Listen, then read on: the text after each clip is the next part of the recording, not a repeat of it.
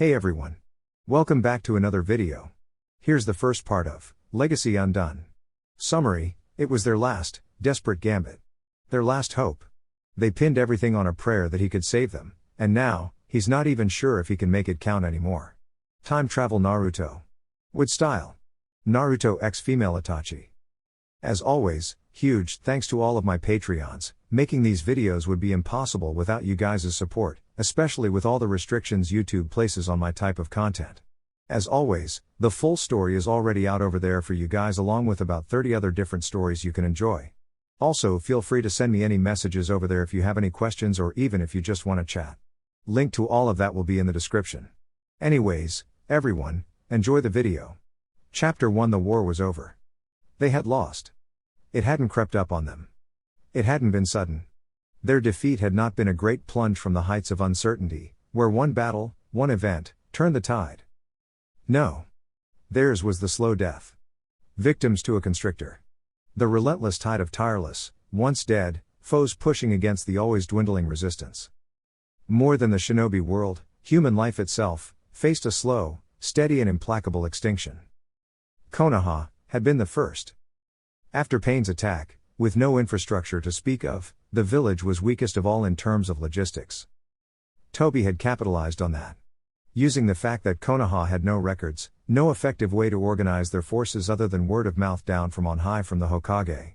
With the administrative functions so invariably crippled, the Leaf Village soon collapsed, their ninja scattering to group with the other battle groups. Iwa was next, after Anaki's death. The old man was so dead set on keeping his seat until someone was worthy to replace him, no one was actually prepared to replace him when the moment came.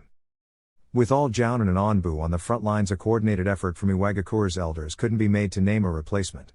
And by the time the new Tsuchikage Kyuchi had received word of his anointment, the man was neck deep in an ambush and promptly killed. The immovable rock crumbled beneath the relentless flood. Suna was next.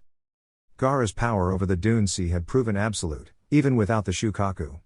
For 30 days the bulk of the enemy forces had descended on Sunagakure, and for 30 days the Sand Village held strong as the rest of the allies regrouped for one final push at the heart of this cancer. Then, inevitably, the White Messenger Hawk had reached them. They were out of time. A had to move before the full force could regroup. Only be returned from Amigakure. Half dead, carrying news of their defeat. A was dead. Now, only Kirigakure, its shores defended by a stretch of sea and its heart protected by dense fog, mountains, and now, thanks to the Seal Master's work, relentless storms that made the oceans come alive with impossible fury like the famed whirlpools of Uzushiogakure. This alone kept what little of humanity remained safe. For a time. Toby would not be denied though. 10,000 of his creatures were cast back out into the sea. And 1,000 more pushed forward. Kiri fell. And now, here they were, the very last vanguard, the most elite of the elite. Men that had survived endless, unremitting war for the better part of 2 years were guarding their very last, most desperate hope as the enemy forces pounded away at them. It defied the very belief of all human limitations. A marvel of the world. Every manner of seal was calibrated to perfection. Impossibly complex, combining, as a foundation, the recovered Uzumaki designs, coupled with sealing arrays from all corners of the shinobi world for the single most intricate collaboration ever made between the shinobi countries. Barrier seals from Iwa, acceleration seals from Kumo, stabilization matrices from Suna, space-time arrays, derived from the summoning animals of Konoha, nature arrays from Kirigakure taken from the vaults of the Shodaime, that had helped create the 7 blades of the swordsman and imbue them with their powers. And lastly, an Uchiha seal array. One based on the displacement of time, derived from the Mangekyo's Tsukiyomi technique. More delicate than any one thing ever made in this world, it was also the most powerful in their very last prayer for a miracle to deliver them from this nightmare. You have to stop. You've looked over it 8 times already. It has to be perfect. He answered back. I know, but we have no time. Even if you found something, we can't change anything now. You have to. It has to be perfect. He repeated, moving towards a different spot, eyes roving over the lines of ink spread out over a room half the size of the Hokage Tower. Built 3 months ago for this exact purpose, the moment this project moved beyond the dreaming stage and became viable due to sheer desperation. There can't be any mistakes. It has to be. Naruto. Sakura's hand shot out, gripping him by the bicep and whirling him around to look at her. Bloodshot blue eyes staring into sea green. Naruto, listen to me. You have to stop. You need to focus now. But it has to be. I know, she shouted, interrupting him before her voice softened. I know, but we're done. There are no more last-minute fixes. We have to go with what we have now. She's right, Dobi. Sasuke stepped out from the shadows, dark eyes staring at his old teammates. He's here. Points 5 and 6 are down.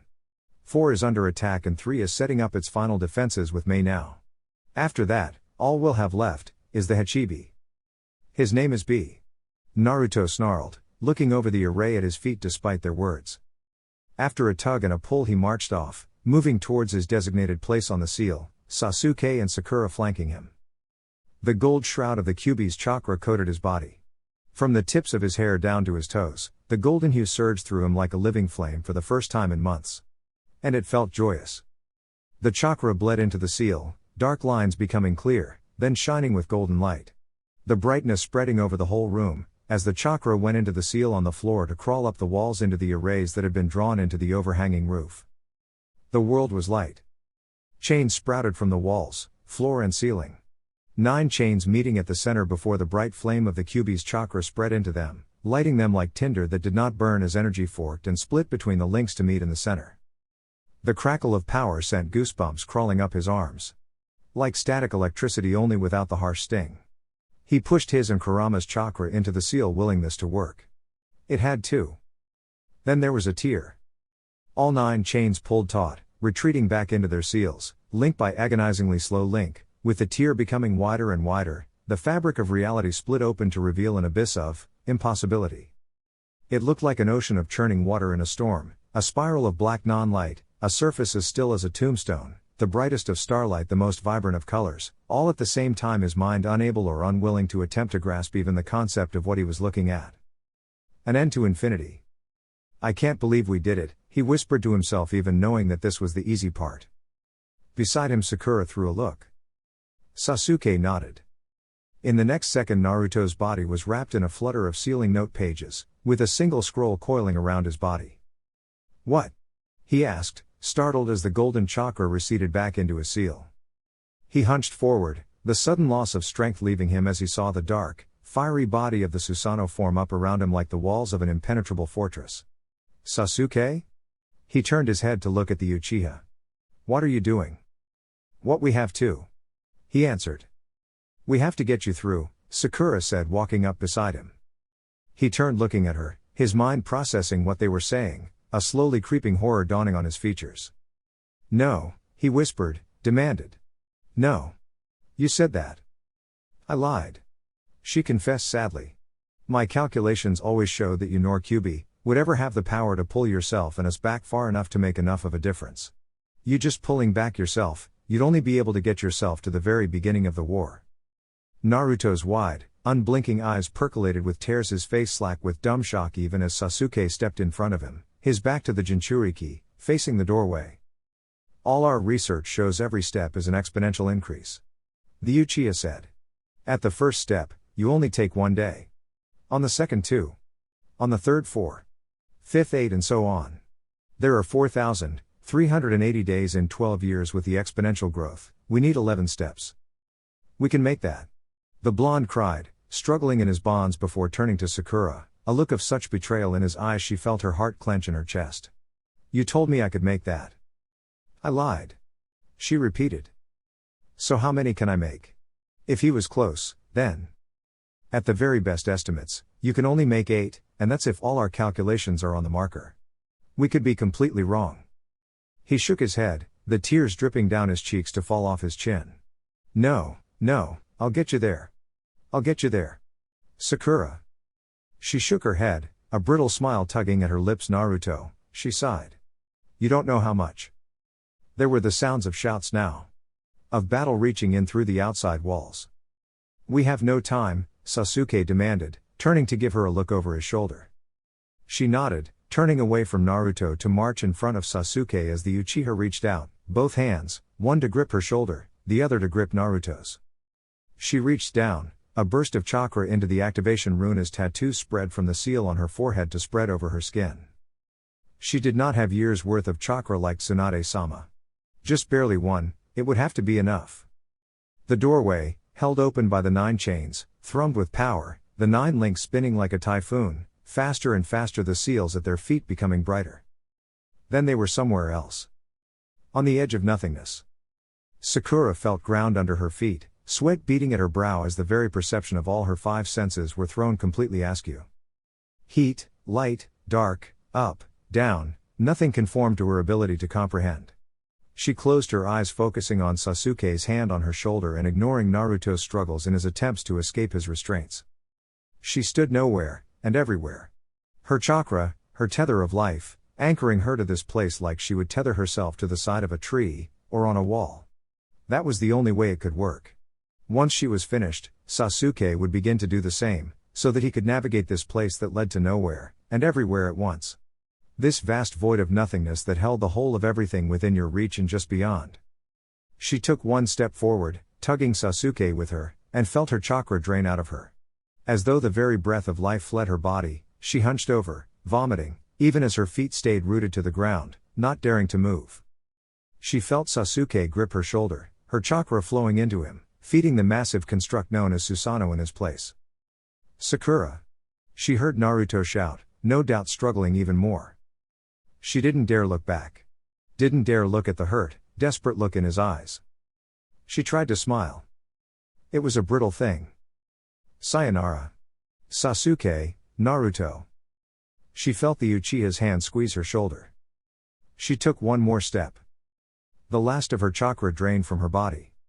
She died with barely the whisper of a final breath, the final tether of life sapped from her body as she took a single step into nowhere, and she faded into the nothingness of the void of time. Sasuke's chakra surged, and the Uchiha could now feel his feet touch the ground, tugged into this place in the expanse of time by his now dead, or was it perhaps lost, teammate. Damn it. The Uchiha ignored Naruto's curse, eyes staring straight ahead. 3. He breathed, taking one more step. Instantly, a massive crack thundered through the skull of Susanoo, and Sasuke felt his chakra get sapped from him just like Sakura had. His massive reserves would hold out for another 2 steps under the aegis of the legendary ninjutsu, 3 if he were lucky. 4, he said. One more step, and this time the flames of Susanoo's body dimmed, becoming little more than embers, leaving only the raw chakra construct exposed, with another crack spearing down its chest. Sasuke hissed, reeling as his eyes bled and fire spread through his insides. That's enough. Naruto growled, his voice obviously choked. That's 4. I can get you the rest of the way. Stop. The Uchiha shook his head, eyes bleeding now though Naruto couldn't see it. Have to, make sure, Dobi. One more step. This time the legendary construct began crumbling away, the last of the flames dying as the chakra armor was peeled free. Sasuke hunched over, coughing up dark red blood that turned to dust on the winds of time. Stop it, Sasuke, Naruto shouted. I'll take you, just get me out of this. The Uchiha sighed, coughing wetly. We could have miscalculated, Naruto, we have nothing to. I don't care, he roared, wisps of gold emerging between the seals as Sasuke's chakra waned dangerously on the restraints. Let me out. Sasuke turned to look over his shoulder, staring with bloody tears at the struggling blonde even as he dragged him. The Uchiha smirked. It was a brittle thing. For what it's worth. He paused, visibly choking down the words. Cursed pride. I always did have to carry your sorry ass through. Before the shout even escaped Naruto's throat, Sasuke took that one final step. Susanoo burst into shards of light, unlike Sakura, girded from the worst of this place by the legendary sword and shield of the Mangekyo, allowed to fade away into this place beyond time. Sasuke had no such defense now, and Naruto watched the Uchiha get ripped to pieces. Like a great sandstorm had swept in and peeled the flesh clean off his body before grinding the bones to dust. The paper around him fell away, crumbling to sand. The Kyuubi's chakra, so desperate to escape, roared to life as the blonde cried. Howling into the void as he clutched at his head, screaming in wild agony. All of them, they were, all of them. Every last one of his precious people. He cried, clutching and pulling at his hair as he screamed at nothing, at everything. Rage, hatred, sadness. Despair. They rushed through him, too powerful to resist, too fast to feel. All he knew was pain. You have to move, Naruto. The blonde didn't respond, still staring at the place in this black abyss that he'd last seen Sasuke, sobbing as he bit his lip hard enough to bleed, the blood crystallizing frozen as it was swept away. Naruto. Kyuubi prodded, his voice a low rumble. You have to keep moving now. The blonde swallowed. Fat tears evaporating as they escaped his tear ducts. He took one step. He felt the same enormous strain they had. He took one more. Now, the cloak flickered. When he took his third, the golden hue of his aura vanished, leaving only red, 8 tails trailing behind him. He took one more. 2 tails receded back into him. Kyuubi? They were right, there was one thing we did not take into account. What? The temporal displacement, between us, and the seal. 11 paces in physical distance, years time difference. My chakra must push through the years to reach it. 3 paces left, 6 tails. Naruto swallowed. Too numb to do much more. Are we going to die? No. Walk. He took another step. 3 tails vanished. 9 paces. One more. The last of the kitsune's tails receded back into him, the chakra shroud of the 9 tails vanishing, leaving Naruto's flesh to peel away, only to reform in patches and bursts of healing. The blonde grit his teeth, hissing as he kept his feet firmly planted in this place. Not daring to move one more step. Kyuubi? Move. Stupid Ningen. It's you, you're going to die here too, aren't you? Kyuubi? Take your step, boy. He opened his eyes to a ceiling he hadn't seen for what felt like a lifetime. For a window of eternity, he stared into that chipped, water bubble paint, smelling his poorly washed sheets, listening to the sounds of Konoha's early morning, utterly motionless. When he finally moved, the sun was rising along the horizon, filtering light in through the blinds of his window. His feet touched the floor, all too small, the leap a little too high. He stumbled, wobbling on unsure legs. He stared at his hands, at himself as best he could. Then he kept walking. When he made it to the bathroom, he found a stepping stool. The same, stupid stepping stool he had thrown in a corner somewhere, never to use again after he hit 7. It was right there. Waiting to be used now. He looked up at his bathroom counter, stepping onto the stool. He looked in the mirror, staring back at his face. His 4-year-old face. Like he'd been in his bed, he remained motionless, staring for the longest time at this reflection that shouldn't be. At this thing that was just so wrong. Kyuubi? Kyuubi? His eyes glimmered, percolating with tears that didn't quite fall yet as he stared into this stranger in a strange house. Please say something to me. He never noticed himself crying, never noticed his legs give out, never noticed himself falling onto the floor, never noticed his choking sobs or his hysterical screams. He didn't even notice when Inu barged into the room, grabbing him and holding him close as he shouted out orders to the rest of the squad. All he could notice was how quiet it was. Chapter 2. What happened? The Sandaime Hokage asked as he marched through the white halls of the Konoha hospital. Unknown. Inu replied. He slept as usual, woke up, marched to the bathroom, then he started screaming. The legendary shinobi shot off question after question as he walked, barely waiting for the response to be over before launching into his next one. Genjutsu? None that I could detect? Poisons? Hallucinogens? Initial results are negative. More thorough testing is being conducted as we speak, Hokage-sama. Current status? The seal's integrity? Stable as far as we can tell, on both counts, though we've called in the expert in order to verify. The old monkey nodded, about to ask another question before he heard the sound of a struggle. His and Inu's heads jerked up ever so slightly before they were both rushing down the hallway, the Anbu's sword emerging from its scabbard with a glint of polished steel. The door was thrown open to reveal 2 nurses, a doctor and 4 Anbu lined up in front of them, forming a semicircle around a blonde child clutching a surgical blade to his chest. What happened? Hiruzen questioned, his voice unchanged from its usual calm tone. He woke up and started struggling, Hokage-sama. One of the Anbu answered. He took Dr. Koku's scalpel from his coat pocket. Cut me good when I tried to grab him too. Another Anbu, a younger one, said, showing off the blood-drenched glove on his left hand, an open gash in his palm. He's fast. Old man? The Jinchuriki's frightened voice brought Saru's eyes to him, the soft brown orbs softening their placid look to one of mild concern. He stepped forward, past the line of people to get in close to the boy before he knelt in front of him. "Naruto-chan." He cooed at the 4-year-old holding out his hand. "Naruto-chan, come here." The boy's white-knuckled grip on the surgical knife tightened even further, and for a brief instant he thought the child might actually try to strike out at him. Then the boy launched himself forward with a hysterical cry, hugging the sandaime so fiercely Sarutobi could actually feel his robe ready to tear as the toddler cried into his chest, babbling nonsense he couldn't understand. Only one thing stood out. "They're gone. They're all gone." Who they were and where they could have gone the Hokage didn't hold the foggiest notion. Picking up the boy, he whispered softly, trying to calm him as he stared straight at Inu, his top Onbu already taking up the assignment as he signaled orders to his men.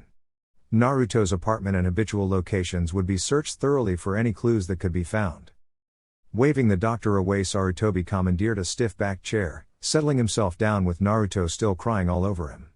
The sandaime took a breath, letting himself sigh as he waited for the boy's hysterics to calm. He shouldn't have been surprised when Naruto's sniffles finally faded into restless sleep, the boy's features scrunched up in discomfort. He considered waking him, but in the end decided it'd be best to simply ask the boy tomorrow. He doubted he'd just forget. Suddenly the door opened, revealing Sarutobi's old student, bringing a weary smile to the aging Kage's face. "Is he all right?" the Sannin asked, stepping into the room and plucking the child out of Sarutobi's arms to place him on the bed, hands raising his shirt to find the seal on his navel. "Physically he's fine, but as for what happened to trigger these emotions, we cannot say," Sarutobi admitted. "Half of me is starting to think this was just one very vivid nightmare, perhaps I should call." "This was no nightmare," his student flatly interrupted. That turned Sarutobi's face into hard, chiseled stone. All laxity vanishing at the man's voice. "What's wrong?" "The seal's empty. The QB's gone. 0. It was 20 minutes later that Sarutobi found himself marching into the bowels of Konoha's interrogation department. Naruto lay blissfully asleep, wheeled through on a hospital bed, kept unconscious by influence of a genjutsu. This day had gone from routine, to worrying, to downright terrifying, and he needed answers, and he needed them now. Out of a side hallway, Inoiki, half delirious, still waking from whatever sleep his men had dragged him out of, stumbled into view, still visibly trying to get his bearings before Sarutobi grabbed him by the shoulder and all but shoved him towards the direction they were walking. "Prepare yourself for a mind walk," the Hokage demanded brusquely. "I need to know what he's done, I need to know where he's been, who he's been with, what he's been eating, right down to how many times the boys breathed today, Inoiki." Knowing better than to argue, the Yamanaka clan head simply nodded, following the group in his sleepwear. By the time they reached the chamber, Inoiki was fully awake, barely even taking his place at the foot of the bed before he formed his hand seals. 3 seconds later his eyes opened, a bewildered expression decorating his face. "What's wrong?" His brain, it's. The elder Yamanaka actually seemed to be struggling to find the words. "Twisted." "What exactly does that mean?" "It's like, pretend his mind is a stick, straight and thin, you follow it in one direction and leave in one direction. Now toss 100 other sticks that look and feel the same but with subtle differences, on top of it, group M together, mix M up, and now try to find the exact same stick you had originally. It'll be near impossible." "What could do that?" "I have no idea." "Then get an idea. I have a continent's worth of suspects right now and I need that list narrowed. So either think of something or walk in there and find out what happened."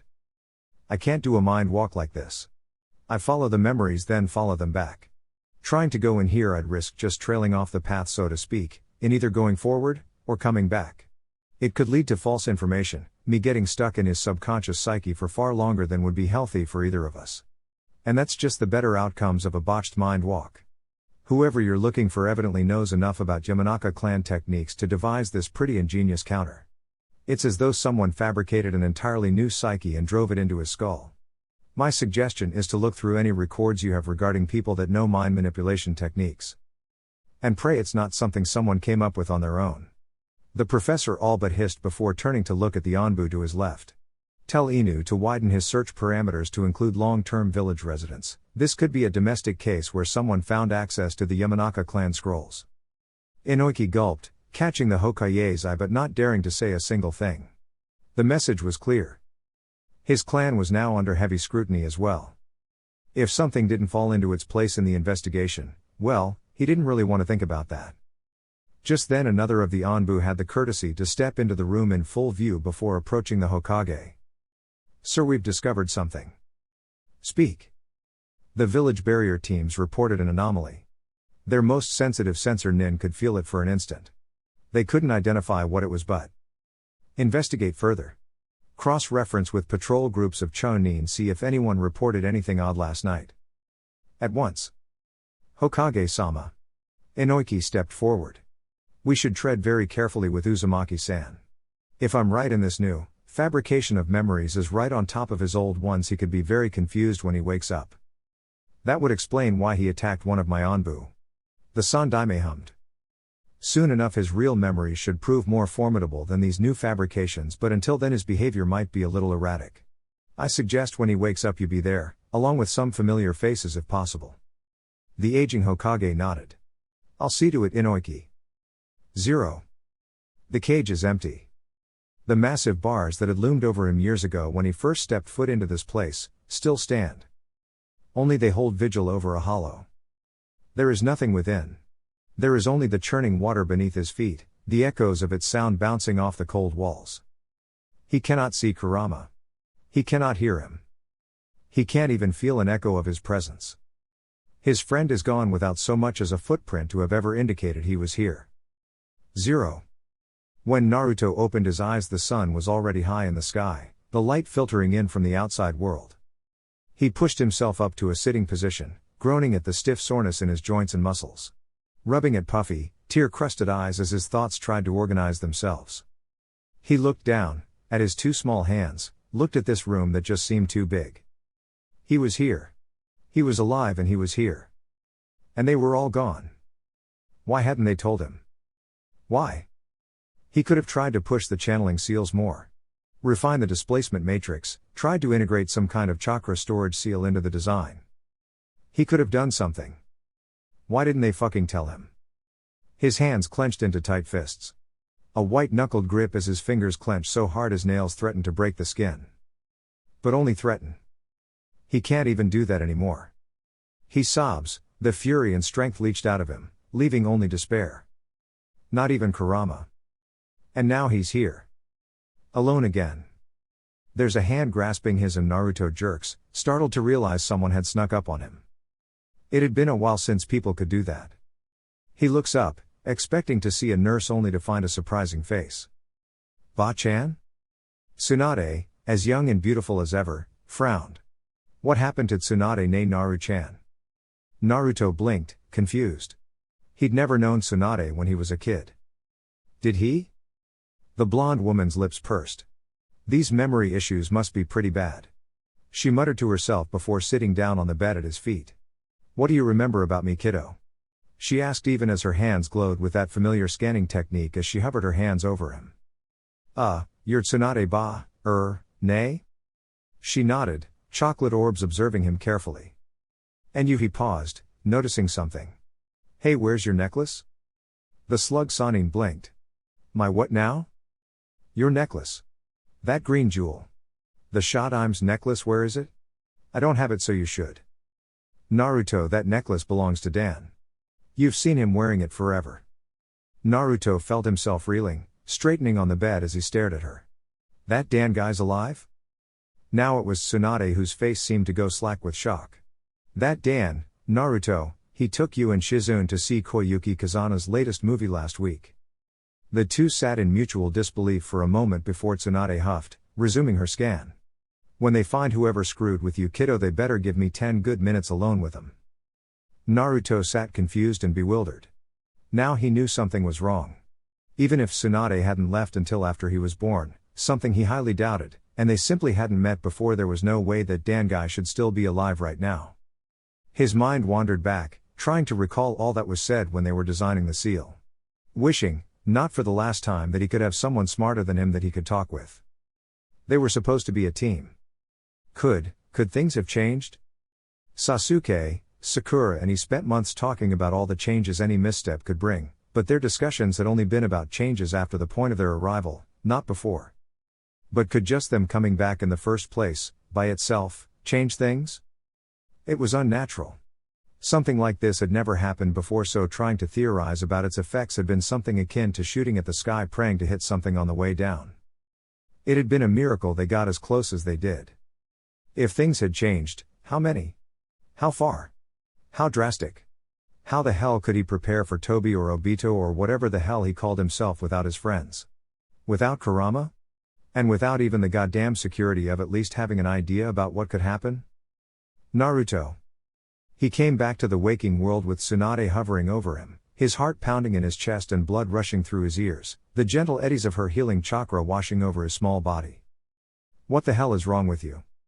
I have to get out of here, he said, moving to sit up again when Tsunade's hand shoved him back down. You're a 4-year-old kid who all but had a panic attack not 2 feet away from me. You're not going anywhere until you explain what you're thinking about right now. He let out a laugh, a quick bubble of hysteria that threatened to keep going before he reined it in. Explain? Oh yeah, he'll get right on that. Just give him 12 years to get back to the point they've got to do this again, and he'll jot down all his notes for her. He laughed a little more. Tsunade's face showed genuine concern. Come on kid, stop. You're really scaring me now. That sobered him up, but the lack of illogical euphoria left him only with the crushing anxiety of this whole debacle. I'm sorry, Ba, Nate-chan. 0. We found nothing. That's not like you, Inu. Do you need another 24 hours? There is nothing, Hokage-sama. Inu assured. He spoke to no one unusual. The toxicology reports came back negative. Hyuga have looked over his chakra network to check for any recent manipulations. All visitors within the last week have checked out. Everyone he spoke to checked out. The only lead we have to go on is that minor barrier fluctuation, and no one in the core knows what that could be. I cannot ask you to stop searching. I understand. I'm just informing you that at this stage, the likelihood of us finding anything is nearly negligible. Just do everything possible. Leave nothing unturned. In the meantime, I want you to devote yourself and your best Anbu to guard Naruto at all times until further notice. You'll work in shifts. The rest of your men will hunt down a list of all possible mind manipulators outside of Konoha. Someone on this continent knows something. Understood. Inu vanished in a swirl of leaves. You're pushing him hard. The Sandaime's second and remaining student commented with a grin as he stepped out of a nearby wall with a smirk. Sarutobi kept walking, approaching the door. There has to be an explanation. If not, they managed to infiltrate every layer of our village defenses completely undetected. Even I would have trouble to do something like that, and I designed the system. 0. Her eyes moved to the door for a second, and it was enough to warn Naruto that someone else was coming a second before the door opened. Not they managed to infiltrate every layer of our village defenses completely undetected. Even I would have trouble to do something like that, and I designed the system. The Sandaime said to someone before stepping into the room, smiling gently at the boy on the bed. Naruto-chan. Naruto smiled, genuine relief filling his face at something wholly familiar and long missed. Gigi. Then the smile dropped from his face, the fear gripping him as the unmistakable form of the snake Sanin stepped through the doorways, a gentle little smile tugging at his own features. Hello, Naruto-kun. It didn't take Inoiki to see the sudden tension that gripped the boy, and it was Tsunade that spoke. Naruto, you remember Oro-kun, don't you? Naruto licked his lips, swallowing as he nodded, still glaring at the man. I do. Tsunade frowned, turning to look over her shoulder. These memory issues seemed to range, and whoever did this was really good. Other than his hostility to me, what other odd behavior has he shown? The snake Sanin questioned, crossing his arms with one hand on his chin, curious. He thought Dan was dead, seems to have completely forgotten about him, like he never even existed for the last 4 years. That made the snake Sanin raise a slender eyebrow. Tsunade nodded. My reaction too. The only one whose memory seems to be unaltered is Sensei. Even that might not be true on further inquiry. Be glad, Sensei. Your enemies haven't stooped so low as to turn the aggression of a toddler on you. Sarutobi gave a short chuckle from somewhere in his throat. Okay, look, Naruto said, scratching at his head in frustration. I remember Uro-sen, and so let's just bring him here too. Uro who now? Tsunade glared.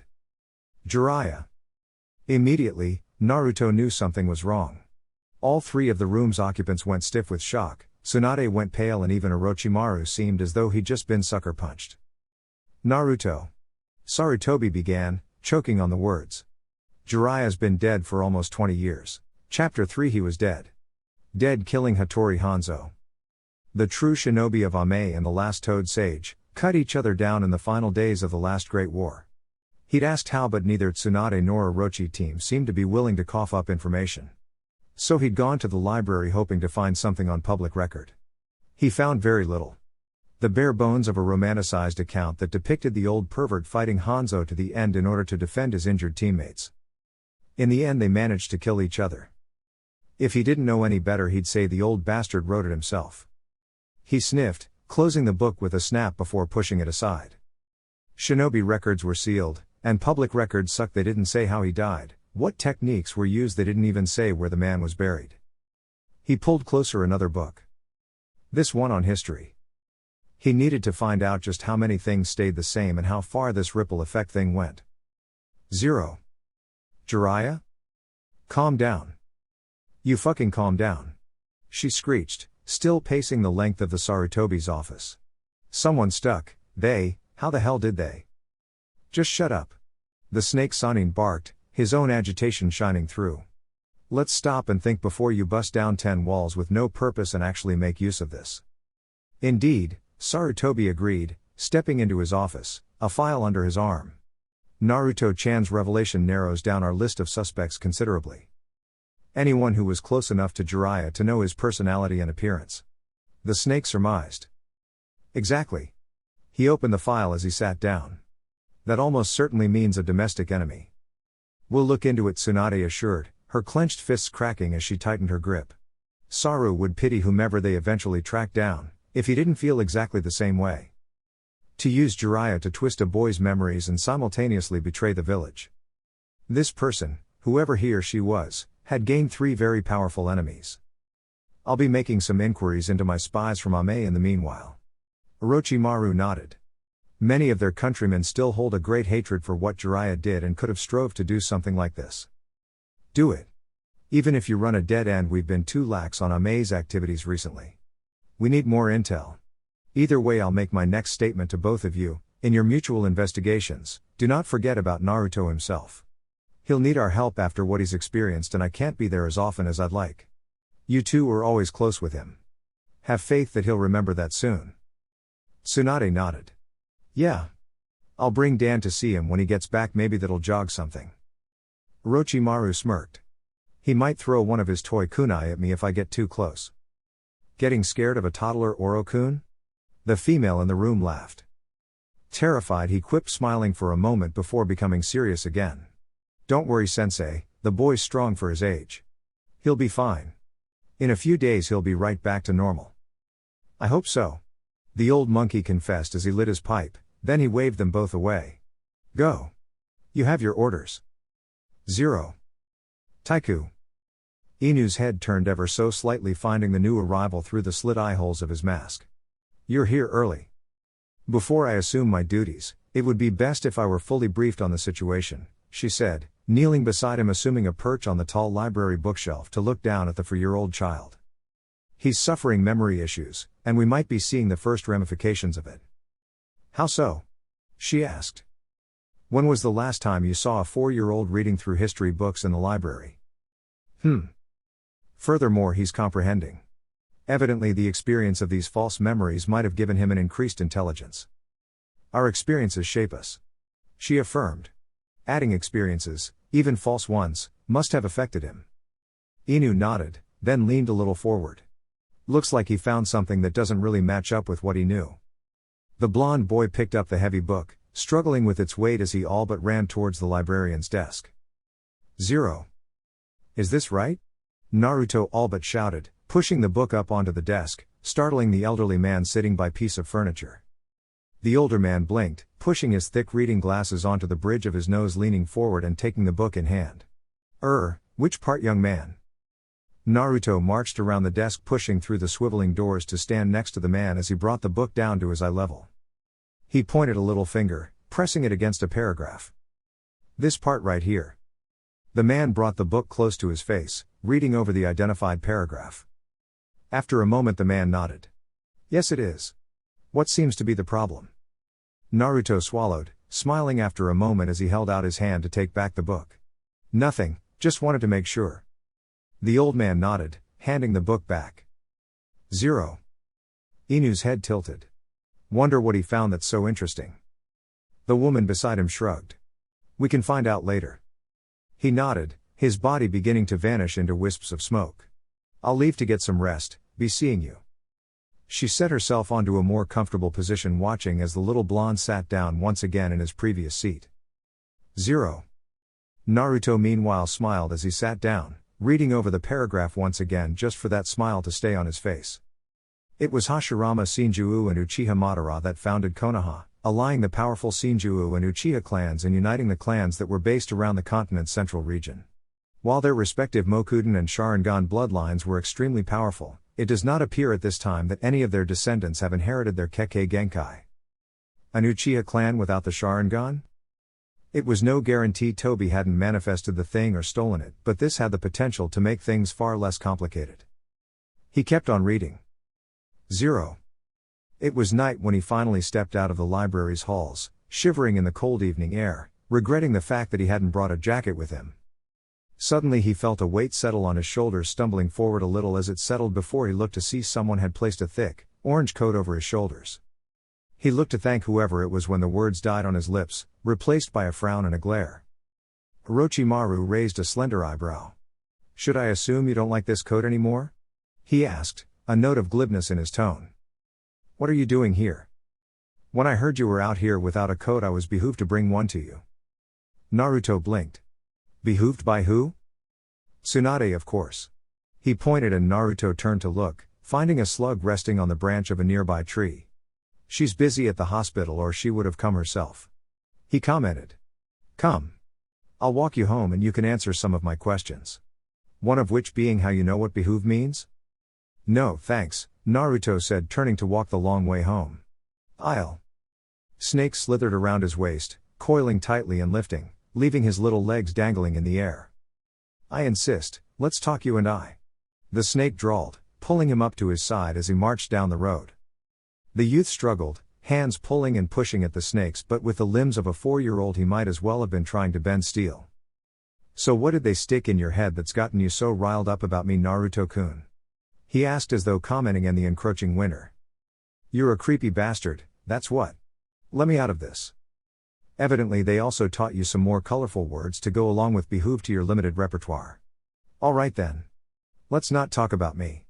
What fabrications did they stick in your head about Jiraiya? What's it matter to you anyway? Naruto glowered, arms crossed now, having given up on freeing himself. Don't pretend like you gave a duh. Orochimaru stopped, standing still in the road as he turned to look at Naruto, the serpentine yellow eyes boring a hole into the boy's skull. Naruto-kun. You're young, and confused. You can count that as your saving grace or you'd be in a great deal of pain right now. The blonde met the serpent's gaze, blinking in curious bewilderment. Orochimaru turned and kept on walking, waiting for a moment before speaking again. Now tell me. What was it they stuck in that head of yours about Jiraiya? Naruto looked down, considering whether he should answer or not. Finally, he did speak. Uro-sennin was always peeping on girls in the hot springs. Ha! The snake barked out a laugh. That does sound like him.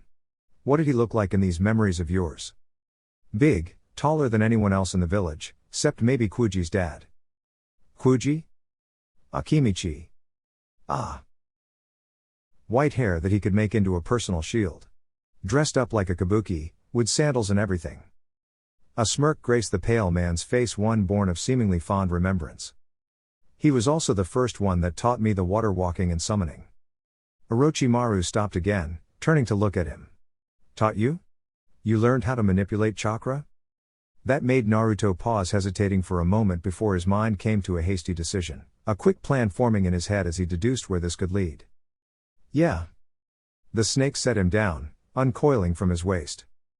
Show me. The man demanded. With a thought, Naruto pushed Chakra to his feet. 0. Seeing that her charge was in the safe hands of Konoha's snake summoner, the young woman that had been tailing them pulled away, doubling back towards the librarian, who was beginning to gather his things as she approached, making as much noise as possible so as to not give the man a heart attack. When he looked up, He was visibly startled to see one of Konoha's normally unseen special operators standing in front of him. The boy who was here. He asked you about a book, what was he inquiring about? 0. Naruto struggled to focus, his underdeveloped coils trying to adapt to this new strain he was putting on them. He raised up his foot, about to place it on the wall before the Sanin's voice stopped him. You're using too much. This is what I always used. He protested, putting his foot down. Your memories are on the right track, but your body doesn't know what it's doing. He shot back, placing a hand on his chin. Still, this is interesting. You mentioned summoning, show me the seals. And Naruto formed them, watching Orochimaru's curious face as he did. The Sanin knelt, getting himself at eye level with the youth, pulling out a kunai from his pouch and offering it hilt first. How well can you throw one of these? Naruto grinned, and Orochimaru could tell it was false. The boy was manipulating him, or trying to. Failing miserably, but the effort was there. How about you and I make a deal? He asked.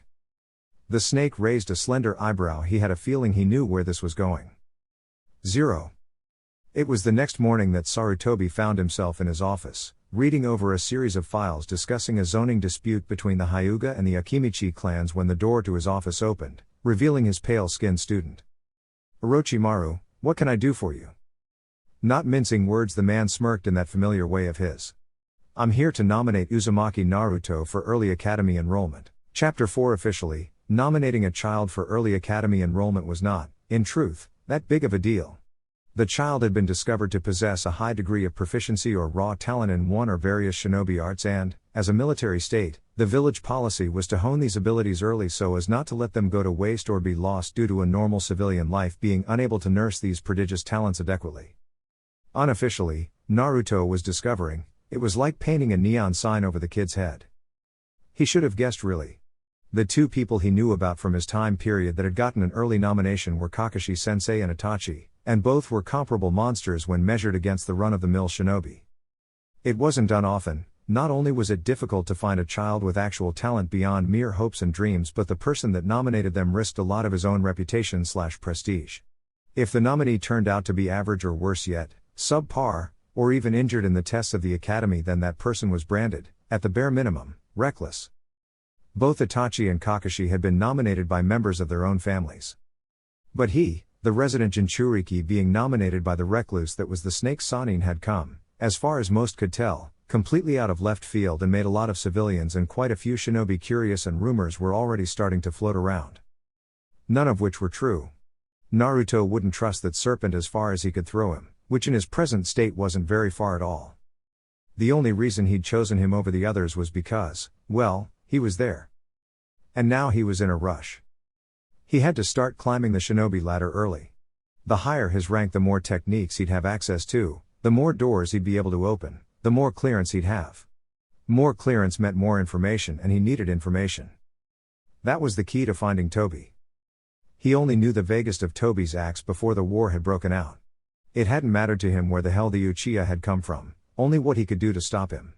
And by the time their little plan of going back in time saw itself pushed from the aspect of pipe dream to necessity, anyone that could have possibly answered such questions were long since dead or enemies, or both.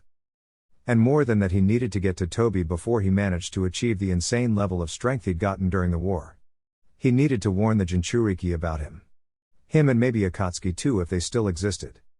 He finished off his breakfast, tossing the dish in the sink, promising to clean it out later before he made for the door, ready to leave when he heard a knock. He paused, blinking, wondering who it would be as he reached for the kunai and shuriken pouches to strap them on. They'd been given to him, courtesy of Sarutobi. Be right there, old man.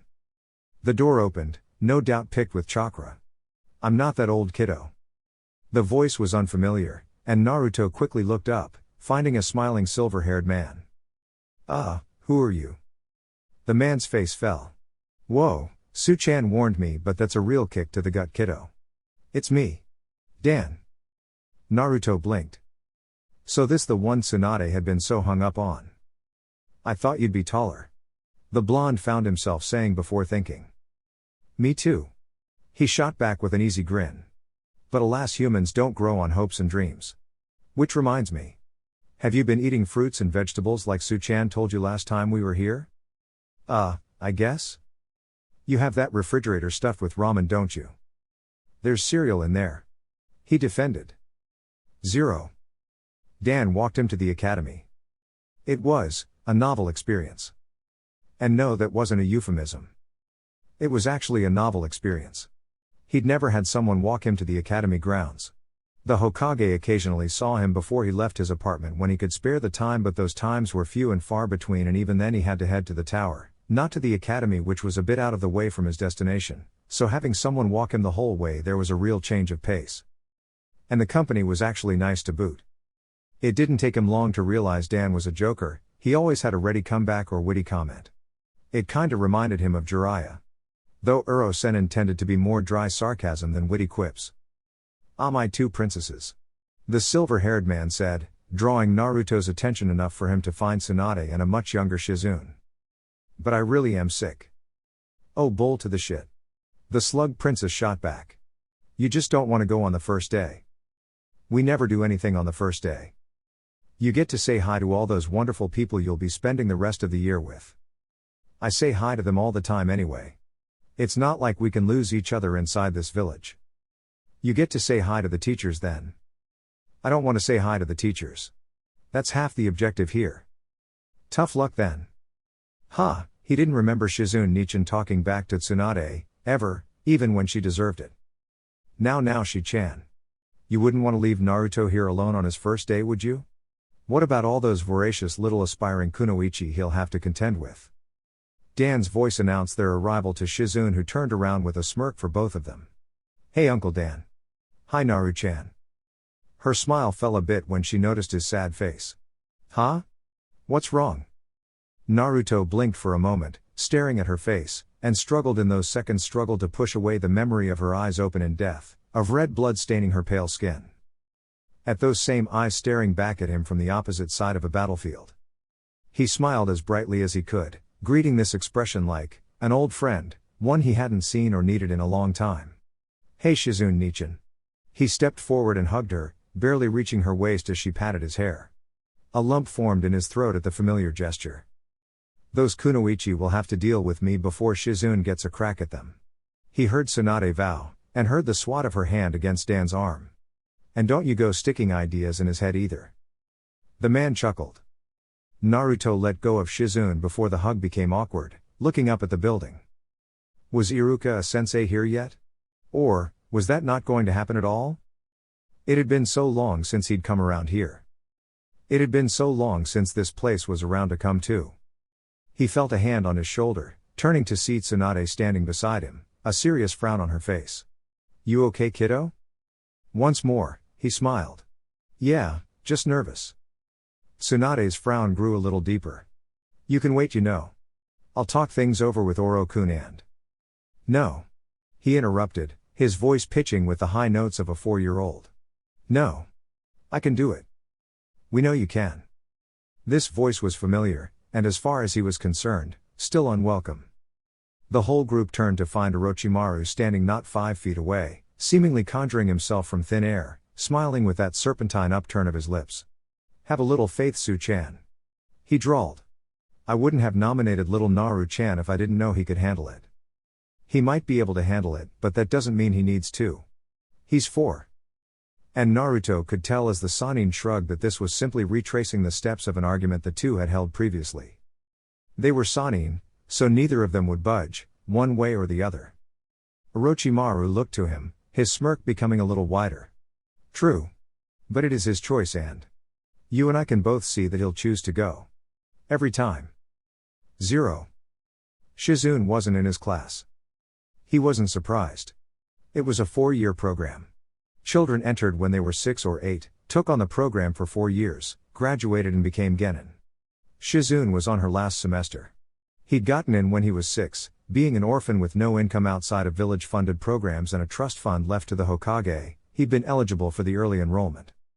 It was a village hashtag to give orphan children the head start of becoming shinobi and getting paid as early as possible, a surefire way to keep themselves from starving. In reality, it was the easiest source of new recruits considering how many orphans a military village had. He'd failed the graduation exam twice and managed to get in on his third, which is why his classmates and Genin team had been with people his own age. This time he was starting absurdly early. The only person that had managed to get in this early was Hatake Kakashi, and he was so good he'd managed to graduate in a single year, getting on a team at age 5. From what he could recall, the only one that could match that was Itachi, and even he had gotten in at age 6 and graduated at age 7. Hopefully, he'd be able to match Kakashi's little feat. The way he saw it, if he could graduate by 5, become a Genin, he could be a Chunin as early as 6 years old, and start training for the Jounin trials to take them at 8 or 9. With that rank it would be enough to wiggle himself into some of the village vaults to get access to techniques that would let him join the Hunter Nin squad by the time he hit 12, which is when things should start kicking into the proverbial high gear. The Hunter Nins were the elite of the elite. The best any village had to offer. They were the ninja, meant to kill other ninja on a daily basis. Konoha, at the height of its power, held somewhere around 100 Genin, 350 to 500 Chunin, about 150 to 200 Jounin and 70 to 100 Anbu, but they only ever had 20 Hunter Ninja. The reason for this was twofold. Firstly, because they were just that strong, and secondly because a Hunter Ninja's loyalty must be absolutely beyond question. Given that they had to go on the most high-risk missions, tracking down and killing other ninja, some of these A or even S-class targets to bring in that money to the village coffers when they killed ninja from other villages that had posted the bounty, these ninja could be, and were in fact authorized to be gone for months at a time. Which would suit him perfectly. With this plan, he wouldn't meet his friends. Not until much later at any rate. As it was, he was staying as far away from Sasuke and Sakura as possible, avoiding anything that might change them. He wanted them, as close to what they were as he could get. So he wouldn't meet them, any of them. But, he had to do this. The kind of freedom the Hunter Nin enjoyed was exactly what he needed to contact all the other Jinchuriki, get a beat on Akatsuki and kill Tobi. This was the plan, now he just had to make it happen. Alright kids, settle down. The teacher marched in, an older man with a salt and pepper hair and beard that kinda reminded him of Asuma Sensei's, only it went around his mouth too. Some of you may notice we've gotten a new student. I'd like you all to give a warm welcome to Naruto-san here. He'll be with us for the next few years, we hope. Just one buddy. The blonde smiled, waving at a bunch of faces he didn't recognize. Nice to meet cha. Alright class, I'll be passing you your class schedules and programs. Each of you, for the next class, must have read and at least be able to discuss the general theory behind the basic arts of shinobi combat. As Naruto took his paper, droning out the teacher, he read over the subjects, reassigning his own time period for mastering and learning these assignments. 0. The Sharingan, you say? Sarutobi mused, not even looking up from his file, the stench of tobacco wafting up from his pipe to permeate the room. Or the Mokuden? The Kunoichi replied. He looked into the book last week, and since then his interest in both bloodlines has only increased. There aren't many public works on it, given how few ever faced either abilities and survived, but he's digging them up, like he's looking for something specific. I wonder what that boy's getting himself up to. Why would a 4-year-old be so interested in the abilities of our late founders? I don't know. Though for now, his interest seems to be little more than a passing fancy. I just thought you should know Hokage-sama.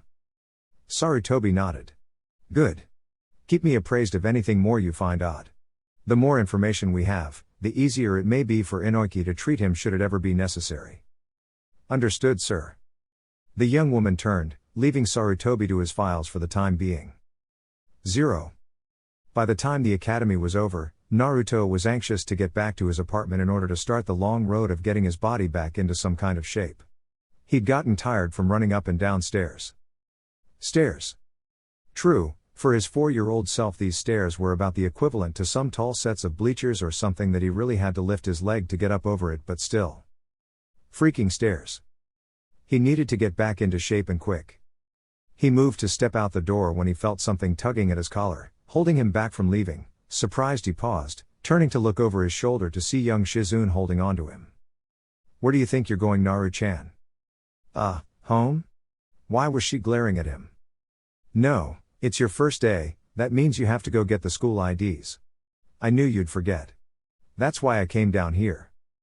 Yeah, can I do that tomorrow? I'm kinda tired, Shizune. You should really get it today. She begrudged. That thing's important and tells everyone you're a member of the academy to be allowed on school grounds. Without it, some of the guards might not let you in if they think you're trying to spy on Konoha teaching methods. He struggled not to snicker. Is that what they all thought when they were kids?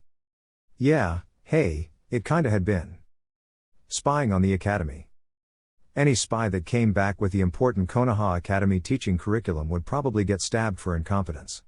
It was a tab on all prospective shinobi so that strategists and mathematicians like Shika could properly determine Konoha's potential military growth based on statistical analysis. Along with the academy passing average.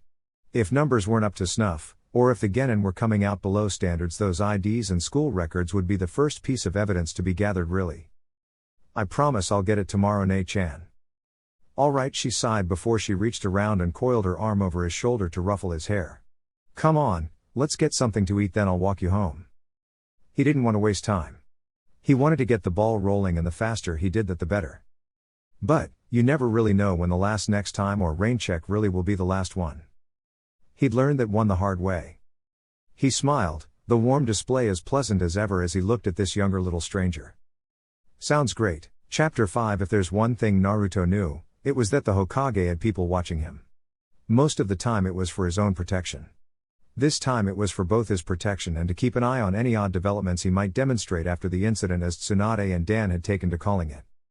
One thing he couldn't afford was Gigi getting suspicious of him. It would cause him to waste too much time and would make things all sorts of complicated, too complicated. So, obviously, he needed a place to get away from the prying eyes for a bit. Somewhere he could give his Anbu guards, wherever they were, the proverbial slip for a few minutes. And this place was none other than his own bathroom. It was the one place that none of his guards followed him. Not only was it in the middle of the apartment so no one could really get in without walking through the walls and giving away their infiltration through the chakra spike such a technique would require, but there was the more obvious issue of privacy. In a village full of people that could turn invisible, teleport, see through walls and find 1,000,001 other ways to spy on you without being seen, it was almost an unwritten rule even without the hang-ups of basic human decency. One Uro-Sennin hadn't applied to the onsens in his own little version of the rulebook, but, to digress. He was now in his bathroom, doing something he was probably better at by this point, than breathing and walking at the same time. Seals. He was rapidly discovering that no matter how much he pushed himself, there's only so much a 4-year-old body is capable of. At the very best, he would barely be able to take on a seasoned Genin at this point. He was just too small. He didn't have enough power behind his limbs to throw a kunai or shuriken at blinding speed, or punch someone unconscious. A full-on adult civilian could take his blows with relative ease, and his chakra reserves were nowhere near where they were when he graduated the first time, so even his ninjutsu arsenal was limited. He was good enough to pass the academy, that was for damn sure, but not much beyond that. But, if there was one thing he could still do, it was seals. And seals were more useful than people gave them credit for. He wasn't going to do a lot that would draw way too much attention.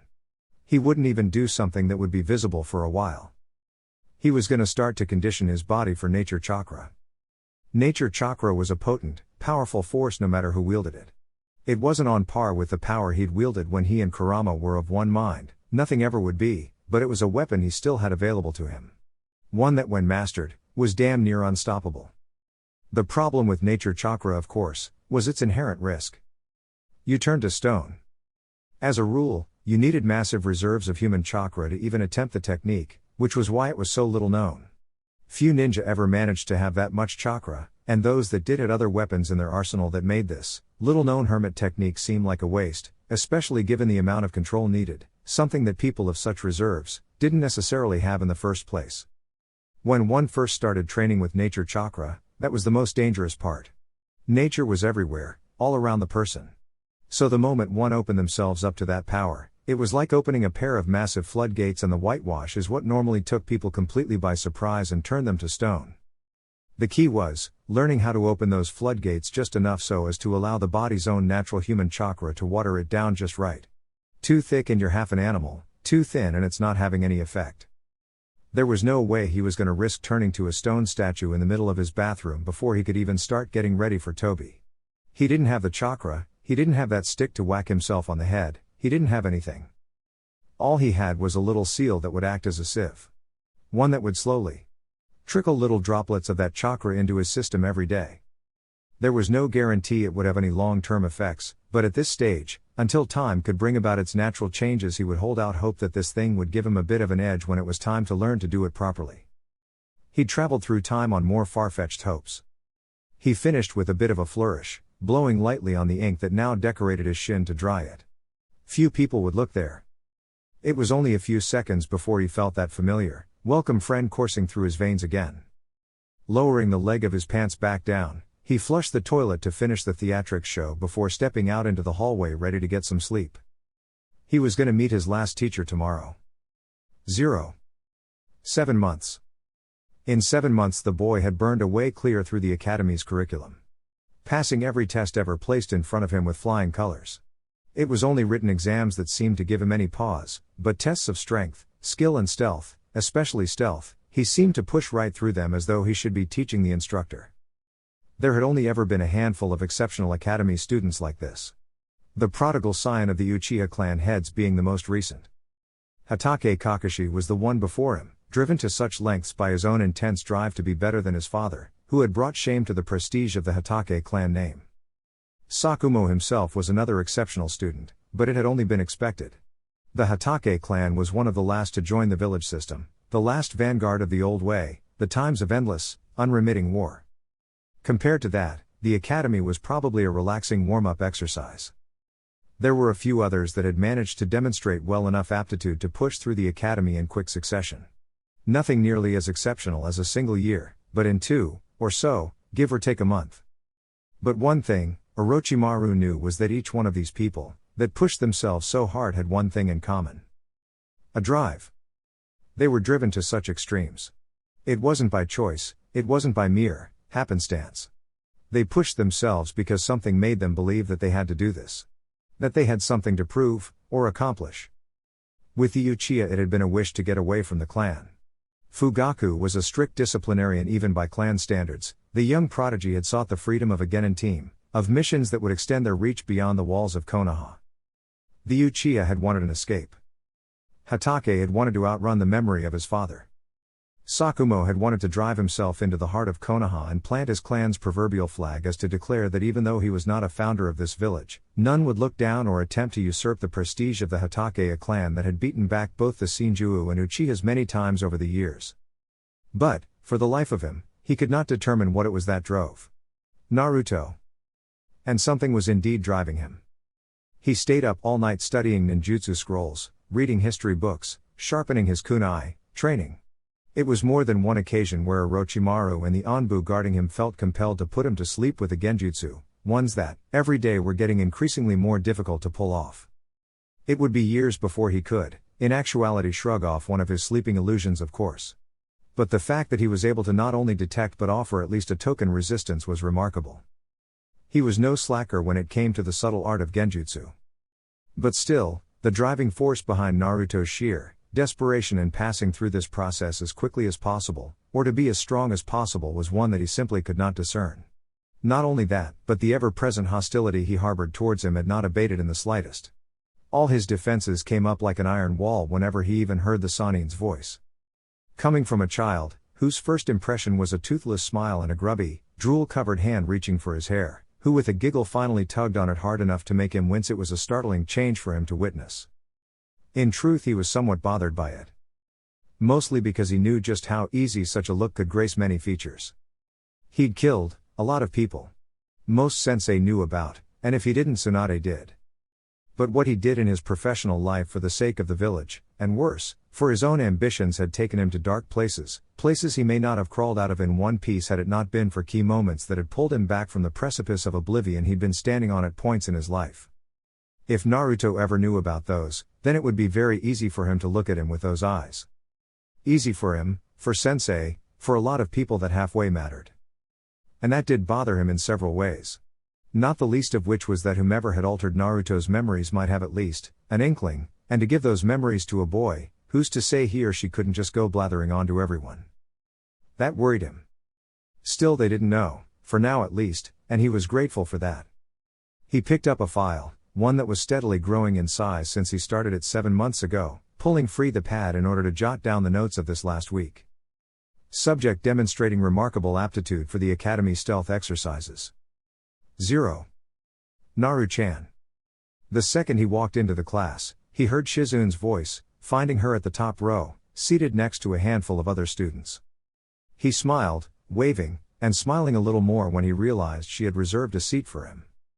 Marching up, he laughed as she ruffled his hair. "This is totally unfair, you know," she bemoaned. "I gotta sit here for 4 years and you just up and get through this thing in less than 1.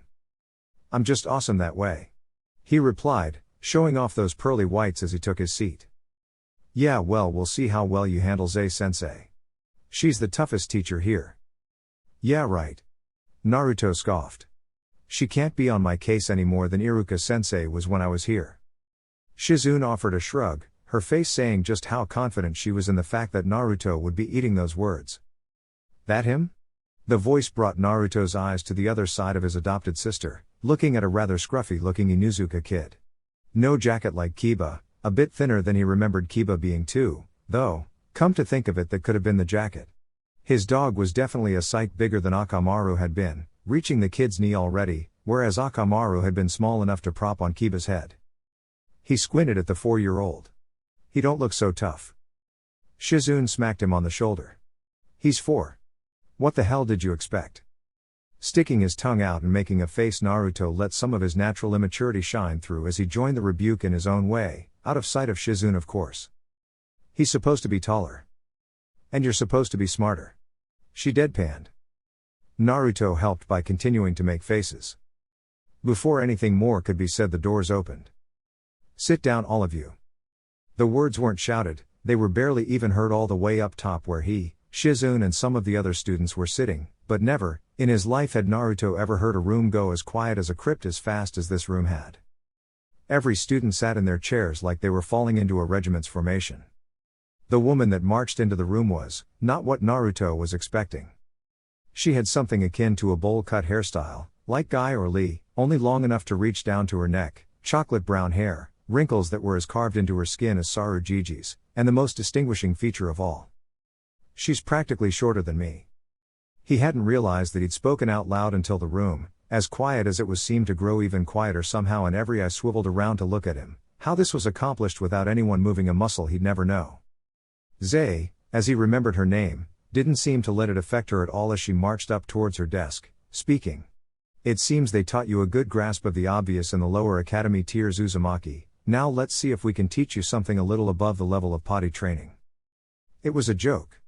One that pissed him off, but that he knew quite a few people would have been laughing at. Hell, he'd be laughing at it, if he wasn't the victim, that is. So why couldn't he even hear a snicker? He couldn't hear or see any movement. In fact, the only thing moving in the room, unseen to all, was Inu, who winced in his hiding spot, remembering just what it was to take class with this woman. "Well, now that our introductions are all finished, we'll all be heading outside for some weapons practice." Now the class started moving, smiles flitting about here and there at the prospect of abandoning these books for a little while. Smiles that were quickly wiped clean. "But before we get to that boring old stuff, we'll have a fun little pop quiz to get those minds working. Doesn't that sound nice?" Zei chirped with the most pleasant smile you could ever see on someone's face. The groans seemed to feed that smile. Naruto could somehow tell, this was going to be a very miserable 3 months. 0. At the end of the day, as they were all getting ready to head on home, Zei-sensei's voice cut through the classroom chatter as easily as it had at the start of the day. "Mr. Uzumaki, please stay here for a moment, I'd rather speak to you in private." Shizune threw him an apologetic look, but he smiled and waved anyway. What was the worst a teacher could do to him, really?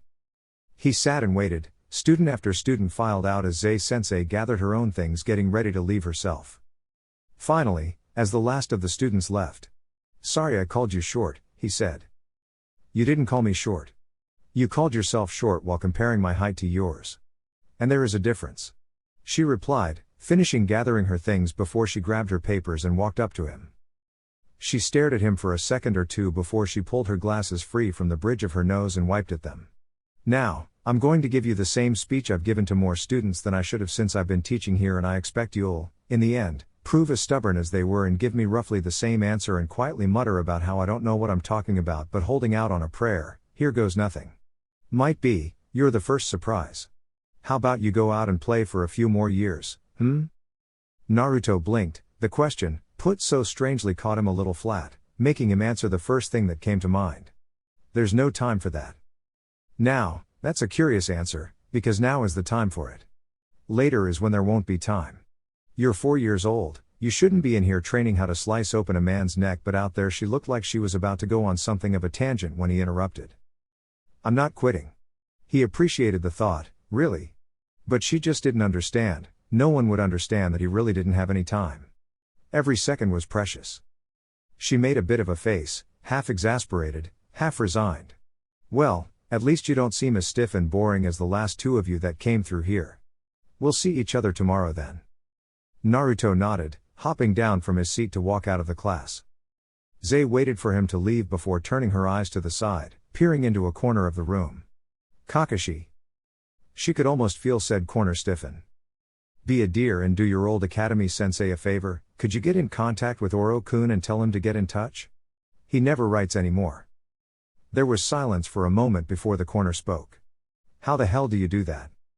She smiled. Because my dear, no matter how old you get, you never forget the basics. She began to leave. I'm not boring, you know. Chapter 6. It was 3 weeks before he actually started feeling the first of the effects. He should have expected this, really. It was one of the most significant benefits of using nature chakra in the first place. You could detect everybody. It'd be weird if he didn't remember what it was to feel the full effect of nature chakra coursing through his veins. I mean, in his perfected sage mode he could practically feel the fly that landed on the leaf 100 yards away. He was in tune with nature, and that really didn't have a limit. Here and now he could feel some of the chakra signatures around the village. Just a handful for now, the strongest were the ones that stood out the most. Tsunade he recognized immediately, Sarujiji he had to wait till the old man had gotten to his office and stayed there for a while. He found his Anbu too. She seemed somewhat familiar, so he probably had sensed her somewhere specific during the war, but his memory just wasn't being jogged. Maybe she'd guarded him back in his original time or something. As he made his way to the academy he kept on trying to make use of this new little development, sensing the different people here and there and trying to recognize them. Later, with some practice, he'd make a point of pegging the chakra signatures of all the ones that were important to him. That way he could find them no matter what. It was as he was thinking this, that he felt his Anbu escort with the familiar signature suddenly fall back, and start turning away. It was a mystery as to why that was when his senses found another signature, this one suppressed, but quickly becoming more apparent to his newfound sixth sense as it edged closer. It made him smile. At least one of his old sensei were okay. 0. Alright, everyone settle down. Zei raised her voice as the students all but stampeded out of the academy building into the adjacent training grounds. Nothing, not even she, could ever keep a class of academy students' excitement completely suppressed when it came time for taijutsu matches. It was a practice reserved for the fourth-year students about to graduate, the fourth year, of course, being the most physically demanding of the curriculum. The other 3 years were devoted to the more mental aspects of the shinobi profession. The only physical things done in the first 2 years was physical conditioning, exercises, tree jumping, hand seal practice, etc. etc. Actual taijutsu, weapon and ninjutsu practice didn't see practical application until the 3rd year, mainly it was practiced on the academy instructors. It was in the 4th year when students were finally allowed in any official capacity to face off against each other, that way the instructors could get a clear picture on who stood where in order to properly assign them to teams. The practice was done, normally 3 times a week, with the schedule randomized so the students' minds and bodies would get used to the prospect of fighting whenever it was asked of them. Of course most kids performed to expectations. The notable taijutsu powerhouse was, surprisingly, not a clan kid, but an orphan. To be fair though, most of the clans were missing from this year. No Aburame, Hyuga, Yamanaka or Nara. The best ninjutsu kid was an Uchiha though, as far as Naruto could tell, and the best kunai and shuriken flinger was, surprisingly, one of the 2 Akimichi of the group. Alright children. The diminutive teacher said, taking her place at the side of the practice ring. Let's all try to beat each other with civility, yes? She dryly quipped as she looked through the randomized lineup for today. Gokyu Adu and Shizuka Moroi, please come on up so we can begin the learning. So who you gonna get paired up with this time? Shizune asked, plopping down next to him to wait with everyone else. Dunno. That was mostly true. But while the roster was mostly randomized, he'd noticed that his opponents were getting tougher and tougher. His first fight had been against Nodora, the class dead last. She was brash and loud like him. But she'd underestimated him, as did 90% of the class, and he'd used that to catch her completely off guard. And since she was the dead last, his next opponent didn't think much of the win. And so on and so on. Now they were catching on so that element was out. But more than that, he noticed that each of his partners was just that much more dedicated, that much faster, stronger or smarter. Apparently, Zay was trying to climb him up the ladder to see where exactly he should fit when it came to team placements. So no, he didn't know per se who his next enemy would be, but he could guess that it would be one of the class midlings most likely. Though she was starting to run out of time if that was really her game and it wasn't just random chance as they said. They only had a handful of days left. I know you don't know, but come on, take a guess or something, Naru-chan. She ruffled his hair, then he heard the sharp inhale from her on one side and footsteps to his other. Turning to look, he found none other than Uesu Taida, the favorite for this year's top rookie. He smiled. Hey Taida. The young man smiled back. Mind if I join you? He shifted a bit, shifting against Shizune to allow enough room for Taida to sit next to him. He was big for a kid. The only classmate that matched his height was one of the two Akimichi, physically stronger than most kids their age too, though that came at a trade-off of being somewhat slower than half the kids in the class too. Though, truth be told, given his family history, that might not be exactly a bad thing. While not of any Konoha clan, that did not mean the Uesu name was a run-of-the-mill family. It was a samurai clan. Samurai had always been the standing force of the daimyo of the various states. As far as he remembered from his day, they never really played much of a part in the hidden village affairs. They were, frankly, glorified clients. Keep our borders safe from the other daimyo, kill whoever we need you to kill without question, and we'll line your pockets with enough money to keep this show running forever. Was the status quo. This time around, the status quo was a bit more skewed. The first-year curricula, in political and historical lessons, had nearly held him back from meeting his own personal deadline of graduating in a single year. While ninja were a force to be reckoned with on any battlefield, having unlocked the secrets of chakra and the array of skills that came with such, samurai were still very much the dominant military power of the continent. One ninja was worth a handful of samurai, but there were a hell of a lot more samurai than there were ninja in the daimyo's employ. Now, the daimyo could do more than threaten them with cutting off the cash flow. He could threaten them with war. Or more likely, extermination. What's more, he could win. It would be a brutal and bloody win for either side, that would effectively eviscerate both parties, leaving them as little more than carrion for the vultures that would swoop in from all sides to eat at the carcass. But now the daimyo around the continent seemed to have decided to hold on to some of their testicles when the villages were formed this time around. That left them with some negotiating leeway. One of those, in Konoha at least, was a student exchange program. A child of a samurai clan. A child of a shinobi clan. Leaving their homes to live and serve their new families in whatever way was seen fit. This was to promote a lasting peace, friendship, love and trust between the great houses. Unofficially, it was the samurai better preparing themselves for the eventuality of fighting shinobi. If not domestic ones, then definitely foreign. No child from a samurai clan would be taught the true fighting techniques of the samurai beyond a handful of basics, when it came to sword wielding. A child from a shinobi clan, though, especially Hyuga and Uchiha, that one had some trade to show off when he went off to his new home. That one could answer questions and teach them. Then, when the kids went back home, the samurai kid had 5 years shinobi experience and secrets under his belt.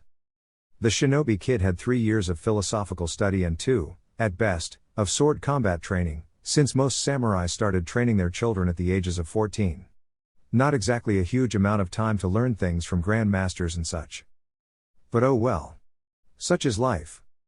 Half the time the samurai kid just ended up learning sword techniques anyway, so Konoha wasn't exactly a victim that lived up to their side of the bargain either, at any rate. Taida sat and Naruto resisted the urge to poke some fun at Shizune, who, quite obvious to him, had something of a crush on the guy. It would get him a few laughs, but she knew where he lived. The fight was decent as far as academy-level students go. Both of them had their strengths and tried to use them. But one good kick that smacked against a forehead down to do, and that was that. The other fights were, for the most part, much the same. A good lucky hit normally ended them. Rarely was the fight reduced to outbrawling the other, and only the Akimichi ever got their opponents to yield, and even then, only when they managed to get them in a good hold, which by now many students had learned to avoid by any means necessary. Kaito, Shizune and Kanbei Shin, take your places. Zay finally called. Shizune took a breath before standing. Wish me luck. Naruto nodded and smiled. Good luck. She marched down to the practice ring, standing opposite her opponent. Kanbei wasn't anything particularly special from what he could tell, no real strengths, no real weak points either. Begin. Shizune opened up with a volley of practice shuriken, a textbook tactic to get her enemy off balance when she closed in, and it worked well enough. The moment Kanbei used to dodge, she was closing the distance, launching herself at the young man with a flying kick, knocking him flat on his ass despite his hasty defense with the unbalanced footing. She jumped, looking to capitalize on her early advantage with a pounce to pin him to the ground, only for the aspiring Genin to roll out of the way, kicking at her ribs with a clumsy kick that, nevertheless, hurt and knocked her on her side as both students scrambled to get back up. 0. The door was flung open with a crack that drove the knob into his wall. Was this your idea all along? Orochimaru turned around, looking up from his book as he raised a slender eyebrow. You barging into my office looking for all the world as though you wished to strangle me? No, I don't believe this was any plan of mine. You haven't taken on a student in 6 years and suddenly you're applying to take a team? He snapped the book closed, smirking. You and Sensei have been pestering me to take a more active role in the village for a while now. I figured, why not start with this? Just as Naruto's about to graduate then? Coincidence. Besides, I placed myself on the reserves list. I'm just there too. Convince whoever gets assigned as a sensei to his eventual team to step down so you can fill in the spot. Oh, come now. He smiled blithely. Where's the trust, Su-chan? Oh, screw you. He marched to a chair, seating himself on it as he tossed his book on the end table and laced his hands over his stomach. What exactly are you complaining about? That you're using Naruto as some kind of stepping stone, Oro. He pursed his lips, mulling over the thought, then he smirked. I might be just a little bit guilty of such. But what exactly are you complaining about? I'm the best possible sensei in this village, just look at Anko-chan. She's one of our strongest whack jobs, I'll give you that. We're all a little crazy, Tsunade. He doesn't need you making it worse, or you making some kind of statement. And his teammates won't need you neglecting them in favor of the prodigy. Which he is. The other students will get by, but the whole point of early academy enrollment is to bring those talents to their full potential. And then you wonder why I say Saru-sensei spoiled you rotten. The sighed over dramatically, smirking faintly as he saw how his actions irritated her. If there was one thing Tsunade hated, it was being dismissed. Oh well. I suppose I'll just have to shoulder the burden of sensei's partisanship. Is that all? Don't make me kick you through the wall. She growled. He opened his eyes, looking up at her, just the slightest bit more serious, though the smile remained. You know how this is going to end by now. You'll shout and scream and I'll ignore you completely and do whatever I want. If it comes down to a fight, we'll blow up half the village training grounds before Sensei shows up to have us pulled apart, where we'll get a timeout and a rather stern lecture regarding the woes caused by mass property damage, and then I'll still do whatever I want. So can we skip all of that and just get to the, me doing whatever I want part? You're an ass, you know that? The smile spread. I might be just a little bit guilty of such. It was just a few minutes after she'd left that a familiar older gentleman opened the door to his office, in a similar fashion, driving the knob that much deeper into the cracked wall as he held an equally familiar application form. Was this your idea all along? The Sanin smiled, half frustrated, half sardonic. No. I don't believe it was. 0. Ow. Big baby, Naruto teased. She smacked him upside the head. Shut up. Then her hand returned to her jaw. That really hurt. He had no doubt, it looked like it hurt. If she didn't live with Tsunade, she'd probably be sporting an ugly bruise for the next week. As it was, it'd be gone by tomorrow most likely.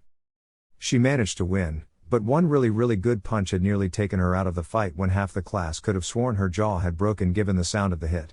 To everyone's surprise, and his personal relief, it sounded worse than it was, and she kept herself in the fight, managing to carve out a win. She landed enough hits to have Zei call the match in her favor.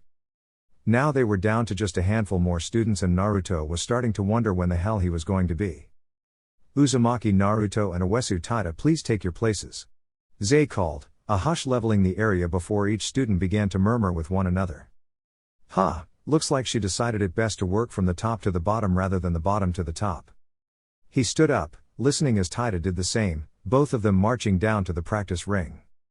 When they arrived, Taita bowed at the waist. If there was one thing that could be said about the samurai clan boy, it was that he was polite and did his best to follow the traditions of his family. Which meant his greatest strength was essentially taijutsu. He aced all of his tests and written tactic exams, was slightly above average in accuracy, but, most likely due to his upbringing before coming to the village, he didn't put as much effort in his ninjutsu, so that was just average. Which essentially meant, especially due to his size, he had to use his ninjutsu to its fullest advantage over him. He took his stance, the basic academy stance. Taida did the same, though his was a bit more rigid in his foot positioning. He probably wouldn't use too many kicks if that was the case.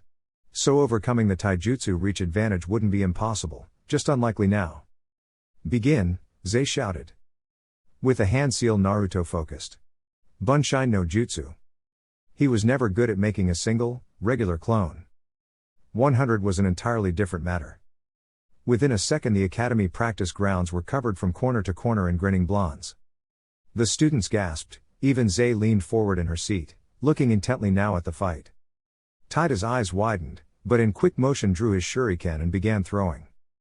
A few of the clones dispelled as the weapons cut through the fragile illusion that formed them. The rest charged. To Naruto's surprise, Taida didn't choose to flee as most shinobi would have done, trying to get to a more advantageous position, or even buy time in order to think of a plan. He held his ground, bracing himself. Charging in the middle of his clones, Naruto grinned. It was a good plan. He could think of more than a few ways to kill his enemy, none would fail. He'd gotten too good at killing dead things that refused to stay down for an aspiring genin to have a prayer, even with him like this. But he didn't want a clean win. He just wanted to see how much work he still had waiting for him. How much distance he'd have to cross before he could even have a prayer. The clones struck, and the blows passed him by, doing no damage and merely dispelling themselves with the fragile break. Until finally there was one solid kick across his face that nearly knocked him over. Until his hand snapped forward and grabbed the owner of the offending limb. With a brutal punch to the stomach that knocked the wind out of him, and a follow-up that hit him about as hard as Shizune's opponent had hit her, striking him across the cheek, Naruto scarcely had time to catch his breath before he was thrown onto the ground with a solid thud. Not even fast enough to avoid an academy student. He recovered and looked up as Taida pounced, looking to pin him to the ground and get the win. And for a moment, he was not in the academy training grounds. He was not facing an all-too-polite exchange student. He was not in a friendly test. He was in a battlefield. The screams of dying, wounded men rising up to a crescendo of noise around him, a hurricane of sound that clawed at his ears as he looked up at the lone Sharingan eye spinning in its iris, the crackle of lightning roaring over the battlefield noise as Konoha's last Hokage rushed in for the kill, the howling of 1,000 birds meeting the unrelenting force of a Rasengan before his own death blow came at the hands of a tearful Sakura, his body sealed and burned by his remaining student. The last Hokage, the first of Team 7. His chakra surged, taking form in his hand, the shape of a whirling sphere coalescing into the faintest silhouette before he caught himself, blinked. The memories of a dead man and a dead future vanishing like the ghosts of shadow, and he holds back from the deadly blow. From sheer reflex, he vanishes in a puff of smoke, leaving only an academy standard explosive trap at his feet. Taida's eyes widened, his legs bracing to move when the thing exploded in a massive cloud of smoke, leaving him sputtering and hacking up a lung. Gotcha! The students heard through the cloud before Taida stumbled out of the impenetrable smoke, still hacking up his lungs with tears leaking from his eyes. Match! The students heard Zei shout before a quick E-rank wind jutsu did its work to blow the cloud away, revealing Naruto sitting at the edge of the ring, grinning from ear to ear despite the bloody lip. Soon enough the muttering of the other students began and Zei clapped thrice to get them all to calm down. She looked tense, her lips pursed a bit more than usual as she looked them over. Naruto didn't dare look up, worried that if he did, and she'd seen that second, that moment, if she'd felt the killing intent, his look would be all the confirmation she needed. Alright students, we're done for the day now. I suggest you all go home and enjoy your weekend. Next week will be your last before the final examinations and we see which one of you made it. Good luck. And with that the teacher began to gather her things. Taida made his way over, still coughing a bit, his eyes still red from tearing up. A good match, the raven-haired youth said, bowing at the waist, smiling as he straightened. If that had been actual explosive tags, you'd be dead in that case too. The faux 4-year-old grinned once more, this damn smile slipping on so very easily all over again. Ha, that was fun. I want a rematch. Taida's smile grew a bit, holding just the slightest bit of bemusement. You are rather odd, Naruto-san. 0. By the time he got back home, Naruto was full and satisfied. Tsunade had picked him and Shizune up, healed their cuts and bruises and then treated them to an early celebratory lunch. 3 more days and he'd find out who exactly he was getting on a team with. He'd be a Genin, one step closer to Hunter Nin. When he stepped into his home, it was to be greeted by the now familiar sensation of his nightly watcher already in wait and Kakashi-sensei leaving, with his shift now done with her arrival. It was a moment's curiosity that wormed its way into his brain, idly trying to think of who she was. The signature was familiar but strangely alien. As he went about his nightly routine, getting ready to sleep, that idle curiosity kept on gnawing at him, getting just a little bit stronger. A little bit more irritating. Finally, as he was about to step into bed, he realized something. Why the hell doesn't he just ask? And so with a sharp about face, he follows the signature, marching out of his room and down the hallway towards his potted plant. He stretches out his hand. And with a glimmer in the air, the genjutsu falls away, revealing the woman in an Anbu mask. She's surprised, any Anbu would be really. But still he can't recognize her behind the mask. He smiles up at her. Hi. I'm Naruto. What's your name? She tilts her head to the side, looking at him as though she is the most curious of hawks. One that had just found a rodent willing to walk up to it in order to curiously sniff at its talons. In a way, he rather supposed he was. Chapter 7. She didn't tell him her name. It had taken almost 5 minutes for him to get more than a go back to sleep Uzumaki-san. The conversation was short, clipped, a little awkward, and a little amusing from his perspective. He supposed he should have expected such. She was probably still reeling at the fact that he had found her at all. But still, she didn't give him her name. So he just called her N-chan. He'd nearly made Kakashi trip out of his tree when he called him Pusan the next day. Either the two of them were too embarrassed to say that they'd been caught, or Gigi had decided to take on a wait-and-see approach regarding this little development. Kakashi could still hide from him with a little more effort though. He did it the next day. He was good enough. And Chan always had just a little bit of her chakra exposed though. Just enough for him to pick up her signal. Still, this livened up his days a little. For nearly the last week every day he'd go out to do some training, and now had the full and unbridled capacity to ask Kakashi for advice whenever he found him. Which happened to be whenever Kakashi didn't want to put in the full effort to hide well. So with the Anbu, having no orders to do the contrary, and not being a big enough ass to ignore him completely, not having his book helped in this last bit, reluctantly gave a little advice and even showed him the basics of an Anbu chakra control exercise when he noticed that such was what Naruto was primarily working on. Then at night, when he'd get home he'd make dinner for himself and Chan, something that primarily consisted of ramen. All the while he would talk her ear off, hoping to get a word of response but mostly just talking to her while she just stood there. She never ate a bite of the food while he was awake but it was always gone by the time he woke up. He hoped she wasn't just throwing it away. Tonight was the last night before the team assignments and he was practically bouncing off the bloody walls. Just one more day and he'd be again and again, step 1 would be finished with. He finished off his shower drying himself off before he dressed and stepped out of the bathroom. He was 5 now so just one more year before he wouldn't need to use that thing anymore. He sensed as Kakashi left and N-chan arrived. N-chan. He called, smiling. The woman didn't even put up the pretense of stealth anymore, marching in through his front door, judging by the sound. He marched out of his bathroom, stepping out to the hallway where he found, much to his surprise, his dining table overlaid with a number of bags, stuffed with food. You cannot keep having ramen every day?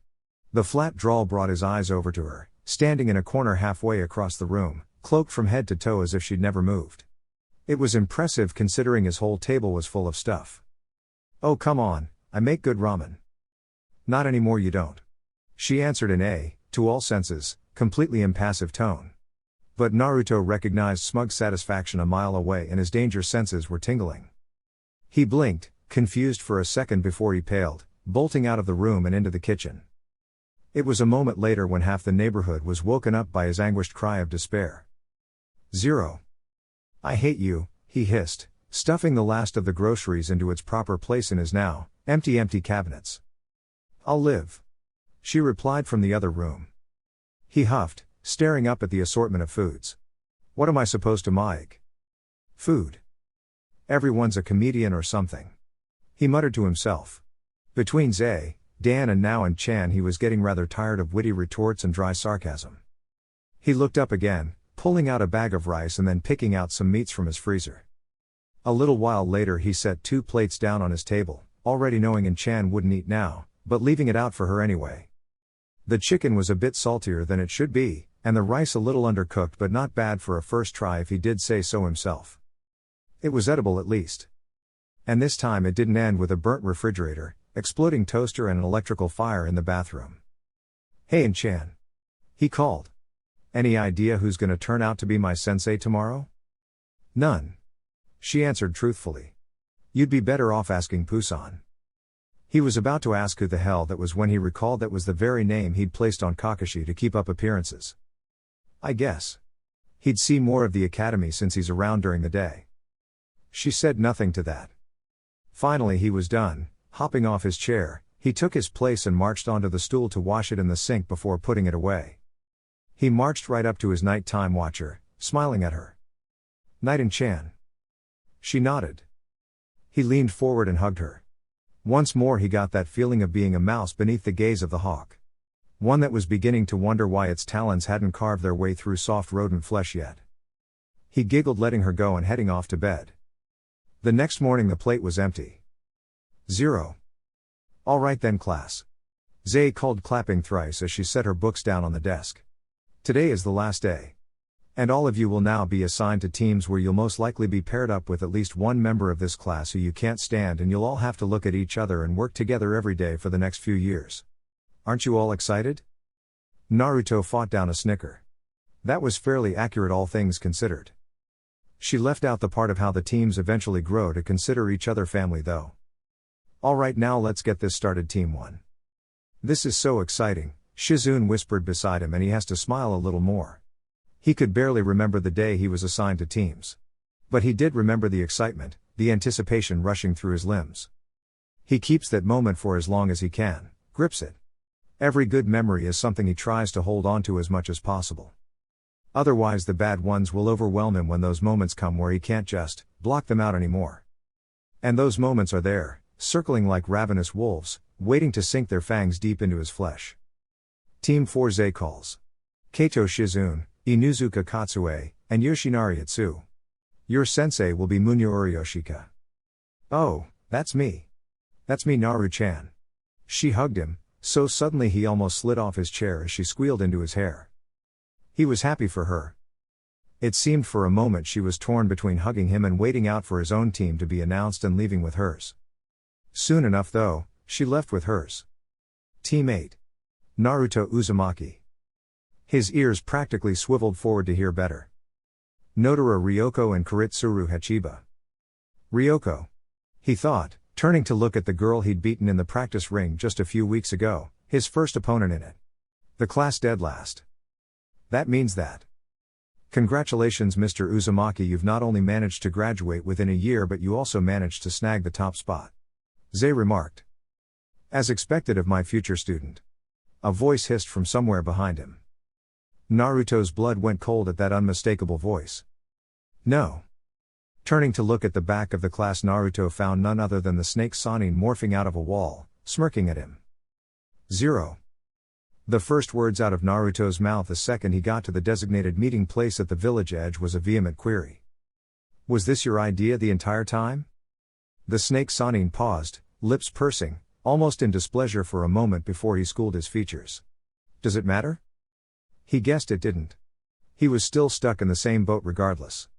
And it had been him that had showed off his memories to get Orochimaru to nominate him. He knew that there was an ulterior motive.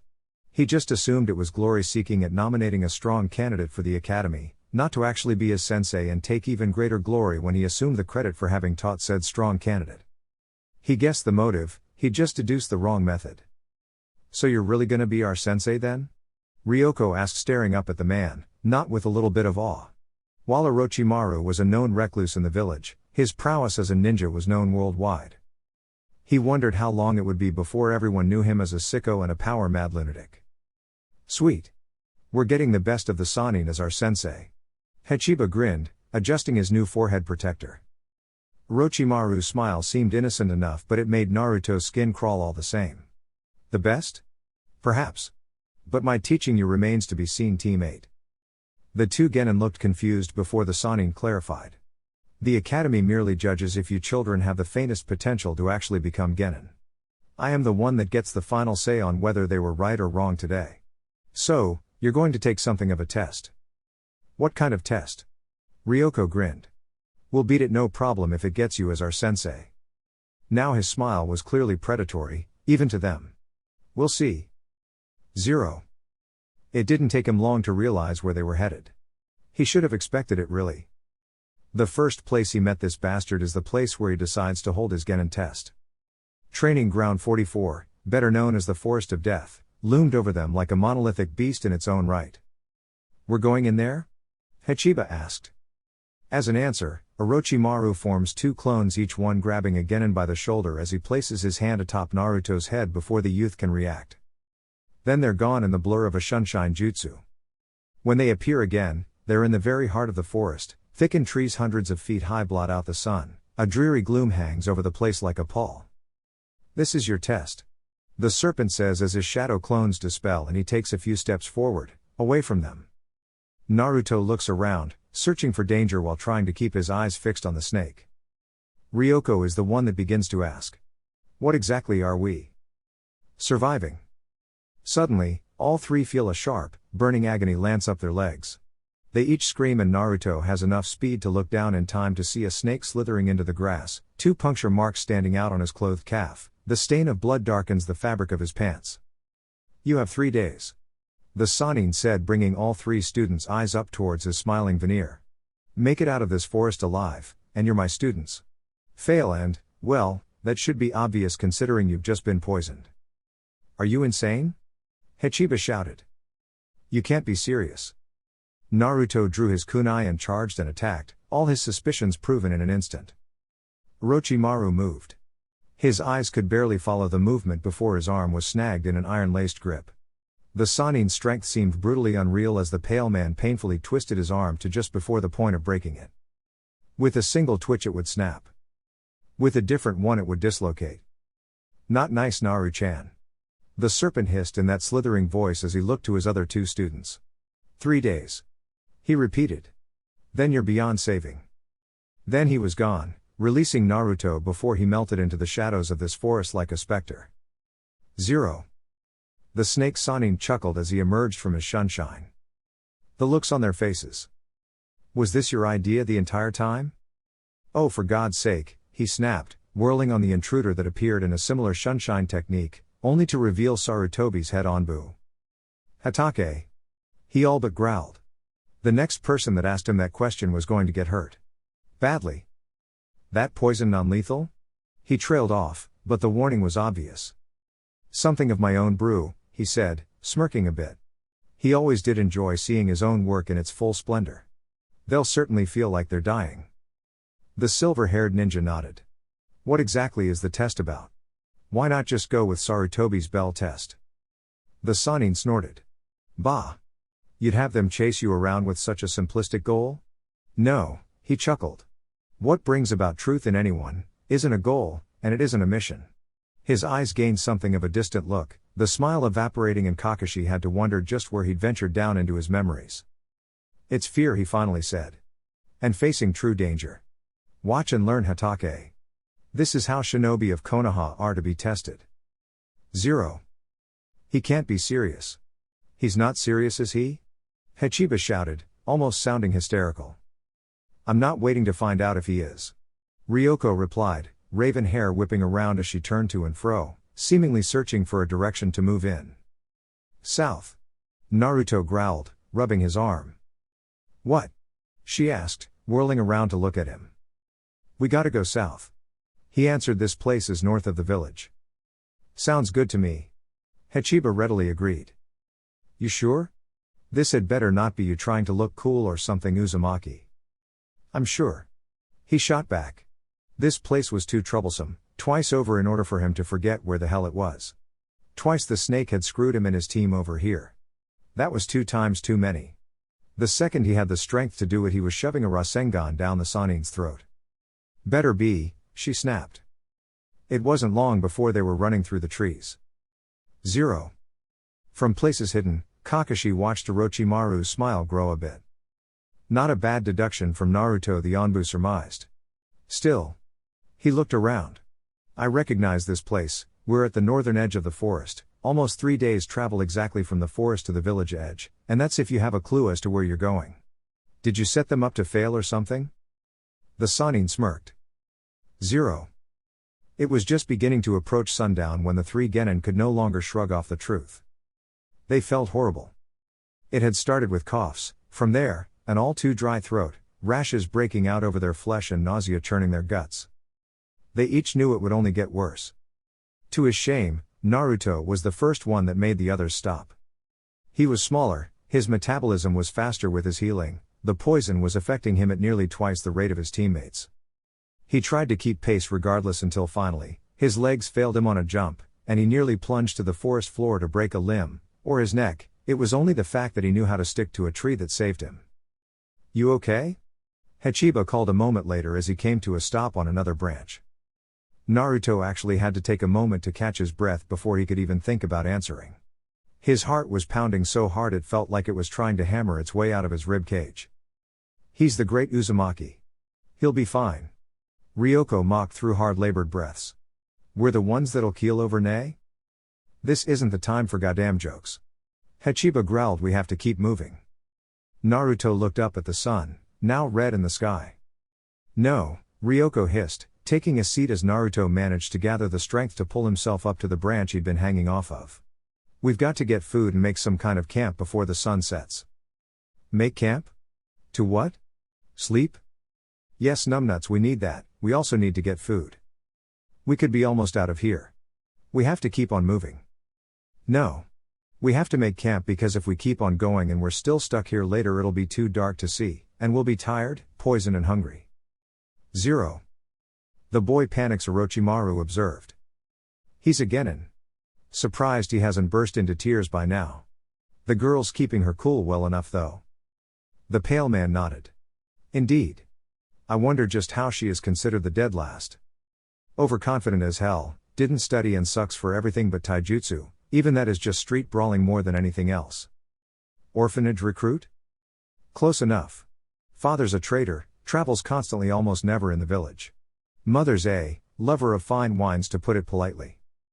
Orochimaru smirked. Old Zay must be losing her touch. Difficult to teach when they refuse to listen. 0. They made camp, such as it was. Naruto, allowing nature chakra to guide him as best he could with his lack of practice, found a hollowed out, dead tree, big enough for them to use. He was relieved when Ryoko and Hanbei volunteered to go get food as opposed to gathering firewood. Right now, though he hadn't said anything, he could barely see straight, let alone take down an animal big enough for all of them to eat. And he was only feeling worse. I'll feel better with some food and sleep. He thought to himself, his headache pounding across his forehead. He could not die here. He had to survive this. There was so much he had to do still. He moved about gathering dry leaves and twigs for the kindling. The forest of death had plenty of those, so thankfully he didn't have to expel too much effort. All in all, with his small hands and waning strength, it took 3 trips to gather an amount he thought would be enough to last them the night. The sun had set before his teammates got back. Hachiba managed to get 3 squirrels, Ryoko just caught a single snake. Hers was the more satisfying meal in his personal opinion. Can he really do this? Hachiba suddenly asked as they ate. This is crazy. He can't just kill fellow leaf ninja. Never trust a snake. Naruto wheezed, eyes drooping a bit despite his effort to finish the meal. Thought he was your special mentor or something, Uzumaki, Ryoko hissed, biting into a rather tasteless piece of meat. The forest of death didn't offer much in the way of seasoning. This time, strained as the words were, the hostility was unmistakable in his tone, even if his words hadn't portrayed it just as easily. Kill him, one day. She opened her mouth as though she was about to say something more when she finally took a good look at him. Hey, you okay? Hey. But his world went dark and the 2 Genin had to actually scramble to keep him from tipping face first into the open fires. Ryoko gnawed on her lower lip as she and Hachiba settled Naruto back, watching him convulse on the ground as his eyes rolled so far back only the whites could be seen and blood began leaking from his nose. Shit, he's dying. He's really dying. She screamed, holding him down for lack of anything better to do. No shit, he's dying. He's half our size, Hachiba shouted right back. They held him down, every second basing in unimaginably slow agony for all huddled within that little hollow.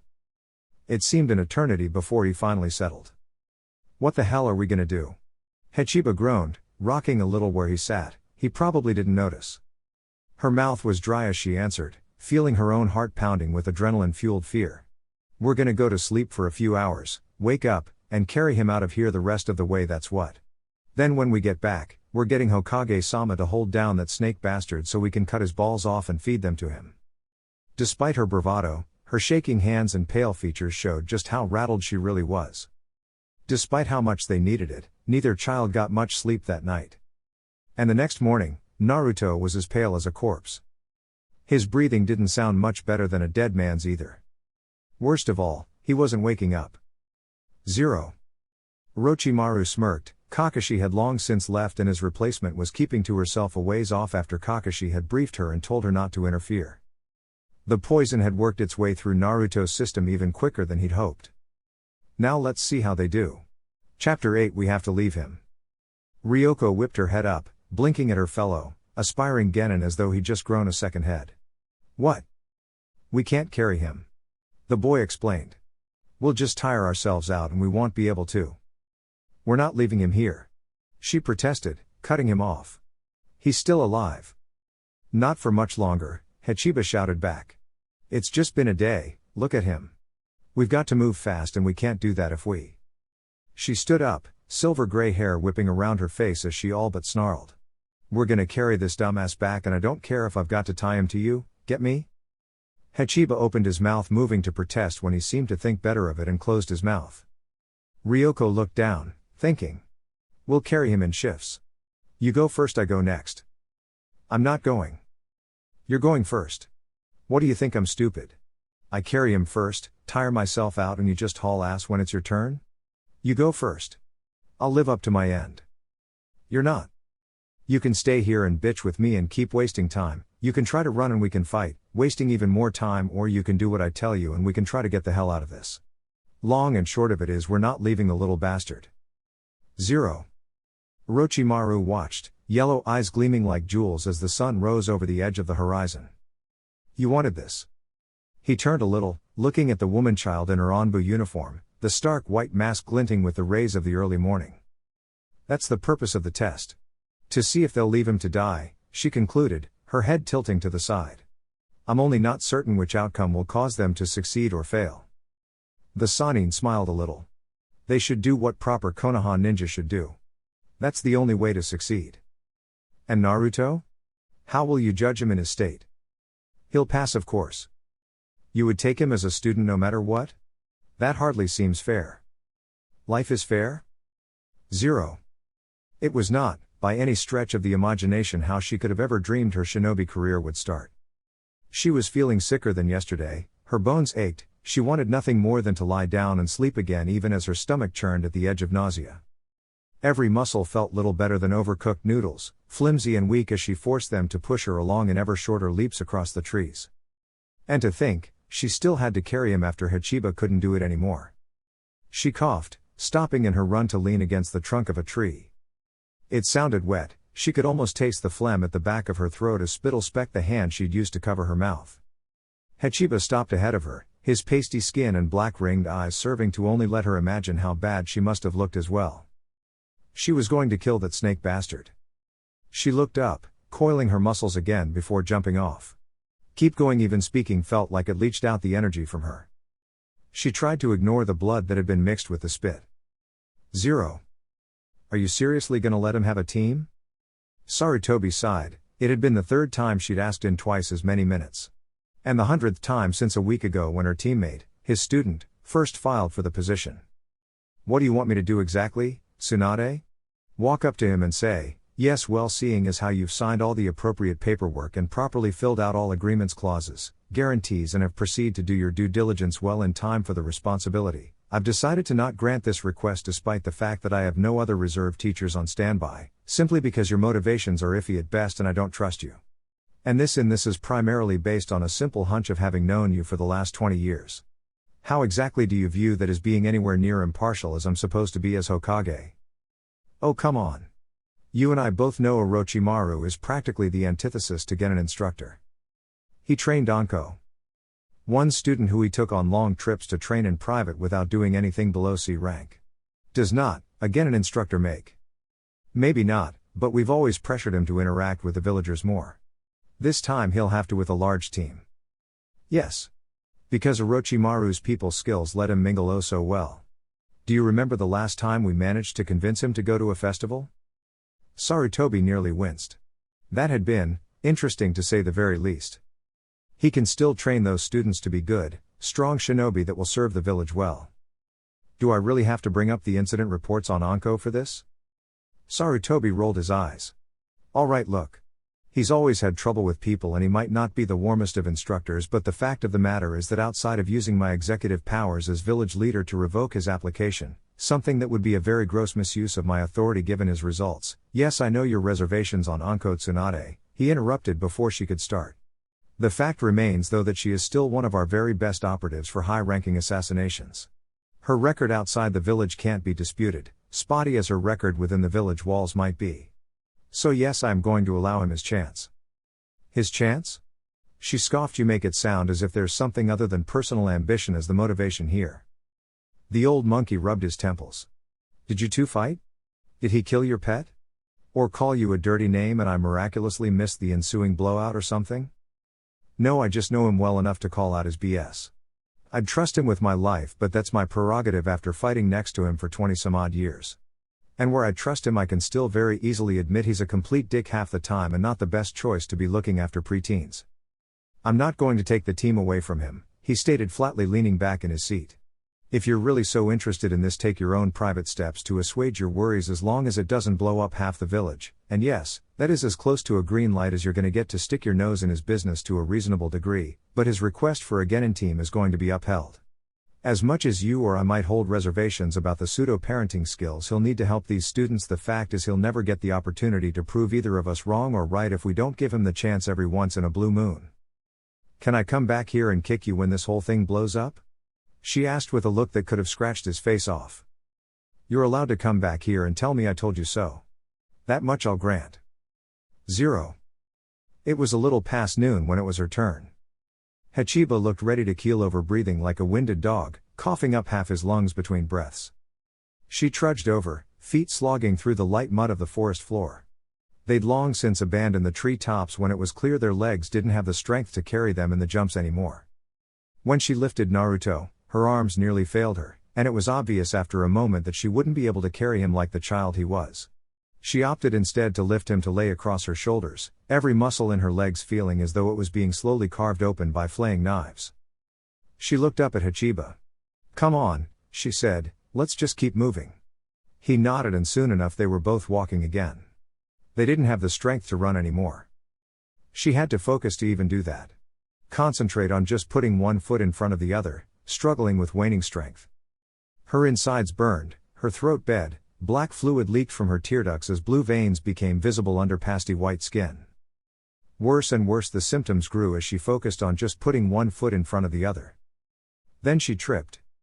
She hadn't noticed the root, she could barely see the ground so clouded her vision was. It snagged on the top of her foot and she fell forward, not even having the presence of mind to break her fall.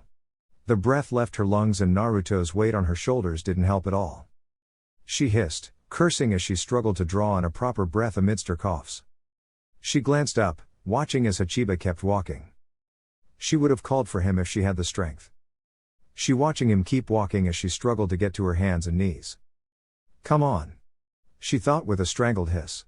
You still have a whole day left before you roll over and die in a ditch, damn it. Move. She got to her feet. When she looked down at the half-dead Naruto, she reached down to lift him. She only succeeded in nearly tripping again in the slick mud. When lifting him failed, she tried dragging. A sound not entirely unlike a giggle escaped her when she realized she was losing the strength in her fingers to make a firm enough grip, to go with the lack of strength. She walked over to his side. She didn't know if she'd have the strength to stand back up. So she didn't kneel. She kicked him. Come on, you've been sleeping enough. Get up, I can't carry you anymore, and Hachiba left. I'm talking to a corpse. She noted somewhere, ignoring it as she dug her foot into his ribs again. Come on. Get up, you damn bastard. But he lay there, pale and unmoving, she wasn't even sure if he was breathing anymore. Get up, get up. She kicked one more time with all her strength, and on this one her leg buckled beneath her, sending her to the ground where she was close enough to lift a fist and let it fall against his chest. You're not supposed to die this easy, she hissed, unaware of the frustrated, angry tears that glimmered behind her eyes. Get up, please. She tries to stand. She can't. I don't want to die here. She's crying now, and the sobs are unmistakable this time. Not here. Not in this forest. Not in some forgotten corner where that coward Hachiba would be the only one to survive. Enough. She doesn't recognize the voice. Doesn't even see the person before she's lifted by strong, calloused hands, hugging the fabric of a cloak as the sudden vertigo of her movement churns her guts with nausea all over again. You're interfering with my exam. She recognizes that voice though. And she clutches the robe tighter, burrowing her face into the neck of the woman. Your test is done. She hears her state flatly. The voice jumping from the pulse point of her neck against Ryoko's cheek. The woman starts walking and before long she's carried out of the forest. As she leaves she notices that little, please smile on that horrid, pale face. It's a leering wicked thing to her eye, one that sends a shiver down her spine. She closes her eyes and thanks whatever might be listening out there for ending this nightmare. 0. It was hours after this that he woke to a white ceiling. Not exactly unfamiliar. What was unfamiliar was the fact that he was feeling, all things considered, great. Seeing as how his last memories was of a poison-induced blackout, he rather suspected he should be feeling a bit crappier, truth be told. He sat up, surprised to find Dan sleeping in a corner of the room, a trail of drool leaking from the corner of his mouth to trail down his cheek. He croaked. His throat was dry. Why did that always seem to happen when he woke up at the hospital? He reached for the bedside table where a full glass of water was waiting for him. Evidently, Tsunade knew better with so many patients. He drank the warm water gratefully, swallowing and gasping for breath when he was done. Dan. The white-haired man jumped a bit, scrunching up his features at the foul taste in his mouth. Ugh. Oh hey kiddo, you're up. How the heck did I even get here? Where are Hachiba and Ryoko? Anbu carried you in. Dan explained. Su-chan was having an apoplectic fit, I swear. She stormed out after she was sure you and your teammate would be safe. Damn near destroyed the forest of death in the bloodbath that followed. Naruto paled. Tsunade had gone to fight that snake bastard alone? Is she alright? What are you doing here? Shouldn't you be helping her? Dan smirked. Me? Get between a fight Tsunade's having with Oro? I'm good but I ain't that good. Besides if I do she'll complain about not getting enough exercise later. Naruto's mouth was hanging slightly open. You know. You could be a little more, I don't know, concerned maybe? He tried to kill me and my teammates, what makes you think he wouldn't do? Actually he didn't. Dan interrupted with a lazy shrug. The drugs he pumped into you were a real nasty mix but it wasn't anything lethal.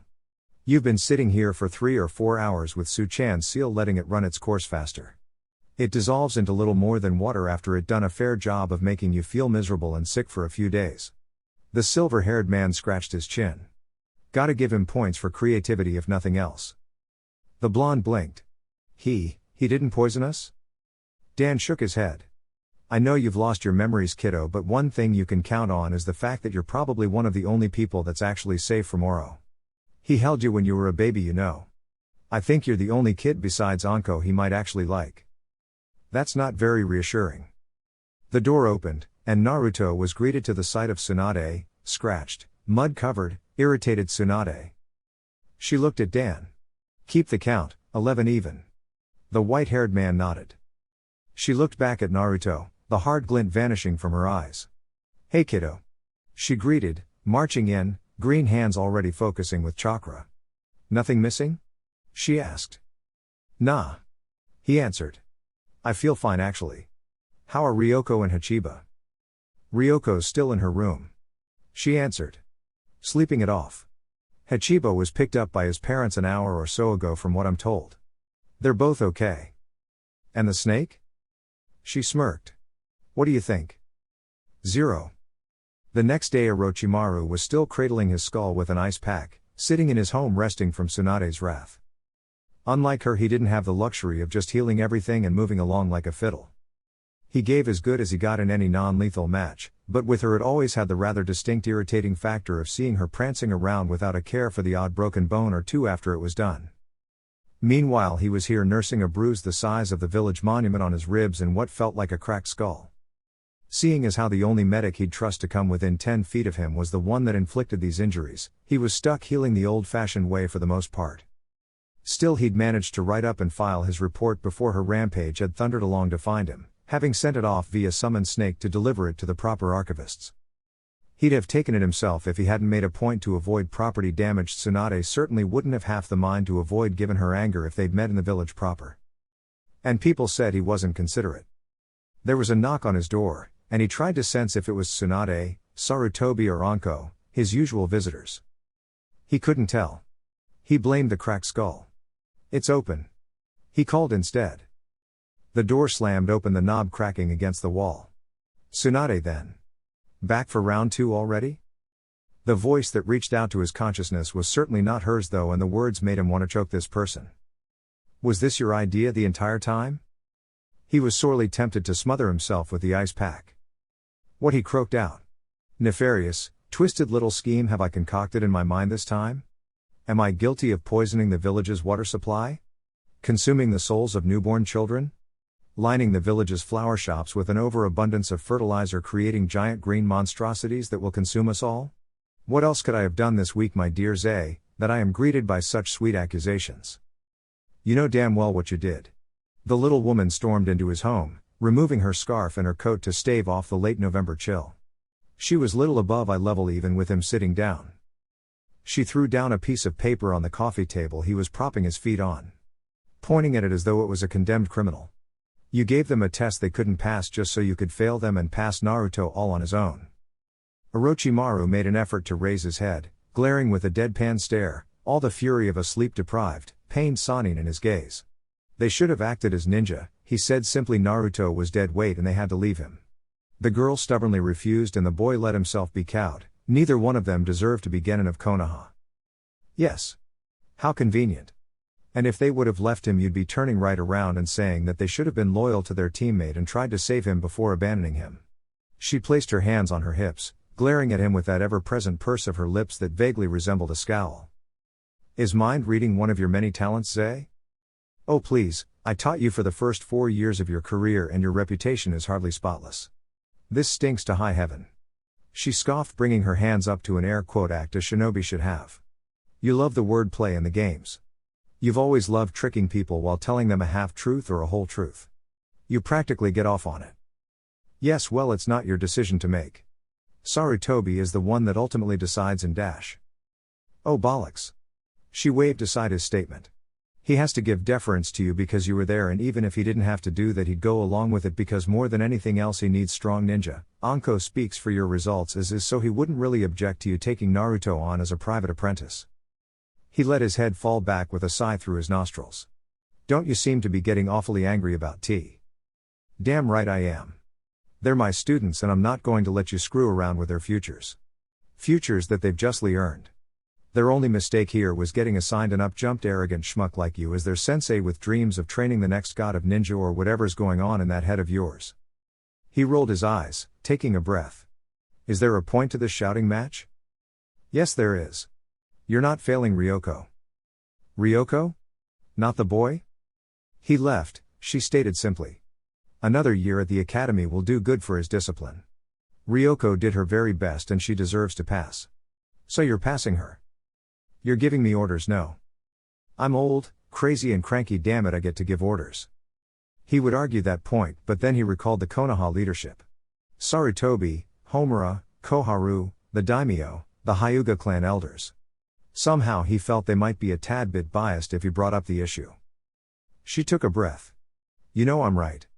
And you know somewhere in that little head of yours, though God knows you'd stab yourself in the tongue before admitting it, that she did what was right. So you'll pass her," she said as though his protests were inconsequential and he'd already agreed. "Now why exactly do you look little better than roadkill? Was it Tsunade?" "No, it was the other woman with a temper and enough strength in her finger to level a building. She always did know how to give you a good kick to the head when you needed it," Zay chuckled, all crooked teeth and laugh lines. HRMPH.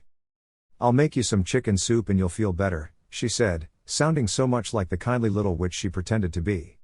Then you'll write up a new report for the Hokage on your team. She patted him on the knee as she passed by, and Orochimaru only briefly wondered at the absurdity of anyone making him chicken soup. Let alone one doing so after they'd come in here with a proverbial rock in hand. He supposed stranger things had happened. And what's all this mess here? He heard her call from the kitchen. I know you don't entertain guests, but that's no reason to be unkempt. He rolled his eyes.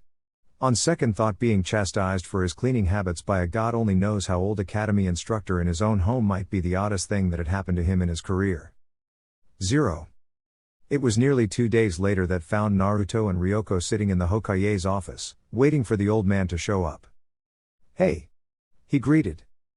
Hey yourself. She answered back. Feeling better, princess? Naruto's nose scrunched in distaste. Princess? We had to carry your ass like one.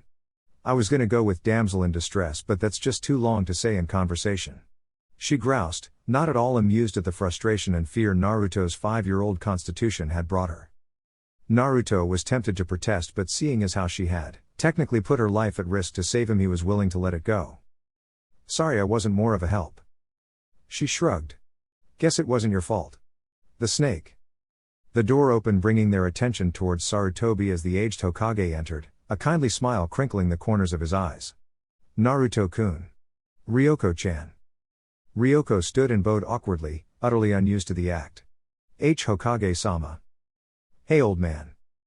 She gave him an odd look as Sarutobi ruffled his hair and patted her on the shoulder before walking by them to sit on his chair. He took off his hat, revealing his liver-spotted scalp. Word is you two had an interesting exam. Your student's a whack job, Ryoko blurted out before she blushed, remembering who she was talking to. That snake's bad news, old man. Naruto growled. Sarutobi looked sadly at the boy. To think he'd once been so very fond of the pale Sannin. Yes, well. He leaned forward, lacing his fingers in front of his mouth in a way that reminded Naruto of his Tsunade. The fact is you two passed your exam. Hachiba didn't?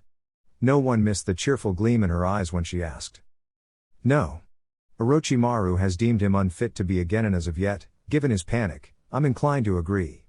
But you two passed his exam, and that means you two, and whatever Genin he chooses from the reserve roster, will be his students. You're leaving us with him? Ryoko asked, incredulous. His methods were unorthodox, and I realize you might have trouble working with him.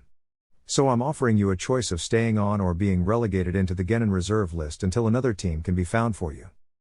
How long would we be on the reserves? Unknown. It depends on how badly sensei need a new teammate. Could be months, could be a few years, though that's rare. The average is a year or two, with the most fill-ins being due to the Genin passing on to becoming Chunin as opposed to the death of a squadmate. Naruto bit the inside of his cheek. Despite his record, no sensei in their right mind would take a 5-year-old to a Chunin examination. Without the odd outlier or desperate team, he'd most likely be stuck on that reserve list until he was within a far more acceptable age. You don't have any other available jounin? Sarutobi shook his head. None really, and to be honest, I suspect Orochimaru's involvement in that. When he wants something, he plans its acquisition like a military campaign. And right now he wants this team. The only wild card he can't factor in is your respective acceptances of going on the reserve lists. Naruto seethed at the simple circumstance that he couldn't wait. Every day was one day less in the ever-shortening time span he had to prepare for Akatsuki, for Tobi. Even now that guy was going around the elemental nations laying the groundwork for everything he had lost. He couldn't sit around with his thumb up his ass. He had to get past being a Genin, and he had to do it quick. If he had to do it while keeping one eye open for a snake behind his back, so be it. I'm not going on the reserves, he announced resolutely. I'll ask for a sensei transfer 6 months from now, but I'm not going on the reserves. Sarutobi raised an eyebrow, curious, but he didn't press for information as he turned to Ryoko. And you, Ryoko-chan? The gray-haired girl frowned, almost scowled, glaring at Naruto before turning back to him. I ain't quitting either. He had a distinct impression that it was more a competitive nature than good judgment at work there. Still. Very well. Then you are officially Team 8 under the guide of Jounin Orochimaru. Report to Training Ground 17 tomorrow morning at 8 a.m. I'll send word to your sensei of your acceptance later today. And just like that, their Genin life was officially underway. Chapter 9. Naruto really didn't want to say what was becoming rather apparent. He really didn't. So he'd just settle for saying that studying under Orochimaru was not what he'd been expecting, and he'd been expecting quite a few things. He was, in comparison to the other teachers he'd had beforehand. He was not going to give the man a compliment. He would settle on a perfectionist and demanded such in both his students' ability to learn and his ability to teach. In short, he wouldn't let up until you could do whatever it was he was asking you to do. Jiraiya and Kakashi were very hands-off teachers. The only teacher he had that Orochimaru somewhat resembled in methodology was B. The former two would give you a concept, and throw you to the proverbial wolves to figure it out. Learning by doing and such. B had guided him along to learn how to be in harmony with Kurama. Though, he wondered half the time if the circumstances were what kept him so attentive as opposed to his own teaching practices. B seemed like he would have preferred to be writing up a song or something as opposed to lecturing. Orochimaru, though, was attentive to everything. The first thing he'd done with them was have them fight him. No ninjutsu or genjutsu allowed, just pure taijutsu. They hadn't touched him, of course, that wasn't the purpose. They fought him in hand-to-hand for several hours, with the snake occasionally pulling off some strange maneuver Naruto'd never even dreamed of to attack, or forcing them to break away from standard academy taijutsu. As he was fighting them, Orochimaru broke down absolutely every aspect of their physical makeup/fighting preferences. Every tell that they had, how they leaned, where they looked, what they tried to do by instinct, whether it was block, dodge or counter, he catalogued and then informed them of what he'd seen later, when they'd been eating their lunch. The first thing I'll do with you two is teach you both a new taijutsu style. The academy basics are a one-size-fits-all form that is there out of necessity. Now that you are my soldiers, it is my job to hone you into the weapons you will one day become. And the first step is learning how to win at a simple fist fight. Ryoko had questioned him on such. Everyone knew that out of the two remaining Sannin, Orochimaru was by far the most well-versed in the arts of ninjutsu. A ninja's life is measured in the chakra he has. For most, this means that once they've run out of this precious resource, they might as well be dead. Even a shinobi several times weaker, or even a simple samurai, could end their lives with little more than a knife. Before I teach either of you how to spend your own share of this precious resource, I will first teach you to turn the knife against that weaker shinobi. How to defend yourself and ultimately kill whatever wishes to turn you into prey with your bare hands. As my soldiers, you are reflections of myself. And I will not be found wanting by having one of you die to a simple brigand with a good sword arm. The very next day, he'd brought them both scrolls for stretches and exercises that had to be completed every morning before training, and every week he would test them to see how well they could pull their respective exercises off. If they failed, well, let's just say they didn't exactly want a repeat performance and leave it at that. Training consisted of drills. Every day over and over they would do a variety of physical exercises, from running to push-ups to crunches and so on, followed by the early katas of their taijutsu styles, with one Orochi leading Ryoko and the other helping Naruto. Ryoko's style, from what Naruto could gather, was fast. Using quick hand strikes, ones that could easily incorporate kunai or shuriken held in the hands, and flexibility to avoid or absorb attacks as opposed to a more meat and potatoes blocking punching. He vaguely wondered if it was the so-called snake style, and that she'd learned to eventually seize openings and exploit pressure points and such. With him, however, it would still be a great number of years before he was anywhere near a physical capacity to go pound for pound with a full-grown civilian, let alone a shinobi. So his style was focused on kicks and knives. The leg, of course, being far larger than the fist, also carried the most amount of power and reach, something he sorely lacked. The only thing he was using his hands for was the occasional block and the acrobatic dodge. The entire style revolved around quick footwork and powerful chakra-enhanced blows. The knives came into play when he grappled. Given his small size, it wasn't out of the question for him to nimbly latch onto a whole limb, be it a leg or an arm. Where most fighters could take these limbs and break them through sheer brute power, he could just latch onto them like a gnat and keep cutting till he disabled the limb, or hit something vital. And given the amount of veins and arteries present in the hips, legs, arms and biceps, killing a man who overextended his punch wouldn't take very long. He kept on insisting ninjutsu would level the playing field even further, but the snake was flatly refusing, even sabotaging his and Ryoko's own efforts to go to the Konoha library and find some stuff for themselves. Somehow he'd gotten Gigi to sign an order for the employees to not let either of them into the shinobi sections of the library. He didn't even know such an order existed. So, In that aspect at least he could take some petty satisfaction at calling the Sannin a prick in this regard. Still didn't change the fact that he was cut off from any easy ninjutsu sources. He would practice some of his own techniques privately if he ever had a private moment. Where Kakashi-sensei was no longer watching him during days because he was training with the snake, and Chan still watched him at night. While he kinda liked the faceless woman, she was really killing any opportunity he might have had to be discreet. "Hey!" The blonde looked up, finding the gray-haired Ryoko standing at the road ahead. "Oh hey!" he greeted with a smile. "You're up earlier than usual." She shrugged. "Or you just slept in later than usual. Come on, let's walk." They made their way down the road, the early morning cold finally dissipating to make way for the sun's warmth. "So," he ventured by way of conversation, "when do you think we'll get a mission? It's almost been 2 months. D rank sucked, but at least now, knowing what to expect, he could take some vindictive pleasure in watching Ryoko's reaction to the news that their missions would be little more than chores people were too lazy to do themselves. "Dunno. When he's happy with our taijutsu, I guess," she answered, lacing her hands back behind her head as she strolled along. "It sucks that he's not teaching us any ninjutsu though. I mean, what kind of ninja can you be with just the academy stuff under your belt? I know this Uchiha kid, younger than me by a year, and he can already spit fireballs. I want to burn annoying people too." She seemed to smile in delight at the prospect. Naruto's sweat dropped a bit at that.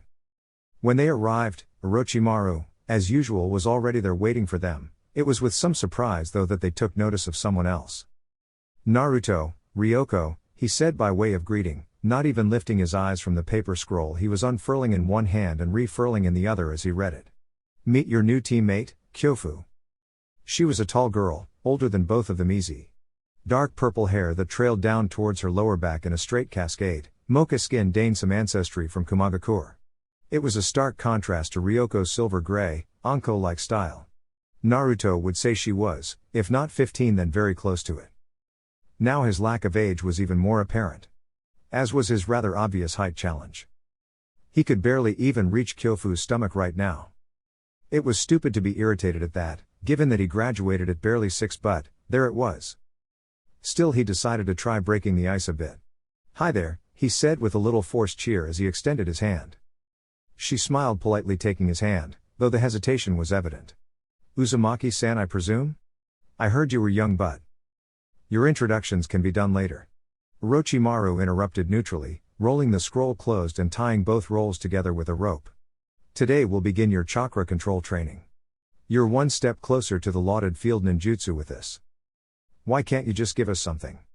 Ryoko complained. "The other teams have already learned." "I don't care what the other teams have learned or not learned," the pale man interrupted. "You are a team," he stressed.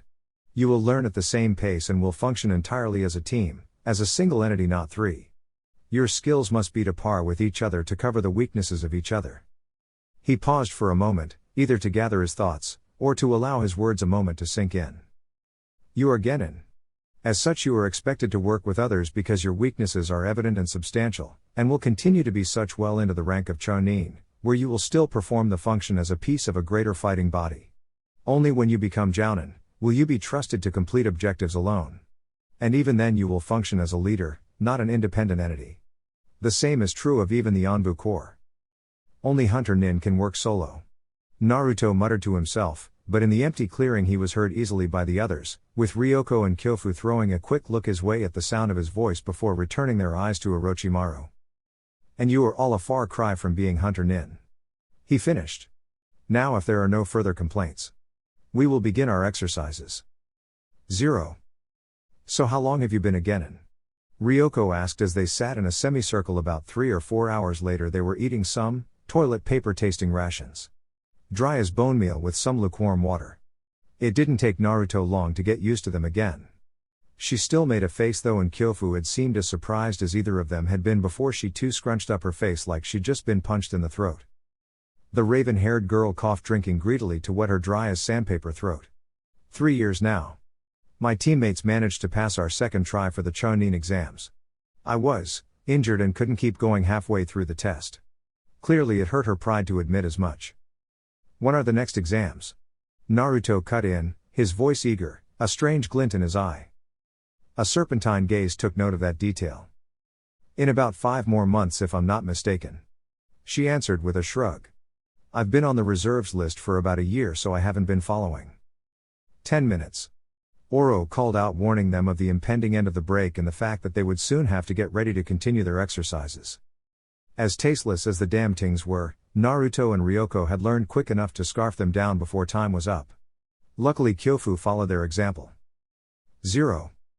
It was approaching sunset when Orochimaru let them go. The evening sky lit up with flares of orange and purples as the sun dipped below the horizon. That was pretty intense. Their latest addition groused, wincing a bit with each step. We get to do it again tomorrow. Ryoko hissed, rubbing her stomach where her abs were currently making their displeasure known.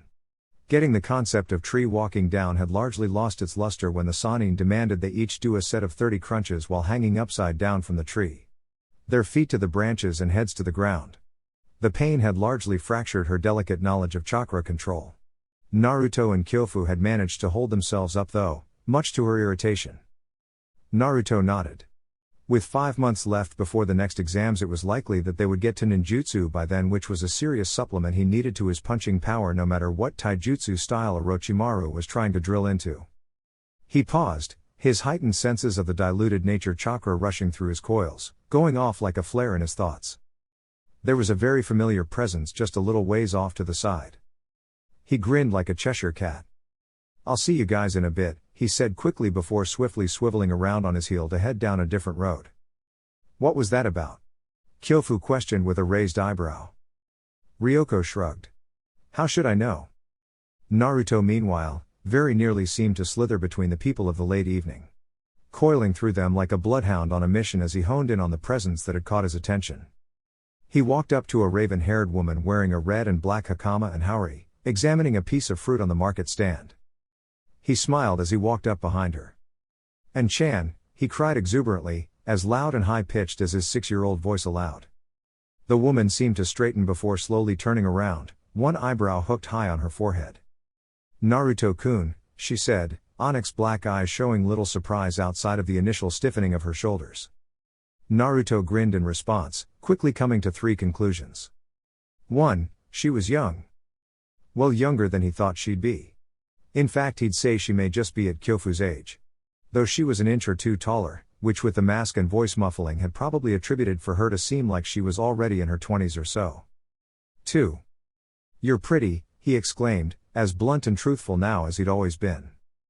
The eyebrow arched up just a little further and a seldom-seen smirk graced her features. Thank you, she said with just the slightest inflection in her tone to note her approval of the compliment. Perhaps someday I'll say the same to you. Naruto smiled, happy at that he'd gotten her to joke, even if it was a little at his expense. And Chan was just so serious all the time. And 3, she was definitely familiar. He had seen her before. But for the life of him he just couldn't recall where. It was infuriating, like something just on the tip of your tongue or the edge of thought. She hadn't been an enemy, he knew that much.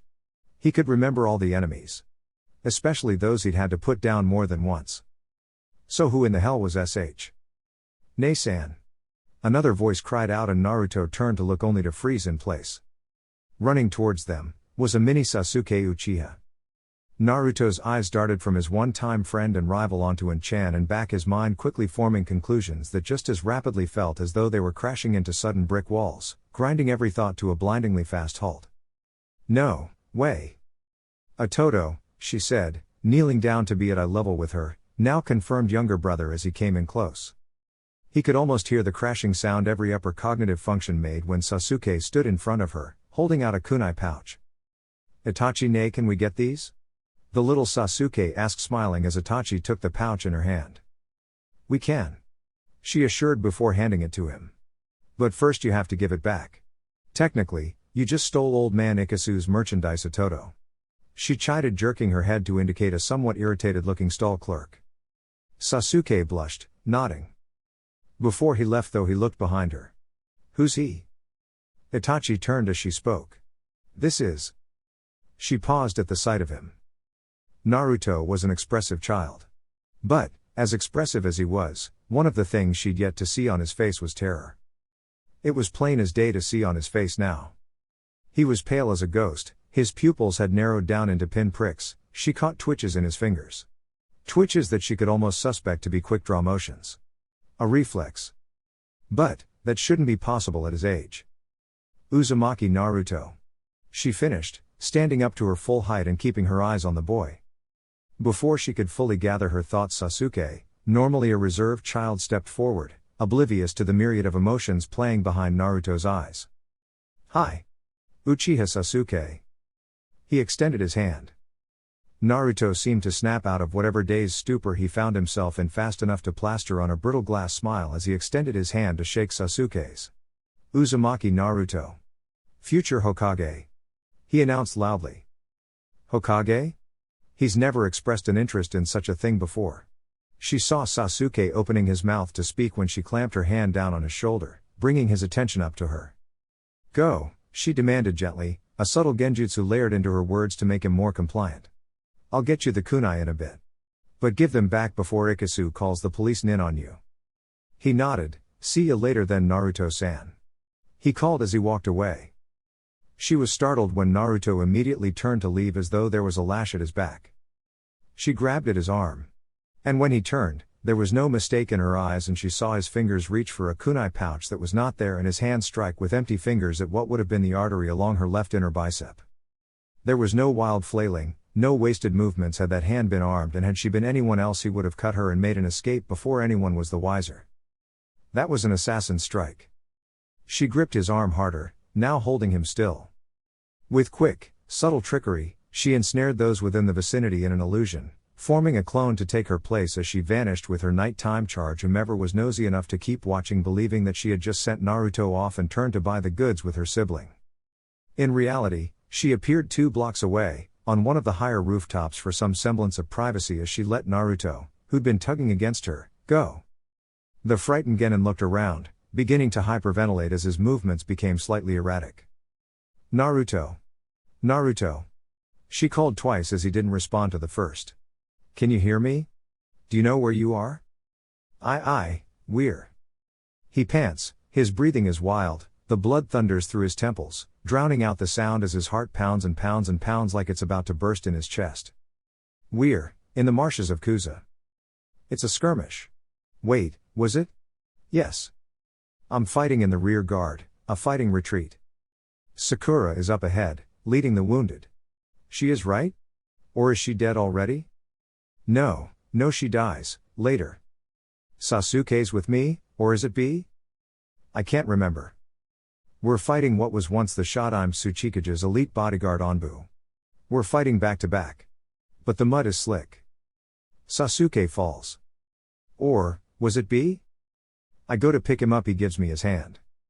Someone grabs my arm. I turn, bury the kunai into the artery with an explosive note. It goes off, takes the arm with it. It doesn't hurt me, Kurama helps with that. And then we're in Konoha and Chan.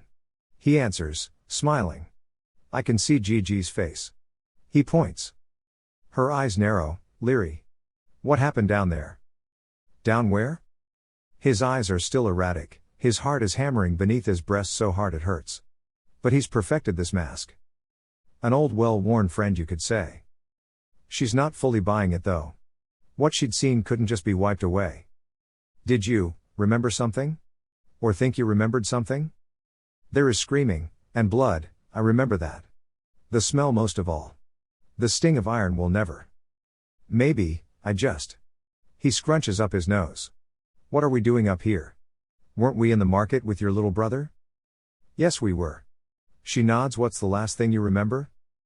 Sasuke's his name. He smiled. I remember Sasuke's his name. A smile made of brittle, cracking glass. Naruto's always been a very expressive boy. She finds it unnerving then, that she can't read him right now. Chapter 10. The one thing that hit him after he'd had time to calm down and recover from the shock of everything was a rather innocuous thing when taken into consideration on the grand scheme of implications. Itachi's present condition translated to. It could have been the fact that this meant any number of his friends could now be different genders. It could have been the fact that now, some people might not even be born at all if, say, the person's mother turned out to be a man and the father stayed a man. No amount of time-bending BS could ever recreate the genetic mix that had created them. It could even have been the fact that the Itachi he had known, or anyone he had known, might have some fundamental differences that were absolutely beyond his control. If their genders could be switched around at the drop of a hat, why not their personalities? Their outlook? Who's to say Itachi wasn't a psychopath this time, or that Hinata wouldn't be shy, or that Ino wouldn't be bossy? Tsunade had changed due to cause and effect, Jiraiya dead, Dan alive, so there was a reason here, it just was. But that wasn't what hit him hardest out of this whole thing. If anything, it had been a passing thought. If it was that way, there was hardly anything he could do about it. He'd just have to roll with the punches as they came. If any of those things came to pass, he'd have to grin and bear it, so to speak. So no, that wasn't his biggest concern. What hit him the hardest was the realization that he actually found Itachi pretty. Now, Naruto had a difficult job. At the age of 16, now 18 if one added the years he's been living his new life, he'd killed more people than most men killed in their entire lifetimes. But that doesn't change the fact that, from a maturity standpoint, he was still very much a young man, wholly inexperienced with the nuances of life outside of his duty. So this realization brought forward a very important personal question in his mind. Does this make me gay? And this was the cause of his current state, sitting on his bed glaring out his window as the gears in his head ground on squeaky, rust-covered hinges to try and answer this, most pertinent of life's questions. He was so focused on his thoughts on this he actually jumped when he felt a tap against his shoulder. Turning around, he was surprised to find his team standing in his living room. Huh? What are you guys doing here? He blinked owlishly. It's 1 o'clock. You're over 3 hours late. Orochimaru drawled. Care to explain? It's daytime? Naruto blinked and it almost looked like he'd just come to the realization that it was, in fact, daytime. What the hell were you doing? Ryoko asked, crossing her arms. Naruto opened his mouth to answer when he thought better of it. I was contemplating the universe. The looks his team threw at him were just priceless. The snake shook his head first. We're late enough as it is. Get yourself ready and let's get to training. His words brought another impending little worry that had been nagging Naruto for a few weeks now. Actually, he ventured carefully, we need to take some missions.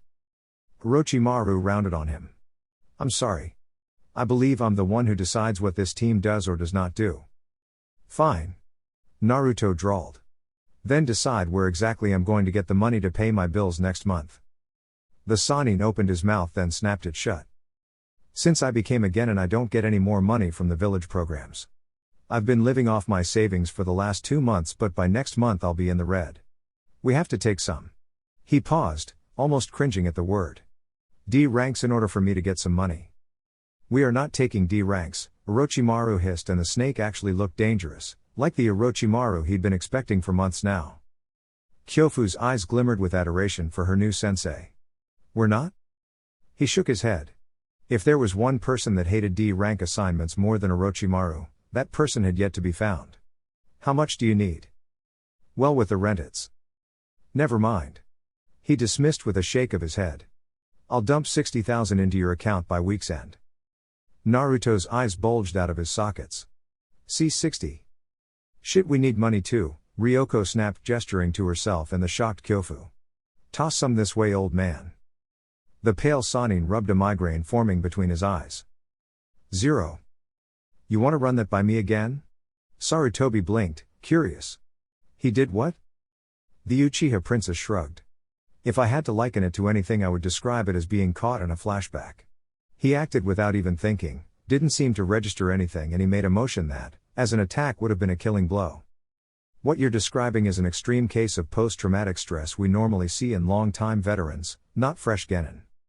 You assign me to him because of how someone managed to alter or fabricate memories. Who's to say that this wasn't one of those fabrications? It might very well be so. But the fact is, none of us can prove that, and Inoiki has never been able to mind walk him after that event. What you're asking for is extreme enough. Without proof, there is no justification for taking him off the Genin roster and putting him under observation. Especially when the one person that could do this efficiently, Inoiki, has already said that this case is the exception to the norm. I know what I saw. I would have been able to react in time to save myself had he been armed, but imagine if this would grip him with one of his fellow Genin? It came completely without warning, no trigger that I could tell. He could very much kill one of, or both. Sarutobi shook his head. I understand the concern, and I'm inclined to believe you. But again, you have no evidence but your suspicion. I'll inform Orochimaru and emphasize his need to observe Naruto more closely. If he finds anything amiss, then we have more grounds to act, but for now I have no real grounds to remove him as a genin. She nodded. I understand. She stood bowing respectfully. I'll keep my eyes on him for a while longer with your permission. You were supposed to be reassigned months ago. 2 years with no incident. You and Kakashi are some of my best, and it's a waste of resources. It's been a waste of resources for a year now. I've kept you on because I felt you needed the vacation. It will be on my own time, she assured. The old man let out a breath through his nostrils. Tell you what. I'll let you stay on his detail until the Chunin examinations. At that point Orochimaru should train them to be sufficiently strong enough to compete, and Naruto won't need you as his protector anymore. I thought the exam applications wouldn't be open for another month? We haven't even found out where they're going to be held. You really think Orochimaru isn't going to get those kids ready just to show up everyone else? He deadpanned. The door suddenly opened, much to the protests of his secretary, and both of the room's occupants looked and found that, speaking of the devil, did indeed make him appear. Orochimaru and his team marched into the Hokage's office. The two girls looked stiff and nervous. Naruto followed easily. Sarutobi leaned back in his chair. Itachi's eyes found Naruto, who tensed a little at the sight of her before offering a smile and a wave. She eyed him for a moment, almost checking to see if all was well, before nodding in greeting. To what do I owe the pleasure? Sarutobi asked as he began to light the tobacco in his pipe. After much debate on the state of my own bank account and rapidly diminishing sense of charity, I've decided we need a C-rank mission. Hopefully one a little on the high end, payment-wise. You're asking for a C rank and you've yet to take a single D rank assignment in nearly 3 months since this team was formed? Partially formed, we only acquired our latest member less than a day ago. Which means the teamwork on this team is handicapped until she acclimatizes, which D ranks are meant to do. D ranks are plebeian assignments made by people too lazy or busy to cut their own lawn. She's an experienced genin, already participated in a Chunin examination. Naruto and Ryoko have been teammates for several months. Ryoko's shown aptitude for teamwork and personal sacrifice in her genin examination. There's no reason for you to avoid the D ranks I've been looking to paste you with since I heard you wanted a team. Now the old man was grinning smugly. Orochimaru snarled. You've been dreaming of this, haven't you? With a huge smile on my face. The sadistic pleasure was almost palpable. The Sannin worked his jaw, staring into the old man's eyes as if he was willing him to burst into flames. Alright, what the hell do I have to do to get out of this? Sarutobi rocked in his chair, looking for all the world like a gentle lounging old man. Nothing. I just really want to see you slog through these plebeian assignments. He smiled. How about I owe you a favor? You still owed Tsunade too. She hasn't banked them. And that's not even relevant.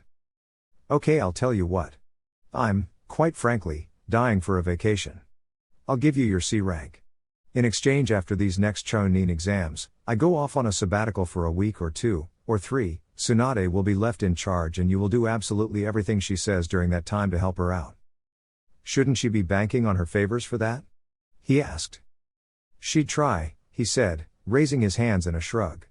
But by the time she gets everything sorted, realizes and is willing to admit she needs help, my vacation will be done or you'll have skipped town on some pretense or other. You know, between you and her I'm gonna get a complex that no one trusts me around here. We know you better than that. He smiled, pulled out a scroll and tossed it. Orochimaru eyed it and felt his lips curl in distaste. Sarutobi chuckled. Yes. I recall what wonders it does to your skin, my boy. 0. A few days later they were standing on a sand dune. While all of them wore some desert-adequate clothes, heavy cloaks, light colors and such, one of them, Kyofu, was blinking at a body huddled beneath layers of heavy cloth. Truth be told, if not for the eyes peeking out from under them, it would look like a mound of discarded fabric.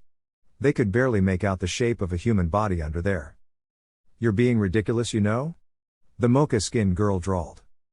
Orochimaru ignored her and kept walking. Kyofu heard her teammates muttering behind her and looked to see Naruto and Ryoko's faces twisted with malicious glee. She didn't know the whole story and didn't really want to. Something about their genin test that the two were still looking to get payback for. Evidently, the fact that Orochimaru loathed the Suna Desert because of the sun, and the sand and the heat was going to be used at some point during this mission to help get said payback. You know, she ventured. If you do end up screwing with him, he'll just take it out on us in training later. Don't care, Ryoko laughed. It'll be worth it, Naruto agreed. Personally, she wasn't going anywhere near this with a 10-foot pole. 0. Alright. The Mound of Cloth spoke up later that night, as they camped by one of the way stations that led into Suna. Several merchants circled the lake like a bizarre lineup. Suna didn't have a system of roads, of course, sand was too unstable a foundation. So they made do with way stations and supply depots in the desert oases that provided for travelers heading in and out of the village nearly for free. Since said travelers were usually caravaneers, tradesmen, or most importantly clients, the visitors mostly ended up reimbursing the village at least double the food and supplies consumed on average. The three Genin turned their eyes towards their robed sensei. All Genin teams. He began. Hold a basic makeup in general. One Genin who is strongest in taijutsu, close range combat. One who is strongest in ninjutsu, long range combat, and one who is strongest in genjutsu, a support role. It generally has to be that way. You're too young and too unskilled to be considered adequate at more than a single field, generally. I refuse to let that be the case on this team. What do you mean? Kyofu asked, taking a bite of some of the cooked meat Orochimaru had bought from the suppliers. Ryoko and Naruto have been training their physical aptitude and taijutsu styles these last few months. You haven't since I recruited you recently. They're both adequate in taijutsu, enough to face any other Genin at least. Yeah, you could talk about us like we're not sitting right here. Ryoko muttered. The Sannin pressed on, ignoring her. None of you will be learning the genjutsu arts yet. Out of all fields it is the most difficult to master, despite being arguably the most powerful. I will only teach you in so far as to detect, and dispel it. The bulk of your training for the next 2 months will be ninjutsu starting tomorrow. Yes. Sweet. The silver-haired girl shouted, startling a few nearby. Naruto held the barest hint of a smile. Sit, he demanded, pulling out slips of paper from the many folds of cloth. He held them out and the kids could see his hand was covered in a thick glove. How the man wasn't suffocating in there was anyone's guess. Naruto, though, recognized them immediately. Element tags. In order to diversify your arsenal of available techniques. The Sannin drawled. I will teach each of you elemental manipulation. Hopefully you'll each have 3 distinct affinities. What's all that mean? Ryoko asked. I heard of it. Kyofu took one. Elemental manipulation is pretty advanced though, isn't it? You're my soldiers. The snake drawled again. You're a reflection of me. As such I expect more of you. You'll learn this, or nothing at all. Now, each one of you take a slip and channel chakra into it once I tell you. They reached into his hand and took one of the small squares of paper. Everyone has an elemental affinity or 2, if they're lucky. Elemental affinities are oftentimes inherited. Depending on whose genes are stronger, you're likely to have that parent's affinity. Or that of your grandparents in rare occasions. Sometimes, both your mother and your father's genes are balanced well enough to have both affinities. Though this is a rare case and mainly happens in bloodlines, since some bloodlines require an absolutely perfect balance of elements to form a third, something impossible without the adequate genetic makeup. Kyofu, let's see you first. The mocha-skinned girl nodded, and with a burst of chakra, the paper began to crumble to bits of dust from one tip, and the other began to smoke and burn. 2. Earth and fire, a powerful combination with practice. Ryoko? The younger female of the team looked excited as she stared at the slip of paper that split cleanly in half. A wind element. It's rare in Konoha. It is the most offense-oriented of the 5 elements. The girl was beaming. Naruto. The blonde channeled chakra into his slip, already knowing it would split in half. To his utter shock, once it split, one piece of the paper crumbled to dust, the other became soggy and brittle with wetness. He froze. Orochimaru actually pulled off the hood of his robes, leaned forward and yanked his hand towards him. Gah!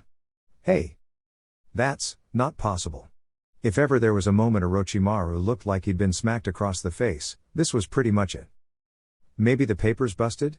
Ryoko ventured, leaning over Naruto's hand as well, now forming a miniature huddle with her sensei.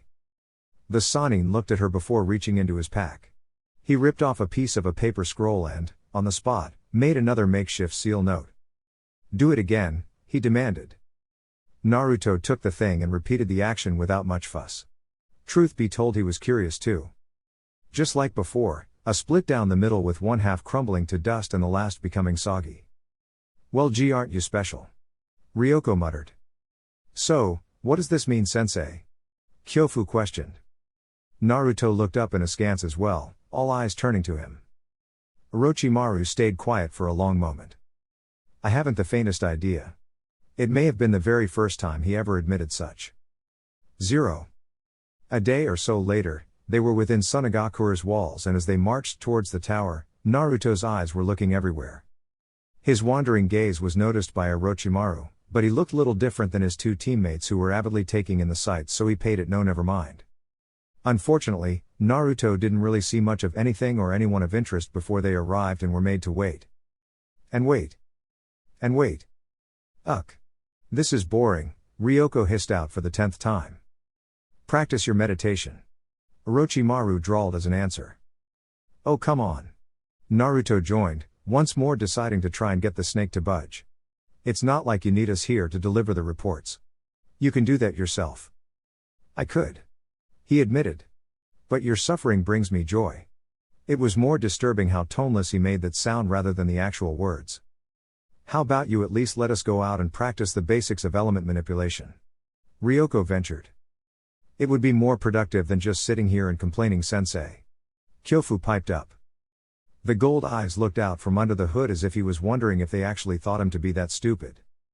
I'm giving you 1/2 of an hour. Go out, take a look around and return within that time. If you do not, I will find you. Once that happens you will not sleep tonight. I will force you to march all day tomorrow carrying thrice the weight you carried today. Am I making myself clear? Despite the rebuke, the 3 Genin nodded. With Kyofu taking the extra step of setting her watch on a timer. Go then. He waved them away. 0.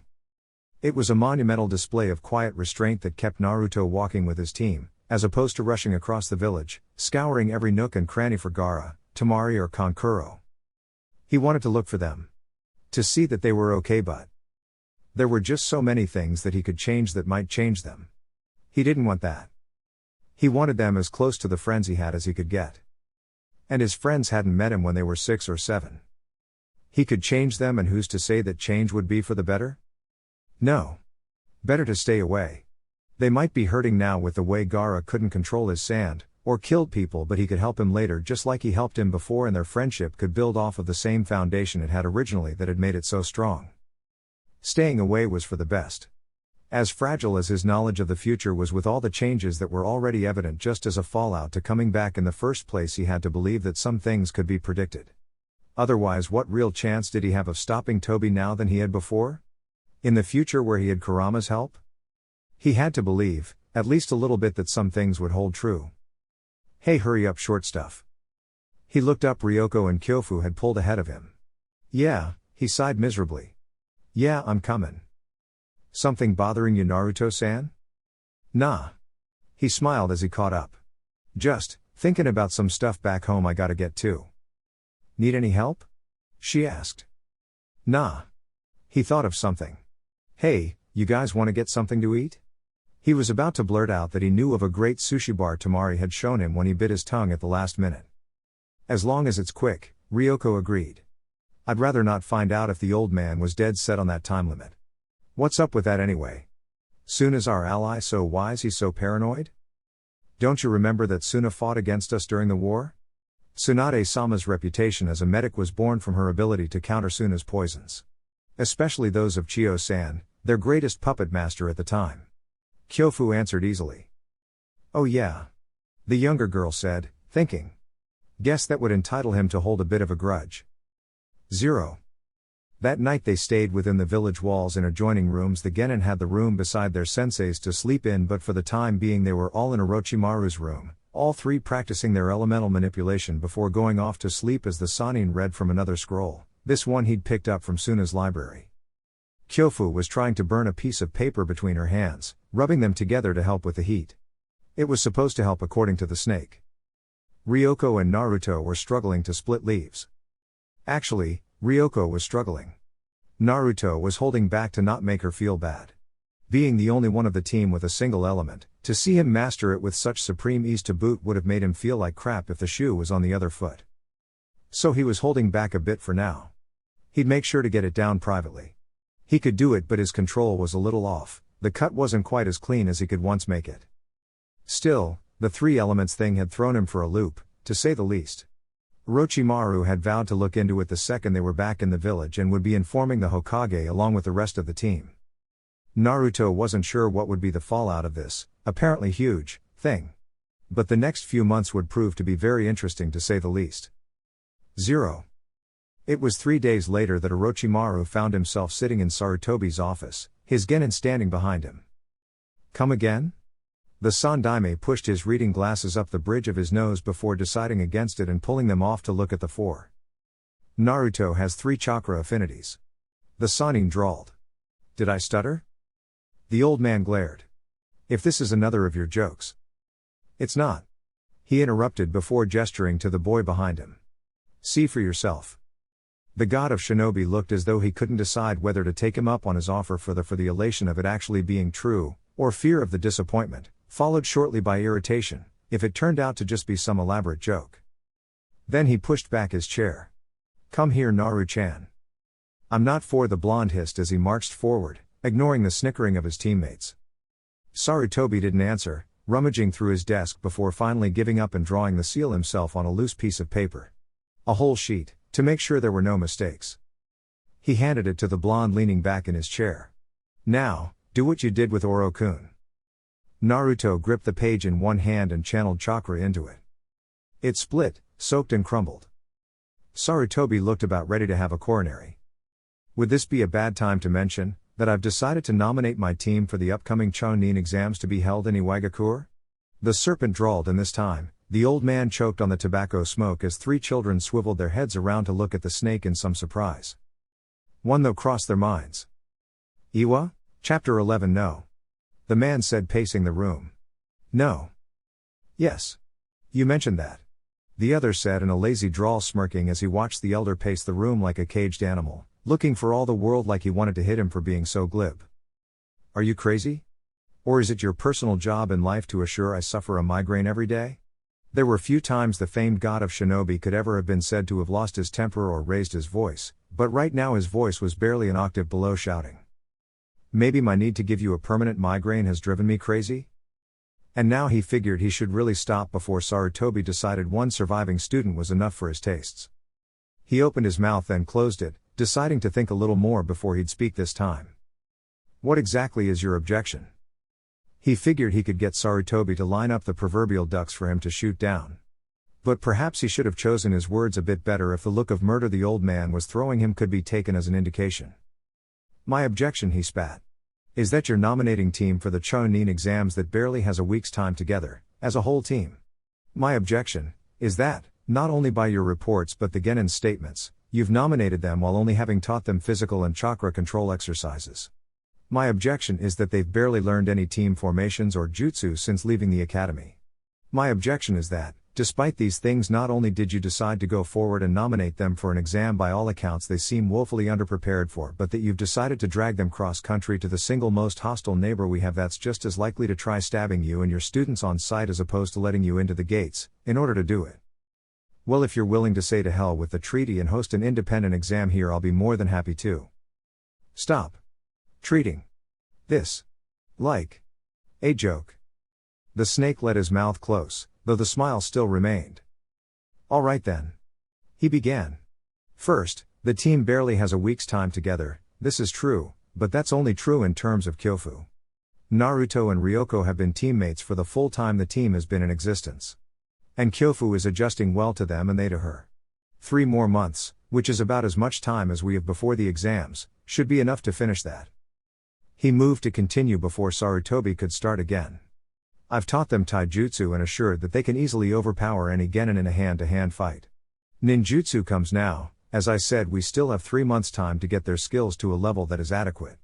Add to that 2 wind elements powering up a fire jutsu and most teams they face will be overwhelmed from that alone.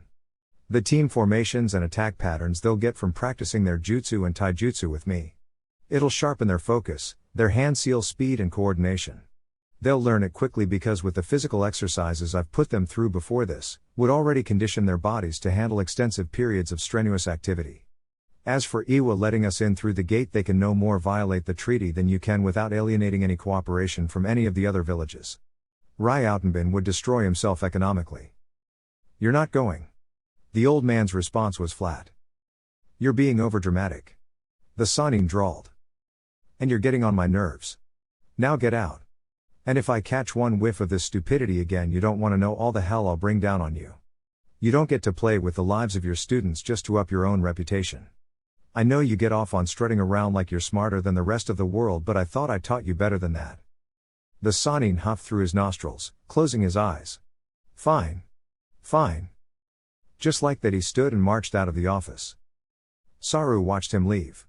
Knowing his student far better than that. That had been far too easy. He was planning something else. He just couldn't figure out what that something was. 0. The answer came to him a month later in the form of a letter. It hit him like a brick. It was a letter from the daimyo of Hai no Kuni. One that expressed his own personal excitement at the news that Orochimaru had not only taken a team, but was nominating them for the exams in Iwa. One that also expressed the daimyo's plans, that he would be traveling to view these exams personally in order to give a full show of support for the participating Genin, and for the death dealer of the last great war. One that assured the Sandaime that, given the impossibility of his own attendance to the exams, the daimyo would do everything in his considerable power to make certain Iwagakure did not try anything untoward against the Genin, or their sensei. He forced himself to sit in his office and wait for the anger to subside. And yes, that was putting it lightly. When he finally pulled himself to his feet, he told his secretary to postpone everything for an hour, signaled his guard detail to stay out of earshot, then he marched himself across the village towards the training ground, taking deep breaths of his pipe as he nodded at the passerbys that greeted him. Soon enough he made it to the training grounds, where already he could see the students working diligently on their chakra manipulation, with Naruto and Ryoko conversing, perhaps helping each other. They had forsaken splitting a leaf, having already done that, and had now been thrown headfirst into the deep end, with Orochimaru demanding of them to split a fist-sized rock, judging by the number of said stones scattered around them with gouges of varying length and depth carved into their surfaces. The eldest, Kyofu, was practicing a set of hand seals Sarutobi recognized as the Gokakyu technique, one of the earliest and easiest fire techniques to wield. He found Orochimaru reading nearby. It was Ryoko that noticed him first, whatever focus she had on splitting the rock abandoning her in the moment of surprise and splitting the air with the sound of grinding stone before she pulled her hand back to reveal several deep scratches to go with the thin coating of rock dust now on her hand. Hokage-sama, she gasped, bringing Naruto and Kyofu's attention back around towards him. Hokage-sama. Jijiak. The blonde got a smack on the back of his head. Orochimaru smiled. Sarutobi smiled at the children. I've just come to borrow your sensei for a moment. We have some issues to discuss. The Sanin rolled up his scroll, stood and began to march towards him, that ever-present smile still on his face. None of you are on break, keep practicing, he demanded before marching up to Sarutobi's side. The old man turned and walked without a word. They were quite a distance away when Sarutobi finally came to a stop in a random place in the training grounds he deemed sufficiently isolated. You know, he began, speaking softly, eyes closed, mouth set in a grim, thin line. I don't set a great deal of rules here, especially not for you and Tsunade. I have a tendency to play favorites, that's always been one of my biggest problems. Oh, I need. Be quiet. The word was such a deadly hiss Orochimaru's mouth immediately snapped shut, and the ever-present grin fell off his features. Given that fact, maybe I was wrong in my thinking, Saru continued, but I believe that when the time comes that I do give you an order, make a demand, even a request, it's not entirely unreasonable to expect that order to be followed, distasteful as you might find it. He turned and looked at him for the first time in the conversation. Tell me. Is that an unreasonable expectation, Orochimaru? No, it isn't. Evidently you've become rather apt at lying. The words were a growl, but Sarutobi's features never shifted from stern indifference. The younger man had nothing to say to that. There was a heavy silence between the two of them, and Sarutobi stared into Orochimaru's eyes, disapproval shining through every fiber of his being as he looked on the man with eyes the man could barely recognize, let alone stomach now that they were directed at him. Disappointment. You have your nomination. He drawled. You get to go to Iwa with the daimyo's delegation when they arrive. His voice never rose, it never seethed or hissed. But they were reverberating through him like a thunderstorm. If you never believe a single word I tell you, believe this. If anything happens to those children, if we lose any of them as shinobi, I'm holding you fully responsible. I'll strip you of your rank, and lock you into a cell for the next 10 years as a start. The Sannin tilted his head to the side a bit, the smile returning and staying there. And if they win? The disgust that decorated the older man's face was like a punch to the gut. That's all that ever matters to you, isn't it? Winning. Being better than everyone. That's not how the world works. It's always been how it works. He defended. We won the second and third wars by being better. We've remained the strongest of the 5 by being better. By winning. We lost Jiraiya because Hanzo was better than us. Individual strength is what carries a shinobi to his rank, his reputation, his prestige, and his survival. It is how this world works. It's best that they learn that. And yet here you are standing on the shoulders of children to give some boost to your own. You're putting their lives at risk, and risking open war if something happens to the daimyo, to serve your ego. And it's sickening. The last word was said with palpable fury. Sickening or not? He shrugged. We're going. The old man squared his shoulders, lips pursed. For my part, I hope you find it worth it. You don't have to develop some complex about people not trusting you. Because I'll tell you flatly that I don't trust you anymore. You've lost that privilege. The serpent blinked. Let me not waste any more of your precious time.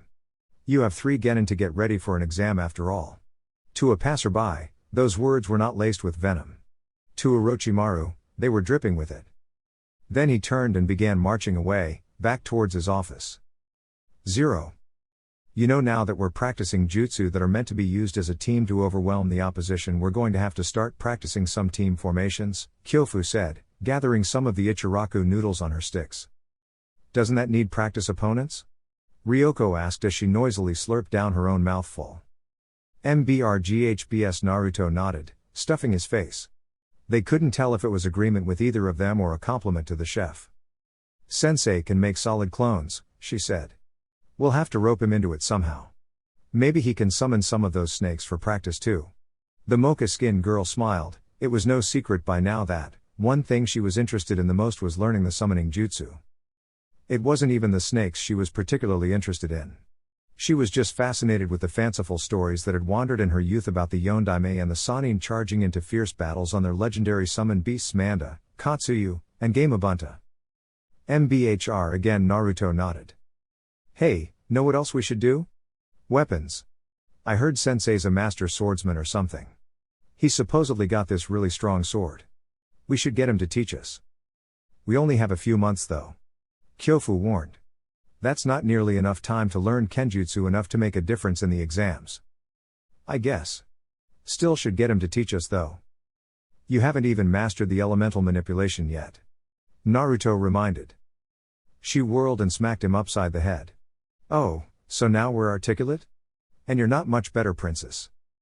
Naruto smiled, rubbing the spot. It's true though. We have to get that down before anything. He corrected her assumption that he was at her level in that regard but stopped himself. Yes, and if Naruto-san and I could have access to 2 affinities by the time the exams roll around, we'll have a much greater chance at winning with combination attacks and a more diverse array of tactics. Kyofu chimed in. Yeah, you got 3 to learn. Ryoko scratched at her chin, smirking. Better get on that weird gift of nature. The blonde laughed nervously. That had hit a little too close to home. He'd thought long and hard about that little revelation during the Suna mission. More than that, he went and did some research, or tried to. Books were never his strong suit. But ultimately he came to a conclusion. There was no natural way this could happen to anyone. So that just left some unnatural theories. 2 of which, Kurama and his jump, could be easily ruled out. Kurama hadn't gifted him with any chakra elements back in the original timeline, not even when they were friends, and even if this Kurama for whatever reason chose to do so, or could, he was gone by the time the Naruto here was only 4 years old, a time period where, as a Jinchuriki, his coils were still adapting/contorting themselves as they grew with him to hold the demon. He didn't think it was likely that amongst all that chaos Kurama had managed to mutate him further with 2 extra affinities. As for him jumping back in time causing it, only his consciousness, or his soul, survived the journey. There was nothing physical that translated to this reality, so chakra and chakra affinities shouldn't have been a factor from the life he jumped from onto this one, or vice versa. So there was only one thing he could really think of. And it was the seal he'd stuck on his leg while he was still in the academy. The one that was like an IV drip of nature chakra into his system. Out of the 5 elements, what were the 3 most abundant in nature? Wind, earth, and water. Nature chakra went into his system carrying those elements, then dispersed. And it's been doing that during the last stages of his chakra coil development, for quite some time now. So he'd unwittingly mutated himself. At least that was his thinking. He could almost hear Sakura's disapproving tone hovering behind him at his carelessness. 0. When Orochimaru opened the door to his apartment, he couldn't stop himself from rolling his eyes, a snarl curling up his lip. Don't you have someone to dissect and call it nurturing? Tsunade's stirring of her tea faltered for a moment before resuming. What crawled up your ass today? She questioned. She didn't know then? Nothing, he hissed. It's just been a long day. He stepped into his apartment, beginning to remove the kunai and shuriken pouches and setting them into their proper place. Does it have something to do with Sensei going to see you? He sucked in a deep breath through his nostrils. Are you playing coy to drag this out, Haim? That's not your style. Well, truth be told, she took another sip of her tea. I'm not sure what happened. One minute I'm in my office, next thing I know someone's telling me Sensei marched out looking like he wanted a new snakeskin wallet. He looked at her. Come on. She shrugged. You know how this works. Whenever me or Jiraiya got into a fight with Sensei, one of the Anbu on Sensei's detail would come to the 2 of us not involved in the fight to help, or whenever we were fighting each other someone would go to Sensei. The Anbu do a lot more than keep pointy things from getting too close. They also look out for his emotional health if they can. The serpent sighed, finishing removing all said pointy objects from his person and arraying them on the table. I may have stepped on a toe or 2 today. I can imagine that's an understatement. Yes, well, what's done is done, might as well go and see it through now. He shrugged. He's already angry anyway. She drank some more tea. He sat down on his couch and saw a smile begin to form on her face. What's so funny? He questioned, his tone curious. This isn't the first time your little head games got you into some crap, you know. You remember the time when we had to rescue the daimyo's cousin's nephew or some such thrice removed relative or something? I believe it was his niece's daughter. He drawled, a smirk finding its way onto his lips. And then you decided to kidnap her instead. It was Jiraiya's idea. We had to get out, and you know he could never be cruel to little children. What I remember is sanctions. Lots of them. For all of us, and I wasn't even involved in your little stunt. And the worst postings in Kuza ever. It rained for those whole 3 months. You weren't scot-free of your little flubs either, Haim, he chuckled. Need I remind you of a certain incident with a Kumo Chonin and a little sack? Finish that sentence and I will kill you with your own teacup. We were never to speak of that again. The snake chuckled. She smiled back, serving herself some more tea. Still, we always managed to work it out and pull ahead. His smile was still there, but it was a thin thing at his next words. Except for the one time we didn't. The clinking of her spoon stopped, then, it resumed. Yeah, except for the one time we didn't. They called us heroes for that one time. That might not happen this time, at least, not on a level that matters. What exactly did you do?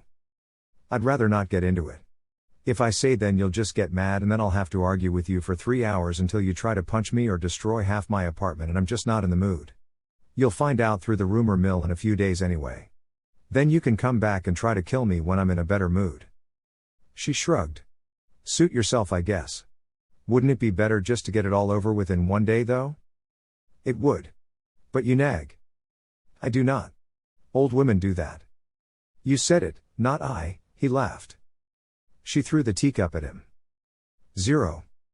It was 3 weeks away from the exams when the Sanin and his team stood in the village square, with the 3 students decked out in their finest clothes, bought and provided by their sensei upon a strong suggestion from the Hokage.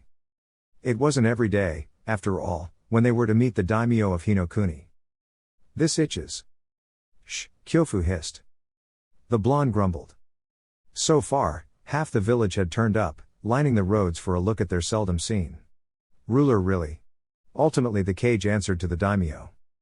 The other half was probably there too, just hiding better. It wasn't long before they heard the beginnings of the fanfare, with a lone horseman carrying the daimyo's standard across the village, his horse galloping ahead of a small column that trotted through the village gates, crimson banners and gleaming sets of armor, swords and spears. When one entered a militaristic village, one did so as a military leader. He rode at the column's head, a man far younger than Sarutobi, 30s or early 40s at most. All his hair was still raven black in a topknot over his head. His beard framing his mouth and chin was neat and trimmed, skin slightly more tan than most Hinokuni citizens. 2 swords were strapped to his waist. The most surprising thing, though, was his armor. It was made of wood. Wood scales like a dragon's hide covered the arms and legs in overlapping patterns. Curved pauldrons looked sturdy enough to knock down a door. The curia had the leaf symbol and the daimyo's name etched onto its front. The helm, which was under his left arm, depicted a dragon's head, fangs and scales and eyes that seemed unbelievably detailed given that it was a carving. Betcha he won't do well against Uchihas. Ryoko snickered. He might. Kyofu corrected. Every piece of that armor was supposedly made by the Shodaime himself. And the swords he has were forged by Madara-sama as well. Bet that costs a pretty penny. Naruto thought. If it was even true, of course. A lot of power could be held in mere rumors. If it wasn't, then the daimyo was either really brave or really stupid to be walking around in a suit of wood in a place where people could breathe fire. The man dismounted from his horse back straight, shoulders spread. He handed off the helmet and marched up the stairs with little pomp or ceremony, making a beeline straight for Sarutobi, several of his guard following close behind. Hiruzen stood in the full regalia of his robes as the Hokage of Konohagakure. The man marched right up, spread his hands out and smiled as he enveloped the older man in a hug that seemed to dwarf the elderly ninja. "It's been too long, old friend," he said, loud enough for the words to carry across the space. "It has." Sarutobi answered, much more soft-spoken. The younger man pulled back, crow's feet showing as he smiled. "I only hear from you on formal occasions and funerals. We don't talk anymore. Why is that?" "Forgive me," Sarutobi answered. "I've been so focused on managing things here that I've neglected other aspects of things that are not bound by duty." The message was clear. We're still weak. The Third War had barely been over before the Kyuubi rampaged through Konoha, killing a third of their standing shinobi forces at the time. Couple that with the grievous losses of the Third War itself, and Konoha had lost nearly half of their fighting force, 600 to 700 ninja of all ranks. Some of that number was mitigated by the decree that all retired ninja were to return to active service. Still, retired was retired for a reason. Mental health, crippling injury, old age. They weren't what they once were. Many of the young office clerks and assistants had been drafted to field duty. Given that the academy graduated one class per year for an average of 30 to 40 students, that meant that in 6 years they'd only recovered, numbers-wise, 200, of those 700 that had been lost. When taking into account the inevitable casualties, that number was cut down even further. The only thing that consoled this was the simple fact that Kumo, Iwa and Suna had all suffered their own wounds in the wars. It wasn't called the Great War simply because Konoha participated. Endless, unremitting war was fought across every border line and territory in the continent. But even so, Kumo's aggressive military expansion and the known fact that they, just like Iwa, possessed 2 Jinchuriki made them the most likely to actually be held as the strongest village, not Konoha, whose Jinchuriki, while a prodigy, was still just a genin, and their kage was an aging man well past his prime, which was not the case of the Yondaime Reikage. In truth, the one thing that was bolstering the village numbers the most, ironically, were the clans.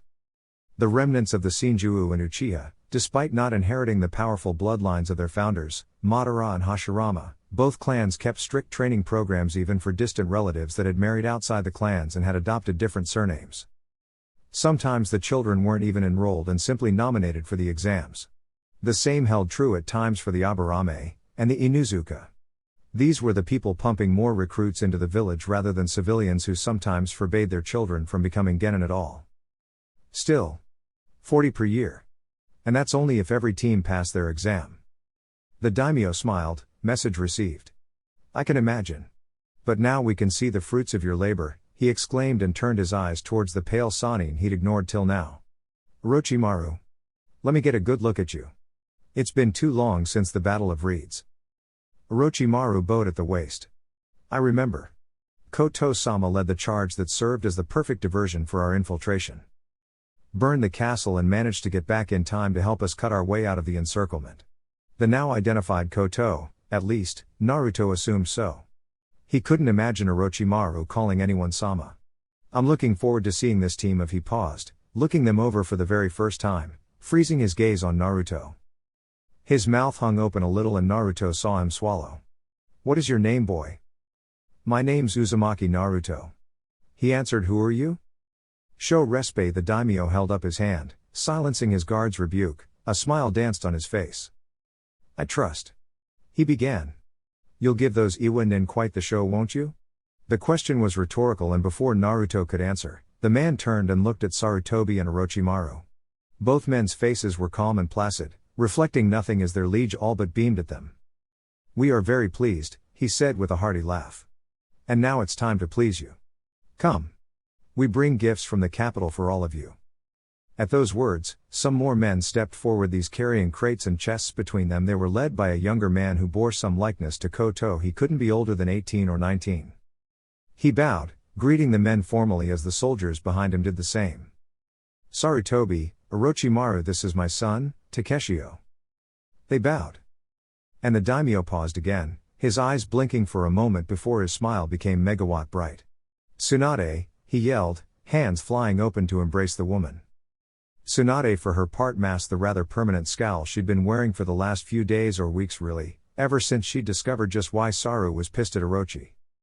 Now she was pissed too, but Orochimaru did a stand-up job of avoiding her for nearly a month, ducking into hidey holes and safe houses he had scattered throughout the territory.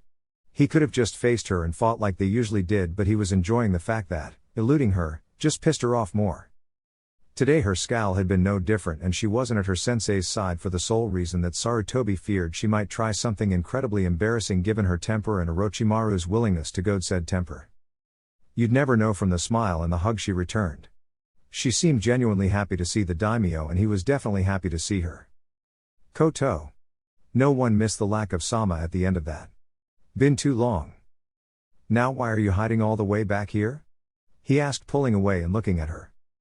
Got here late. She smoothly lied. Some idiot banged his head and I had to patch it up. You know how it goes. Got to squeeze in here just before your guy rode up with the flag. The man smiled, then he looked behind him, gesturing as he spoke. Oh, I've not introduced you to my son, Takeshio. The younger male stepped forward with a pleasant smile, bowing in respect.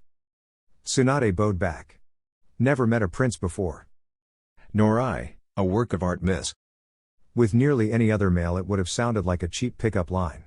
But the little princeling actually made it work somehow, even as Naruto choked on his own spit somewhere behind them. Then the prince's father walked up behind him.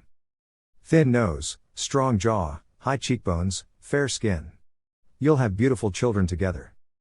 Father. The younger man gasped, appalled and blushing furiously. Tsunade didn't meet their eyes and didn't say a word. Instead she raised up her hand, showing off the ring. The daimyo's face contorted in pain. Oh my girl, you wound me. He patted his son on the shoulder as though consoling him on the loss. Who is the lucky man? I must meet the man who ended up taking away my dreams of beautiful heirs. You're a shameless flirt, you know that? Tsunade chuckled as Dan coiled his arm around her waist, bowing as best he could while keeping a hold on her. Don't tell my wife. He quipped in response before he looked at Dan. He frowned. Dan became nervous. I don't recognize you, he said after a moment, then he smiled. But you are the luckiest man in the world. The white-haired ninja nodded and bowed again with a smile. I know it. Still, you didn't invite me to the wedding. So you'll name your firstborn after me to make up for it. We haven't celebrated the wedding yet. Oh good, then we'll celebrate it in my summer home, or wherever you want. I'll pay for everything and you'll name your first child after me in gratitude. You are dead set on this first child thing, aren't you? Tsunade crossed her arms. I wanted you married to my son. You've shot that down, so I'm aiming a little lower, he laughed. He turned to look and saw his soldiers still holding the crates. He blinked at them curiously. Have you all been standing there this whole time? Give out the gifts. What are you doing waiting? Go go go. The men immediately began moving towards the various nobles and clans they could recognize and the gifts/chests had been designated for. Koto shook his head. Have to tell them when to breathe or they'll forget. He muttered. 0. It was morning when he arrived at this place, the sun barely peeking over the horizon. He and his team would be leaving the village with the daimyo's entourage that day. But before that, one last little contingency. He marched through the familiar halls that hadn't changed in 30 years. Passing by doors of classrooms before he finally opened one. Its lone occupant turned and looked at the sound. A small smile of crooked teeth lighting her face. "Ah," she said, turning her eyes back to her work. "To what do I owe this exactly? Did you break something?" Orochimaru snorted. "I didn't do that even when I was enrolled here." He looked down at the desk where multiple strips of cut-up paper were spread throughout. "What's this?" She took a second to release the scissors and adjust her grip before pulling the thing in her hands apart to reveal. "Paper dolls," Zay exclaimed, laughing at the string of small girl shapes hanging from her fingers. "My great-granddaughter, she was just born 2 days ago." "I hadn't heard." "We didn't say. So what brings you to my neck of the woods? Make it quick, I've only got a few minutes before I have to go get ready." Orochimaru shrugged and held out a letter. "I find myself woefully low on people who can keep a secret." "Gee, thanks. Nice to know I'm first choice here." She reached out her hand to grip it, finding the envelope sealed. "What's going on?" "Taking something of a dangerous mission. I've argued with Sensei. It was slightly more heated than normal. And I simply figured I'd leave this here with you in case something happens. And not Tsunade or Anko because Tsunade and Anko are both curious, they'd open it. My words are for Sarutobi-sensei, not them. Kakashi is an Anbu shinobi. He's ethically bound to not keep secrets from his Hokage no matter what they are if they involve village affairs." "Gee, what the hell am I? Chopped liver? If you're gonna go out and do something stupid I have to tell him too." There was silence after that before she opened up a drawer, stuffed it in and slammed it shut. "I'll keep my mouth shut in one condition." "What's that?" "Whatever stupid thing you're planning doesn't involve the dismemberment or death or poisoning or whatever else can happen of your students. If you're the one putting your neck out to be chopped off, that's your problem. The kids are mine." "I promise," he answered. She nodded. "All right then. Go and be a productive citizen." She leaned forward. "Don't make me regret trusting you." He nodded, stood up and left. She went back to cutting up her paper dolls. 0. Naruto washed his face and brushed his teeth, feeling a smirk gracing his lips. The Chunin exams. Right. On. Time. He was one step closer to be where he needed to be. He got dressed, double-checked his supplies and made ready to walk out the door when he stopped. There was someone there. "An-chan." He greeted with a smile. It was less weird calling her An-chan.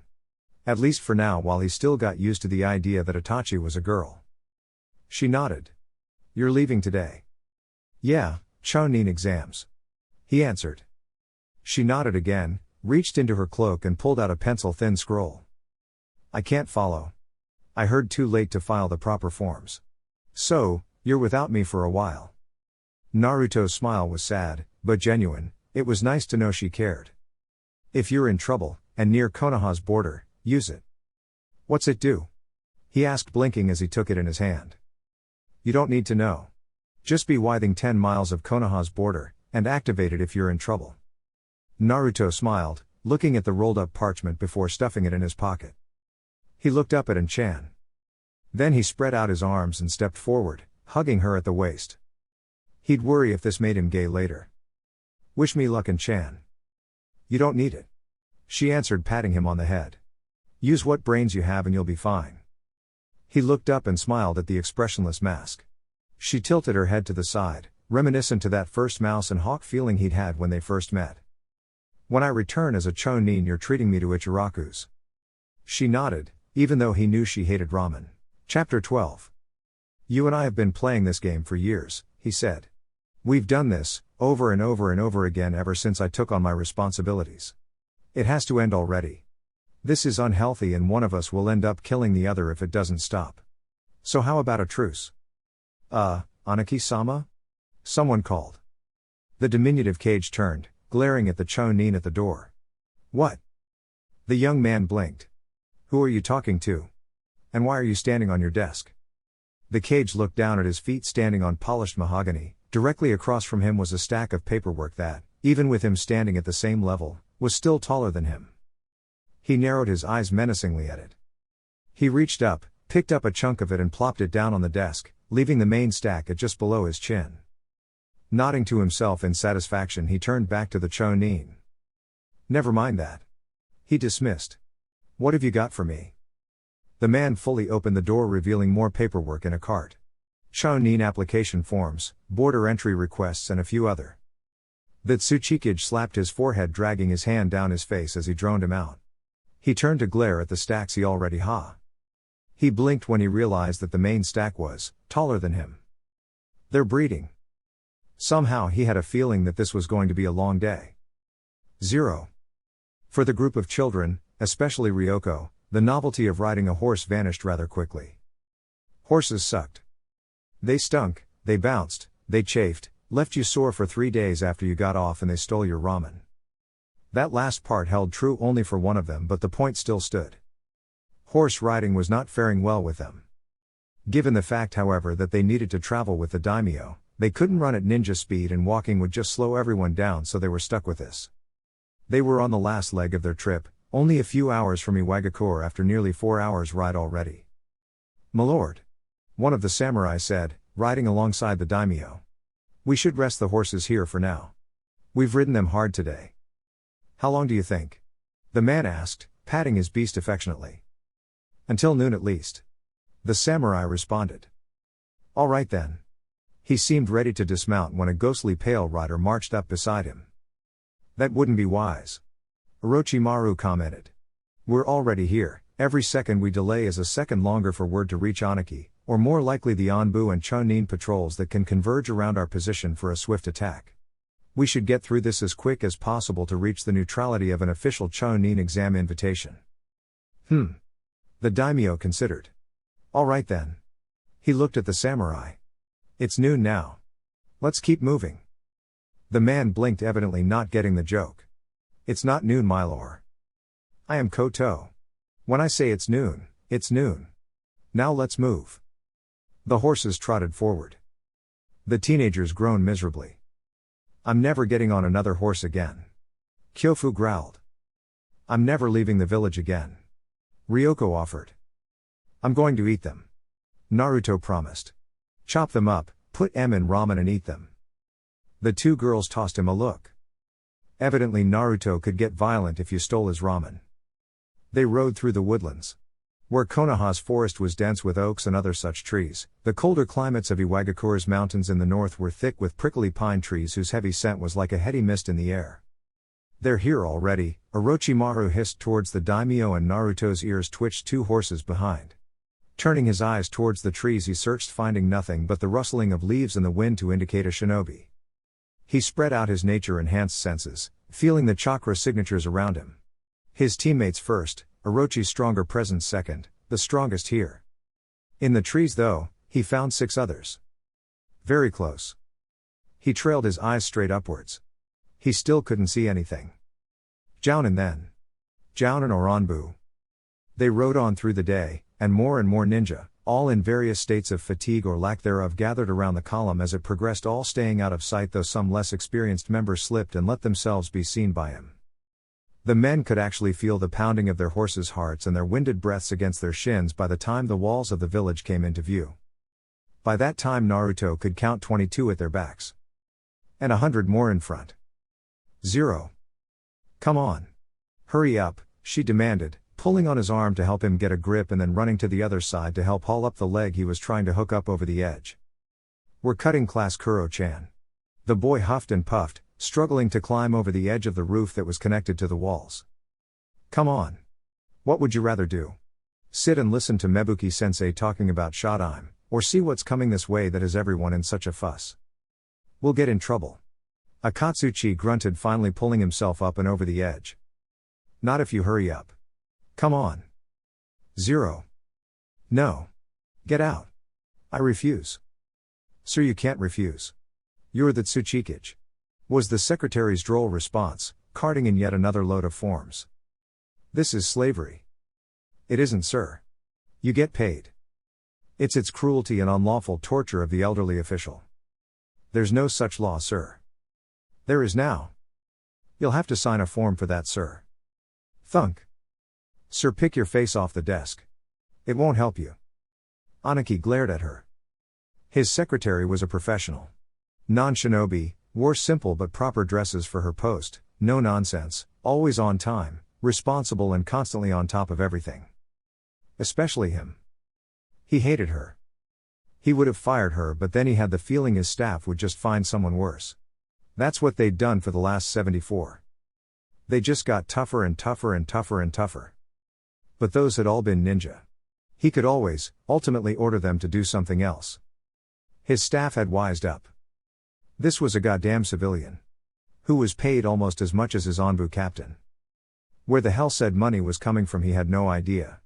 Otherwise he would have probably frozen the funds pending a full, lengthy and thorough investigation. So she was always on his case. He couldn't even sneak out. That's right. Somehow a 30-something, chubby civilian woman that stood at 5'0" was able to stop a cage from sneaking out. How this worked he'd stopped trying to figure out 2 years ago. The door opened. Tsuchikage-sama. He almost blanched before he realized the young man had no papers on him. Yes, what help do you need? He asked, almost eagerly. The Chonin opened his mouth to speak but paused as a strange whisper caressed his ear. Save me. He looked around oddly before he remembered what he was here for. Yes, sir. At the gates. Yes? The pudge-nosed man nodded. Who's at the gates? The daimyo. Anaki blinked. Mishizu didn't say he was coming. He muttered aloud, hopping down from his chair and getting ready to march out of his office. It's not our daimyo, sir. That made him pause. Who then? Kumo? Kuza? The Chonin swallowed and was about to answer when. Ryautenbin. Open your gates. This is not how you treat invited guests? 0. Hey. They're calling Tsuchikage-sama, aren't they? Yeah. Kurotsuchi answered, holding herself up on crossed arms, resting just beneath her chest on the wall's railing, her feet dangling. Akatsuchi standing beside her on his tiptoes. 0. The Sanin pulled back his index and middle finger from the side of the daimyo's throat, the visible chakra receding from the pale tips. Was that really necessary? He asked. Best to declare our intentions for everyone to hear. Koto answered, clearing his throat with some light coughs. Now they can't attack and allege something else so easily. Easy being the relative term here. The Sanin grinned. Anything starts to happen, I order you to get those children back towards the border. Orochimaru said nothing for a moment. Our duty would be to guard you, he said simply. Protecting the daimyo was the duty of all shinobi, no exceptions, not even Genin. To hell with your duty.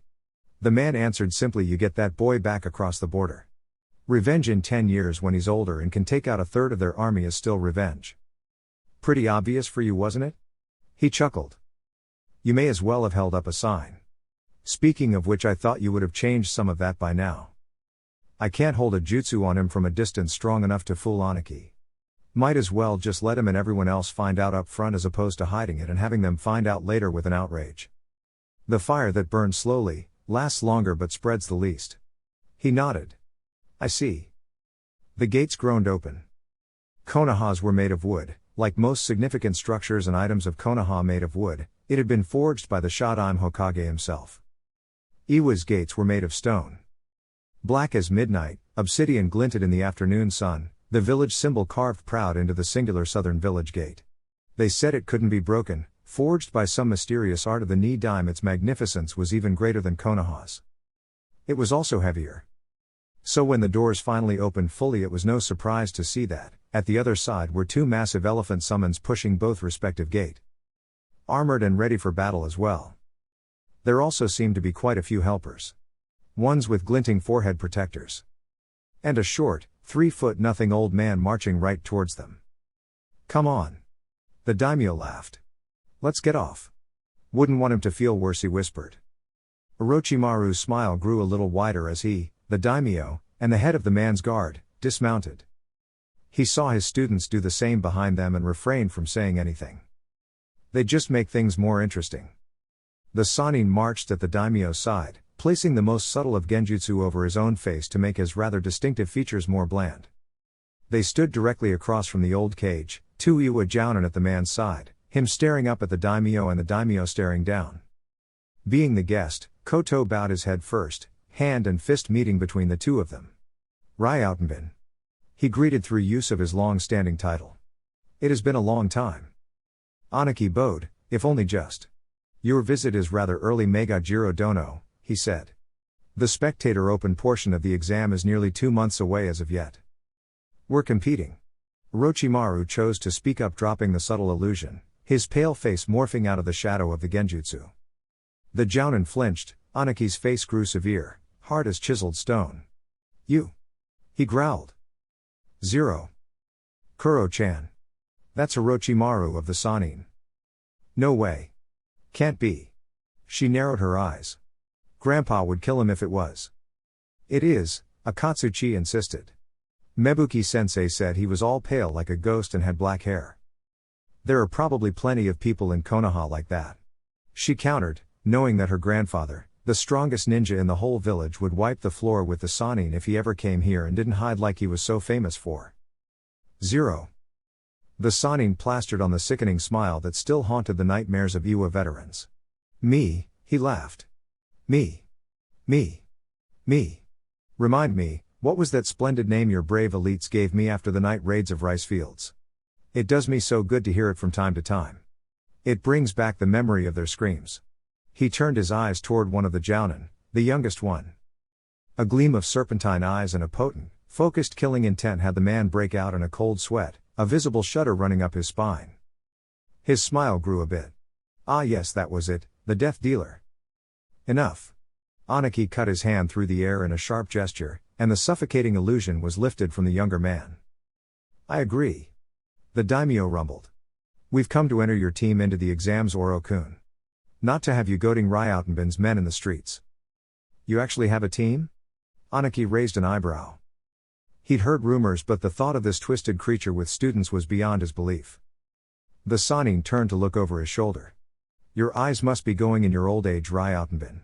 He stepped aside, allowing the elder man the full view of the 3 kids. Anaki ignored the insult and took one look. Then he froze, his face contorted in a seething fury. Naruto felt the killing intent slam into him like a physical blow. He was almost caught off guard by it. Though there had been some hostility when they first met in his own time, it was a bucket of water compared to this ocean that was leveled out before him. Then he remembered that it had only been 7 years or so since the end of the war. It had been 16 by the time he met the man the first time.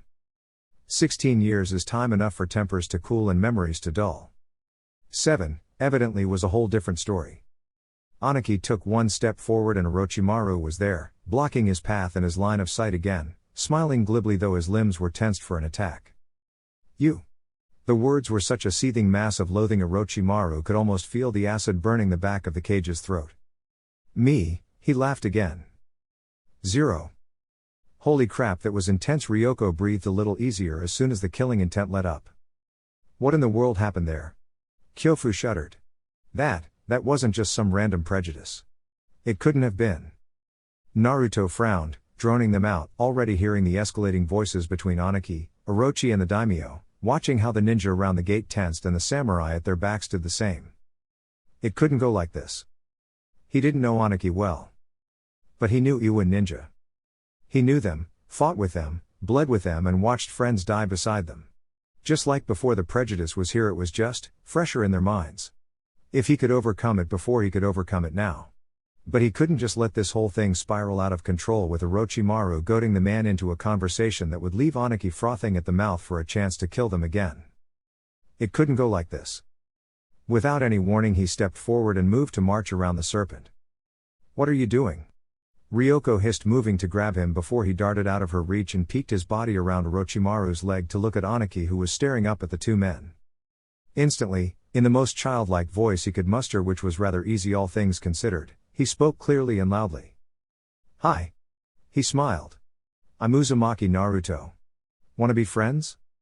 It was rather amazing, to be standing at the cusp of a city, surrounded by more than 100 people, and yet have it so quiet one could hear a pin drop. 0. Hey, who's that kid? What did he say? Kurotsuchi asked. Don't know, he's smaller than us. Everyone's smaller than you. 0. Anaki swiveled his head around, giving him the most incredulous look anyone had ever seen on the man's face. You, what? He balked. Naruto stepped around Orochimaru's leg fully, standing nearly at eye level with the cage. Well, I'm friends with Sarujiji and he's the Hokage. You're another cage too, so you want to be friends too? He smiled the megawatt bright smile. Anaki's face still hadn't changed from that gobsmacked look, as though his brain was still trying to process the original query and just kept finding a hitch of logic or an error along the way. Finally he seemed to snap to his senses, features growing stern again, though the killing intent was far less than it had been before. No. Naruto frowned, pouting like a child. Why not? The daimyo nodded, chuckling. Yes. Why not Ryautenbin? He seems to be a good enough boy. The cage looked like he was about to curse the man out when he bit his tongue. We'll make the arrangements for your stay. Give us 1 hour. Then he turned and marched away. Orochimaru watched the small man leave before drawing his gaze down towards the top of Naruto's head. He hadn't said anything. But he knew the boy had just recognized the danger, and acted to manipulate with those words. Very curious. 0. Huh? That's it? This was boring, Akatsuchi concluded, pulling himself back off the railing. What happened? Kurotsuchi growled. I didn't hear a thing. Come on. The bigger student insisted, plucking her off the railing. Sensei's gonna come out and find us. No, she's not, she's just gonna. Ahem. Both children paused, turning slowly to see the stern glare of their sensei. It was all Kuro-chan's idea. It was not, she bellowed. 0. Down below, marching through the gates, Anaki spoke softly to his 2 aides. Call back Han and Roshi, he whispered to one, who nodded before gesturing towards the other. Get them set up in the 4th manse. That's right beside the tower, sir, he said, somewhat alarmed. We reserve that for when Mishizu-sama arrives. If they're staying here for a month, I want to know how many times they breathe. Get them set up in the 4th manse.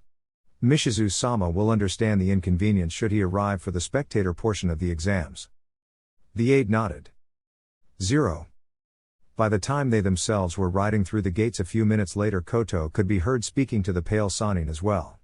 If he was truly looking for an excuse, that little stunt you pulled could have been it, he said. It's best they feel they should keep their eyes on me as opposed to others who will draw their attention. The Sannin responded.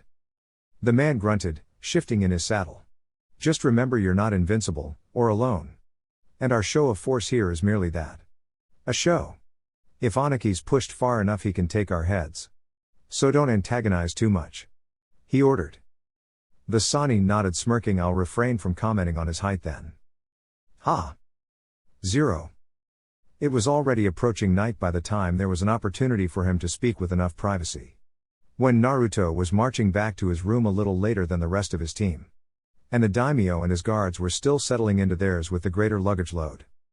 What was that back there, Naruto?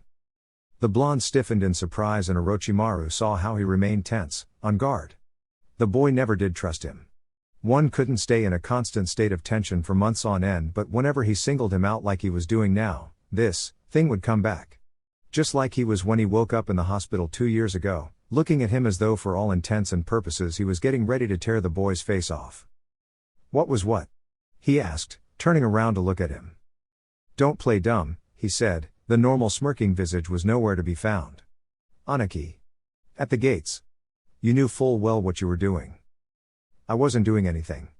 Just asked him if he wanted to be my friend. Naruto glared, as if daring him to keep pushing this. The serpent's gaze bore right into him. Anaki leveled enough killing intent on you specifically to have thrown a veteran ninja unconscious. Your teammates felt the fear rise in their stomachs, you didn't. Yeah, well, why did he do that anyway? What made him get so angry at me? Naruto feigned his ignorance of the circumstances, hoping to throw the serpent off the conversation. Orochimaru was having none of it though. As much as he'd changed with the incident that altered his memories 2 years ago, he'd still known the boy since he was an infant. More than that, you weren't surprised, nor did you take a moment to collect yourself. After a man demonstrates that he actively desires your death, you proceeded to defuse an escalating situation by distracting a cage with a question no one in their right mind would ask at the time. Maybe I'm just not in my right mind, he laughed. What is going on? Nothing is going on. The blonde hissed. You're just being paranoid. He tilted his head. Very well, keep your secrets. But this conversation isn't over. The Genin glared, turning around and marching towards his room before closing the door. Orochimaru was left feeling like something of a hypocrite at being irritated at his students lying. 0. It was nearly a week later when the three Konoha Genin stood within the building where the Chunin exams were to begin. The building wasn't at all impressive. It was a single-story, more a large, emptied-out warehouse than anything really. There weren't even chairs or seats. Naruto was getting the impression this was just the place every team was to meet up in order to march over to wherever the real test was going to begin.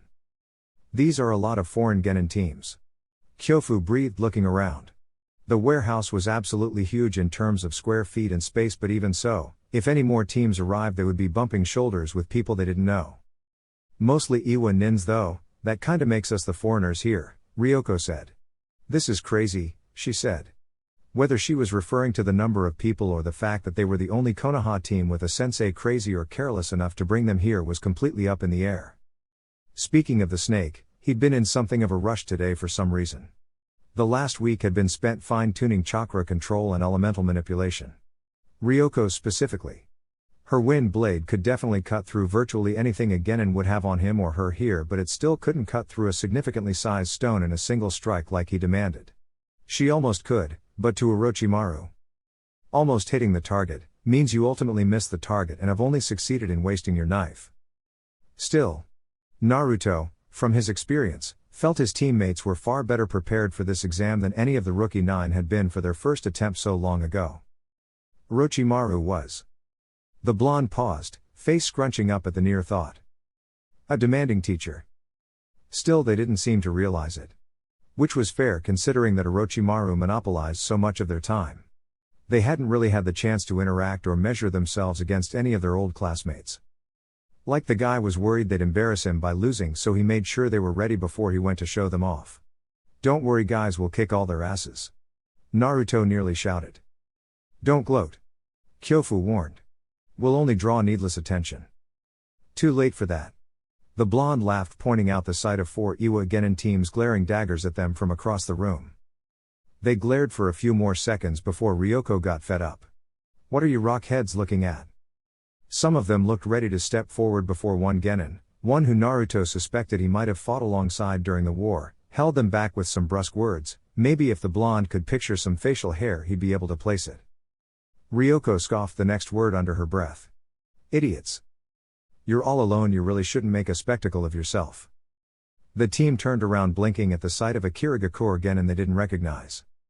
Well, 2 of them did. Naruto would remember that face anywhere, even if he didn't remember the name. Yeah, well, what's it to ya? Ryoko shrugged. We can take care of. Don't be rude. Kyofu interrupted somewhat sternly. As the eldest of the team, she was sort of adopting the role of disciplinarian/peacekeeper when Orochimaru wasn't around, it seemed. She bowed. I apologize. But we didn't catch your name. Kimimaro-kun. Another voice spoke, and the face of the person that walked up behind the pale ninja was one Naruto also recognized. The name jumped to his lips this time too. Haku? The dark-haired Genin turned, features scrunching up in confusion when looking down at him. Do I know you? Naruto froze for a moment, stiffening as he realized just how massive a slip-up this was, especially with the way his teammates were looking at him. No. I just heard there was a pretty wait. Was Haku a guy or a girl here? After Itachi anything was fair game. Genin from Kiri. Figured that kinda had to be you. He hoped to sweet God above Haku was a girl here, or he might just have the earth swallow him. With an earth affinity he could probably bury himself easy enough. Haku laughed. That's very sweet of you. All little Naru-chan has a crush, Ryoko teased, reaching down to pinch his cheeks as he swatted her hand aside. They grow up so fast, Kyofu laughed. Not you too, Fu-chan. You're supposed to be the nice one. He whined. Ryoko stuffed him in a headlock. Oh, so I'm not nice? Does this seem nice? He shouted back, glad for the distraction the antics were providing. Haku giggled again, and the burning question of male or female was still branded in Naruto's skull. At any rate, both our teams should be going. She tapped Kimimaro on the shoulder. They're starting to do the listings to see who's present and who's not. Naruto stood up on his tiptoes to see a dozen Chunin had filed into one side of the warehouse and were checking teams off the list as they filed closer towards them. Looks like the Chunin exams had begun. Chapter 13. The bottle was near empty. It's been sitting on that table for well over a decade. Hardly touched or even glanced at. The last time he could remember opening it was the night the Third War had been declared and all forces were marching on Konoha. Since then, he probably hadn't touched the damn thing. 1 week after the arrival of Hai no Kuni's daimyo and it was nearing empty. Megajiro Koto was the very last person he expected to arrive here. Even the monkey Hiruzen would have been less of a surprise. The villages, lesser and greater, held a balance of power between the daimyo and the cage. In Iwa, he technically held more power than the daimyo, Mishizu. Iwa's rough mountain terrain did not make for good farmland or massive populations of people. So his ninja, despite still being outnumbered by the daimyo's men, could, according to calculations and scenarios, deal with the daimyo's armies with strength to spare. Suno was the same, and now it seemed the daimyo of the deserts was taking steps to remedy that by hiring out other villages as opposed to his own, hoping to weaken the Yondaime Kazekage's power base enough for them to be on equal footing. He had his eyes on that to see how it would play out, and he had no doubt Mishizu did as well. The Kiri ninja, however, were particularly reliant on their daimyo. The man controlled the navy. Which meant he controlled all import, export, border control and communications within the islands. Kumo and Konoha were the only villages that were truly standing on even ground with their respective daimyo. For that reason more than anything else, the daimyo of these two nations were very well guarded and cared for. Should the daimyo die, and his heir find that the ninja in their employ did not do absolutely everything within their significant power to avoid such, it could destabilize the political and social arena of both nations. Sarutobi coming here, while surprising, would have made some sense. He could observe the Chunin exams and make sure nothing happened to the Genin involved. Moreover, the man could protect himself from any shinobi in the village, even him. Koto could not. Neither could his samurai. If Aniki truly wanted them dead, he could have it done in an eye blink. Orochimaru was powerful, but he was not an omnipotent force able to survive every ninja in an entire village bearing down on him. He knew this. But worse than that, his men knew this. Now, not only did he have to keep his eye on the man, he also had to keep himself and keep his own shinobi calm. They knew their orders, but this was a lit torch in a powder keg. One stray ember was all that would be needed to make the whole thing go to hell. One drunken brawl, one stray suggestion from one idiot to another could spark the Fourth War. Or worse. A deliberate measure. Iwa and Kumo were united only in so much as the fact that they hated Konoha more than each other. With Kumo's rapid military expansion and the fact that they were reported to hold a very powerful Jinchuriki, they might just be looking to flex some of their muscle. What better way to do it than have this thing blow up under Iwa's nose, have them take the brunt of the blame and the stigma that the neutrality of the Chunin exam, established nearly a decade ago, was first broken by them. Even by shinobi standards, the deception would stick enough to hurt them. Clients didn't trust in people who were known for violating agreements. With the lack of adequate guards the man himself had brought, the situation was only exacerbated. He had to order his ninja, many, if not all of whom had lost family and friends during the Third War, to both Hai no Kuni's ninja and samurai, that not only did they have to leave them alone, but that they had to actively try to protect them. Needless to say, it was not sitting well, if at all. Konoha had dropped a bomb on his front door, all to nominate that little Namikaze spawn. Yes, Namikaze. Uzumaki my ass. He snorted. That was Namikaze Minato's son, or he was the daimyo's wife. His lips curled. He would never forget the face of the man that had slaughtered well over 300 men in a single night. It was a face he dreamed of slicing to ribbons. He'd celebrated for a month after he heard of his death. Everyone in the village did.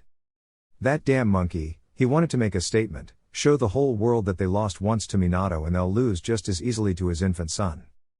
That Minato Namikaze would soon come a second time onto the world and he would still be a Konoha ninja. He took another drink. Evidently the god of shinobi forgot that accidents happened all the time at these exams. The Namikaze brat might just find that out the hard way. 0. When your team number is called, please walk up here. One of the Chunin examiners spoke.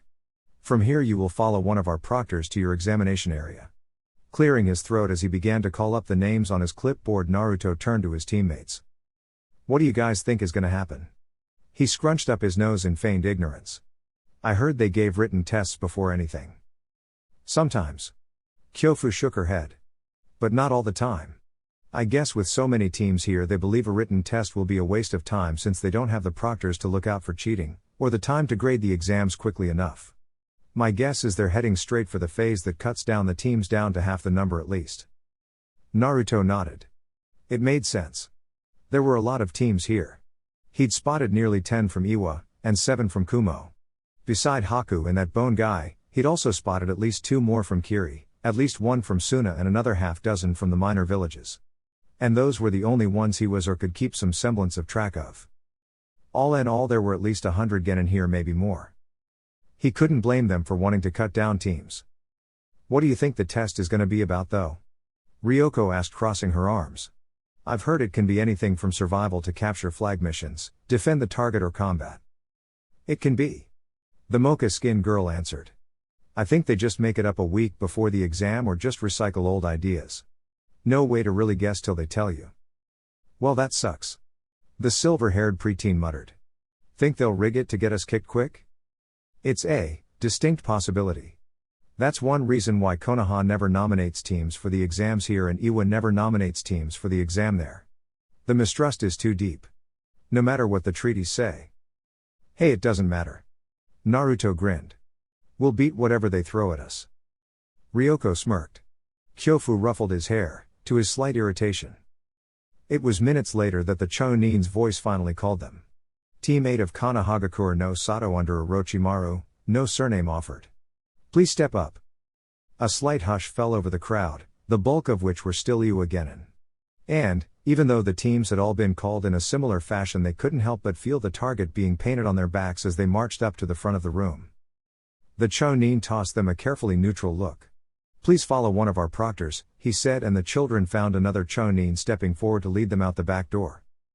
0. It wasn't long after that they were transported, via sunshine, onto the peaks of a mountain. Now, Iwa had many mountains, but he highly doubted that many of them could have them looking down at bloody clouds. Holy hell. You will begin your exam here. The proctor stated crisply before pulling out a folder from under his arm and handed it to Kyofu. These are your targets. The purple-haired girl opened the folder curiously, her 2 teammates crowding around her with Naruto standing on his toes to get a proper look. It was a Kusugakure Genin team. Each team, the proctor continued, will carry one of these. A coin was produced from his vest, one with the number 42 on its face with the other holding the leaf symbol. The coin will have a number and the respective village symbol. Each coin is unique. You must arrive with both your own coin and that of your targets to pass this portion of the exam. So this is a mock package mission combined with search and destroy? Kyofu asked. The proctor nodded. Also survival. You're half a day's climb from the village. You're expected to find your way down the mountain and return by the 4th day, time to track your targets and return if you're capable. Be aware though, your targets are tracking another team and another team is tracking you. If your targets find their targets first and get back to the village, then there's no way to pass. Naruto muttered, to the Chonin's nod. Ryoko whistled lowly, looking towards Kyofu. You weren't kidding when you said they were gonna try and cut us at least by half. We fail by losing our coin, letting them get away, getting beat by another team, or just letting the time run out. The eldest took a deep breath. Indeed. Looks like we'll have our work cut out for us. The Chonin nodded, looking bored. Since this test also includes survival, hand over your kunai, shuriken pouches and ninja tools. I'll return them to your sensei and you can get them from him upon arrival or upon your recovery should teams be necessary to come retrieve you after the 4th day. The 3 unstrapped their equipment pouches where they could, emptied their pockets when that wasn't an option. The Chonin nodded, and then without another word, vanished via sunshine. 0. The spoon was clinking softly within the cup as he stirred his tea. Pale hands gripped the ceramic glass, bringing it close to his lips to sip with a hum of satisfaction. Closing his eyes, he thought, this is very good tea. It was almost easy to imagine himself sitting in Konoha enjoying this tea across from the daimyo rather than here. As such, the act of completely and utterly disregarding the existence of the 15 glowering Iwagakure jounin that stood across the hall with looks that promised murder, passed from being easy, to very nearly being inconsequential. Indeed, were it not for the irritating fly that was their collective killing intent, he honestly might have forgotten they were there at all. The other jounin from other villages were giving him a rather wide berth to say the least, even the Suna Nin. No one wanted to be at the center of this mess should it blow up. While he liked the quiet, He could vaguely remember some of the old stories from other Jounin sensei about how they were able to easily make some acquaintances in the easy atmosphere of a Chunin exam, and found himself rather irritated at the fact that his chances of enjoying such a novelty were cut down so drastically. He may not have indulged, but to have the option expunged before he could choose whether or not to act on it was just irritating. He was about to take another sip when, evidently one of the Jounin decided to gather up whatever dregs of courage he could call his own and spoke up. "You shouldn't be here, Tree Huger?" The Sannin blinked, panning his eyes left and right. "Oh?" He chuckled. "I was under the impression that this was the Jounin waiting area. Did I perhaps get the wrong room number?" Before the young man could answer, he shrugged. "Oh well. I've grown to like it here. I think I'll stay." The man marched over. He was younger than the Sannin if he were to be any judge. He couldn't have been any more than a Chunin for the war. Perhaps recently promoted, believing himself strong, especially with all his friends behind him. Experienced ninja didn't bluster so. Though maybe that was a common stupidity in all ranks of Iwagakure. The man's hand slapped the teacup out of his and sent it smashing into the floor. "Look, snack." His now free hand lashed out, blindingly fast. The man could only catch sight of it when it had already found its target. Pale fingers were wrapped around his wrist in a grip that was as strong as a vice, nearly crushing the delicate bones outright. The Jounin moved to retaliate before he froze, a kunai knife just half a millimeter from his eye, as Orochi pulled him forward, turning him onto his back as he lay across the table. Then, the hand that had gripped his wrist was at his throat, holding him in place. The knife was never wavered from its place just before the membrane of his eyeball. The serpent was suddenly surrounded by as many Jounin as he could be, knives and swords poised to strike several vital areas. He kept his gaze on the younger man. "Now look at what you've done," he chided with a tutting sound. "You've gone and made everyone tense. Can't you see their concern for their students?" "Let him go, Snake," one of the kunoichi hissed. "And you've also spilled my tea," he groused. "It was very good. I'd offer some, but you went and wasted it. That was just rude." He grinned. "What would your mother say if she saw such manners?" A sword dug into his back. "I said let him go." In the next second, 4 Anbu were in the room. "What is the meaning of this?" one of them hissed. "Nothing." The serpent laughed, picking up the boy and tossing him towards one of the masked men, who hastily caught him as he stumbled. "Merely giving a lesson in table etiquette." The Anbu and the Jounin looked as though they were ready to push this when someone, a Kiri-nin, stepped forward. His teeth were filed to a point beneath his lips and a massive sword was slung over his back. He stood a full head taller than most in the room. Your boy there decided to get uppity. He threw the first punch here. None of the Iwa Jounin appreciated his interference. They'd been looking for any excuse. The Anbu nodded after a moment.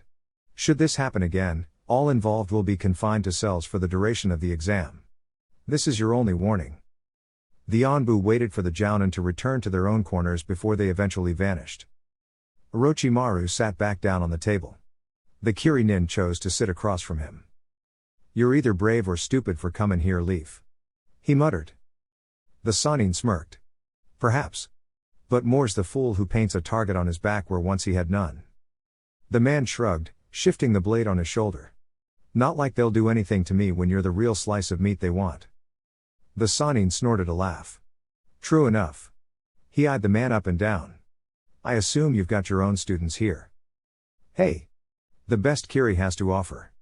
They're strong enough to only be a 2-man cell." Orochimaru raised an eyebrow, lacing his hands in front of his mouth as he leaned forward. "Really, rumor has it Kiri's suffered some recent unrest. Could it perhaps be less a case of their strength than your village's lack of it?" He chuckled as the man said nothing. "Need to put on a show to give some reassurances, yes?" At length, the swordsman snorted. "If we were to go on believing rumors, Konoha's on its last legs with your Hokage dead, that Kitsune biting off your faces and those clans of yours having no bloodlines in forever. HN. Good thing we don't strive on rumors then," he chuckled. "I do believe I recognize you from my bingo books." "I recognize you. Orochimaru of Konohagakure. The so-called death dealer. You held the lines against Iwa with that teammate of yours before that Yondaime cut Iwa's balls and dick off." He grinned. "You're just lucky your daimyo's navy was able to hold off the bulk of our forces at sea, otherwise." The Sannin smiled, paying no nevermind to the implied threat. "An apt description of Minato's effects on Iwa," He laughed quietly at how some of the other Iwan ninja seethed where they stood. I pray you'll forgive my short memory though. The man seemed to take no offense as he grinned, blue lips peeling back to show off those pointed teeth. Hoshigate Kisame. The monster of Kiri. 0. I never liked shogi. Koto muttered. You're good at it, Megajiro-sama. It's too stale, he continued. Too even as well. On the battlefield you are outnumbered, or you outnumber the enemy. No two armies have the exact numbers. No two encounters will be the same. Yes, Megajiro-sama. True innovation lies in the man that can defeat an army that is greater than his. True soldiers can turn the tide with a single act of courage. That never happens here. Yes, Megajiro-sama. The daimyo raised up his eyes in something akin to a glare. You've let me win 7 games. I order you to beat me at this next one. My lord, I have tried, but you are making stupid moves that would let you win in a dozen different ways. Now you will beat me at this next game. That is my order. You wouldn't wish to displease me, would you? The samurai looked like he was trying to decide whether or not he could have the earth swallow him whole at the moment. Koto leaned back in his chair. The garden they sat in was large, and the dense foliage nearly hid the rear garden walls from view. Possibly all the better for ninja to sneak in or out should it be necessary. Then he flipped the board around, his pieces now with the servant and the servants now with him. Make the first move, he demanded, taking a sip of his tea. The man swallowed thickly, then he picked up his piece and moved it to a tile. He played the game and once more made deliberately stupid moves, his gaze boring into the man. On trembling fingers, the samurai picked up a piece and set it on the table. Check, mate, my lord. The daimyo smirked, leaning forward. Now, that wasn't so bad? Was it? The man shook his head in a stiff set of jerks. They set up the board again and he gave the same order. Now they played a real game. The man hesitated often, but with every game his confidence grew as the daimyo praised him whenever he took a piece on the board. They were getting into their 4th real game, beginning to hit something of a stride when it happened. 3 shuriken raced out of the garden trees. The samurai who was currently winning their game dove forward with a startled shout of "My lord," pushing him to the ground and receiving one of the pointed stars lodged in his leg for his efforts. The samurai that were flanking the nearby doorway rushed forward, bellowing out the cry of an intruder, and already he could hear the angry shouts and the clanking footsteps of a dozen other armored men charging down the halls towards them. Koto pushed himself up, and the armored man off of him, rolling in his robes, top knot disheveled. He managed to catch a shadow in the trees now. His guards whipped out chains with weights at the end. Shinobi were notoriously fast. The samurai had learned quickly that the best way to catch them was with chains at the weighted end to coil around limbs or even just trip up strides. This one tried to jump, dodging the swings as it landed on another tree looking to escape. Then it lost its footing and fell. Koto raised an eyebrow.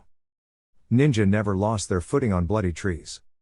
Seconds later his men were pouncing on it, and Koto dusted off his overturned seat, sat himself back down, reached for the still warm tea on the other table and waited.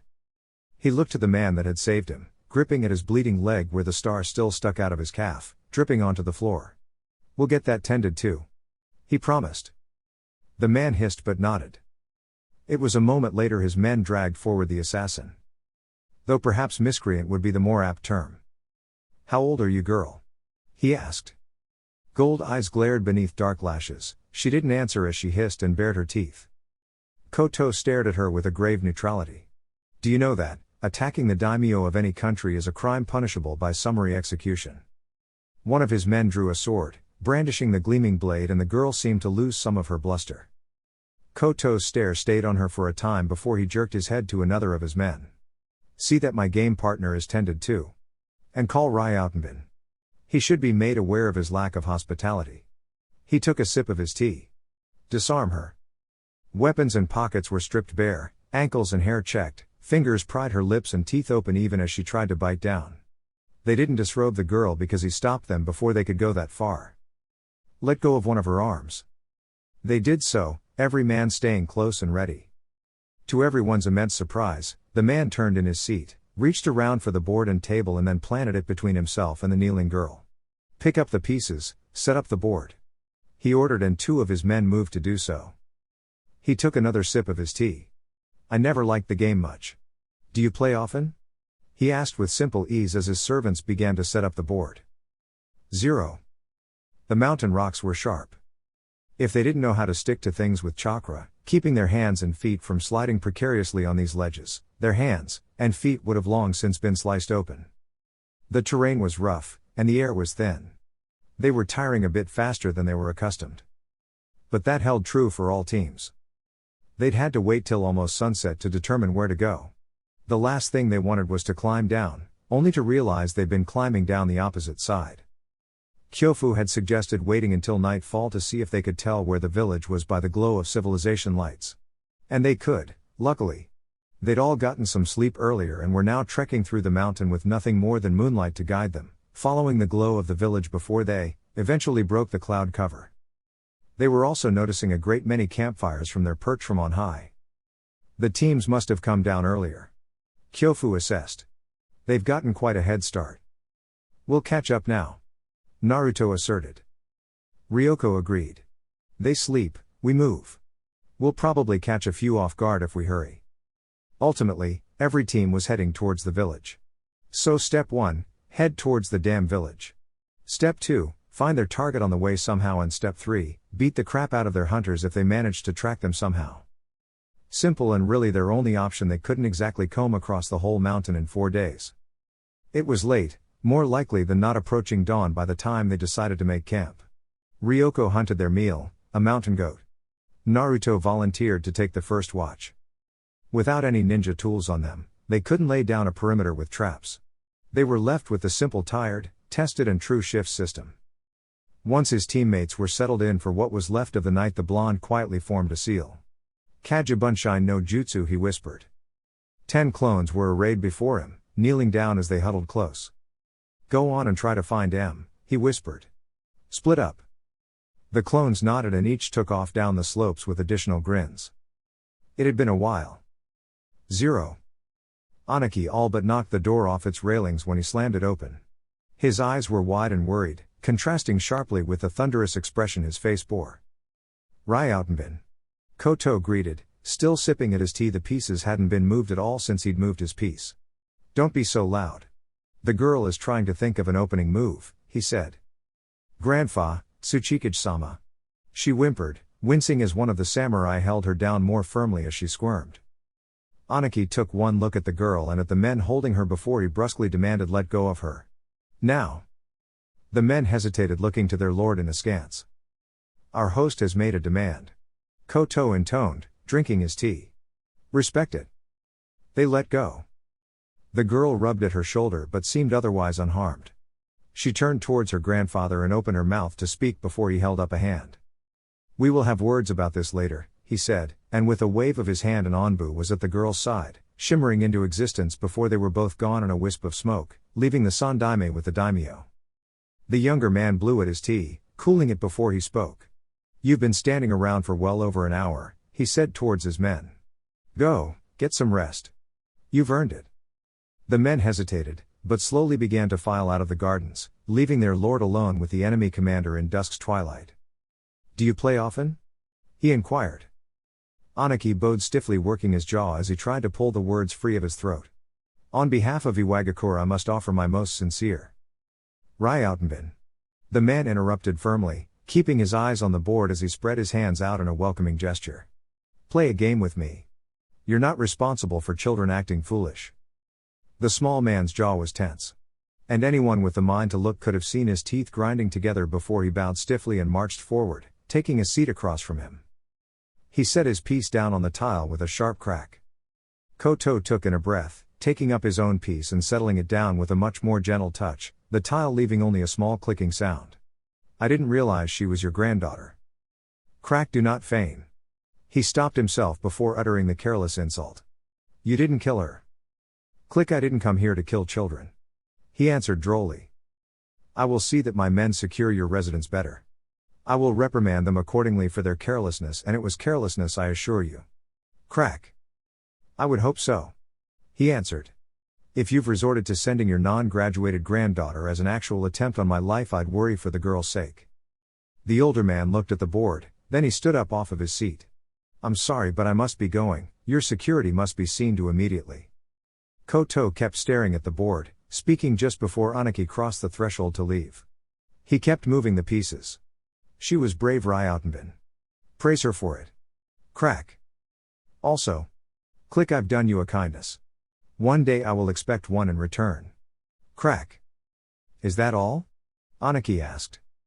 Click. One more thing. Crack. Don't throw your games. The cage turned, looking over his shoulder where he could see his queen before the king in a perfect checkmate. He turned and left. Koto stood after a moment, groaning as his back cracked after so many hours. Never liked this game anyway. He muttered before heading inside himself. 0. Naruto woke by the time midday was already approaching, blinking curiously as the memories of his clone assaulted him, bringing him to full wakefulness with a pounding headache. It was one of the reasons he was so hesitant on using his once signature jutsu. Brain damage wasn't exactly something he could just bounce back from without Kurama's help. If he overloaded himself here, he could very easily die. He had sent out 10 clones and had one dispel every hour on the hour to avoid an overload of information. As it was, this was his 7th clone and the headache was getting to the point of needing an aspirin. The next 2 would probably be migraine-inducing. He began to sort through the memories. Random strands of thoughts and emotions flitted through his mind's eye as he recalled the clone's night search. His eyes snapped open. Lucky number 7. He muttered. Was it? Ryoko muttered, eyes still closed as she sat by the fire trying to pull herself free of the last vestiges of sleep. Her hair was a mess. Clearly she was not a morning person. Naruto pulled the smile off his lips. Oh, nothing. So I'm thinking we should head He paused, looking down the slope a bit. That way. He pointed. Why? Ryofu asked, blinking in genuine curiosity. I got a good feeling. Naruto replied simply. 0. It was with some coaxing, insistent whining, that Naruto managed to convince his teammates to go with his suggestion. Tracking the Genin after they reached the spot where Naruto's clone had been dispelled was a bit trickier. Naruto was never a tracker. But with some nature chakra he was able to sense all the teams around them and decided to make a beeline to the closest one in the direction that they'd been heading when his clone had seen them. They ran into 3 other teams and were losing daylight by the time they finally came across their targets making camp. These assholes have kunai, Ryoko hissed. Shh. Survival test my ass. That proctor sabotaged us. Kyofu grabbed the girl by the shoulder, pulling her down and looking at both her and Naruto. Yes, irritating. We get that. Now we need a plan. She muttered, eyes growing pensive as she dared another look around the boulder. Okay, they're obviously setting up camp now, they'll be setting up their traps soon. Hit them before they do? Naruto ventured, leaning up and over. Tactics were never his strongest suit, Sakura used to come up with them. He would drop into the place and start cracking heads. Discovering an enemy's weakness mid-fight he could do. Using the terrain, predicting movements, reactions well in advance, not so much. No. She muttered. Right now we don't know anything about their physical abilities, so. She dared another glance. The Genin were beginning to dig the pit for the fire while 2 others kept a lookout. She narrowed her eyes. Idea. 0. You know. Madoka cursed as his kunai was used as a makeshift spade, digging into the ground to carve out a rough ditch. I ain't doing this again. It was your turn this time, Tomo. Quit whining. Another, Tomo perhaps, replied. I get to keep watch and rub those 2 goddamn sticks for the fire for a whole hour before it actually takes. You really want to do that? Stop complaining, both of you. We haven't found our targets yet and we have no idea who could be looking for us. So stop acting like this is a backyard camp. Tomo snorted, Madoka grumbled. Finally, the pit was dug and the 2 traded places while the third went to begin setting up the traps around the camp. Tomo rubbed furiously, his hands rolled one stick between them as its tip dug into the kindling to try and light it. Smoke rose in a gentle gossamer thin string. The Kuzugenin leaned in close to try and blow the embers into flames. His hands worked and worked, calloused grips growing sore with the dry tinder's stubborn refusal to hold a light. Come on. He growled, leaning in to blow once more. Then the fire exploded in his face and the wind batted the embers into his eyes. Arg! He screamed bloody murder, clawing at his eyes as the burning tinder blinded him. Tomo! What happened? Both Genin screamed, rushing towards their crying teammate. With one's back exposed, Ryoko exploded from the shadows of the rocks, a stick in her hand, a crude wind blade glowing across its surface. The two Genin turned their attention to her, allowing Naruto to leap out of the shadows. Dynamic entry, he cried just before his 6-year-old frame was latched around one Genin's head, coiling his legs around his neck while his hands beat furiously on his head with the blunt end of kunai he pilfered off from where they were slipped on the boy's shoulder holster. Many adults would call the fact that he was laughing at this violence rather disturbing. The last standing Genin floundered, not knowing where to turn his attention before Ryoko was on top of him. He brought his kunai to bear, only for the wind blade to slice them cleanly, leaving the confused boy with nothing but the hilts before that same stick, with the chakra-enhanced blade, now absent, breaking over his head. The girl grabbed him by the hair, bringing his face down on her knee as he reeled. Then she punched him once, grabbing him by the collar before he could fall, and punched him 2 more times for good measure before she ripped his shuriken pouch off his leg and let him hit the ground. "Take my goddamn weapons from me," she muttered, cursing under her breath as though the Genin was the guilty party here. Naruto was still giggling. "Say uncle," he demanded, choking the red-eyed young man and hitting him over the head with the kunai when he tried to raise his arms to strike him. Keyword being tried. Naruto moved to dodge the blows easily and absorb them where he couldn't. "Come on. Say it." "He can't say anything, Naruto." Kyofu chided as she stepped out from wherever she'd been hiding. "One needs air for that." The Genin fell to his knees and Naruto finally relented in his grip, springing off his target, leaving the Konoha team standing amongst 3 pitifully groaning enemies. Kyofu marched up to the one best suited to speak at the moment. Seeing as how one was crying with burnt eyes and the other was most likely sporting a concussion, or skull fractures. "Where's your token?" she asked. The Genin gulped, coughing as he tried to force air through his abused throat. "Totemo has it." The purple-haired girl looked to the one with the burnt-out eyes. "I'll get it," Naruto offered, marching forward and looking through the pockets. "Don't worry, buddy," he consoled. "The stinging stops after a bit and there shouldn't be scarring once a med nin sees ya." He hoped that last part was true anyway. He patted through the multiple pouches and pockets in the teen's camo jacket. A movement caught Kyofu's eye and she turned in time to see the Genin Naruto had been choking reach into his own pocket and toss the token down the side of the mountain. "No," Ryoko roared. Kyofu's finger snapped out, and a thin blue chakra string latched onto the thing before yanking it back to her hand. She winked down at the writhing Genin. "Nice try. Where the hell d'you learn that?"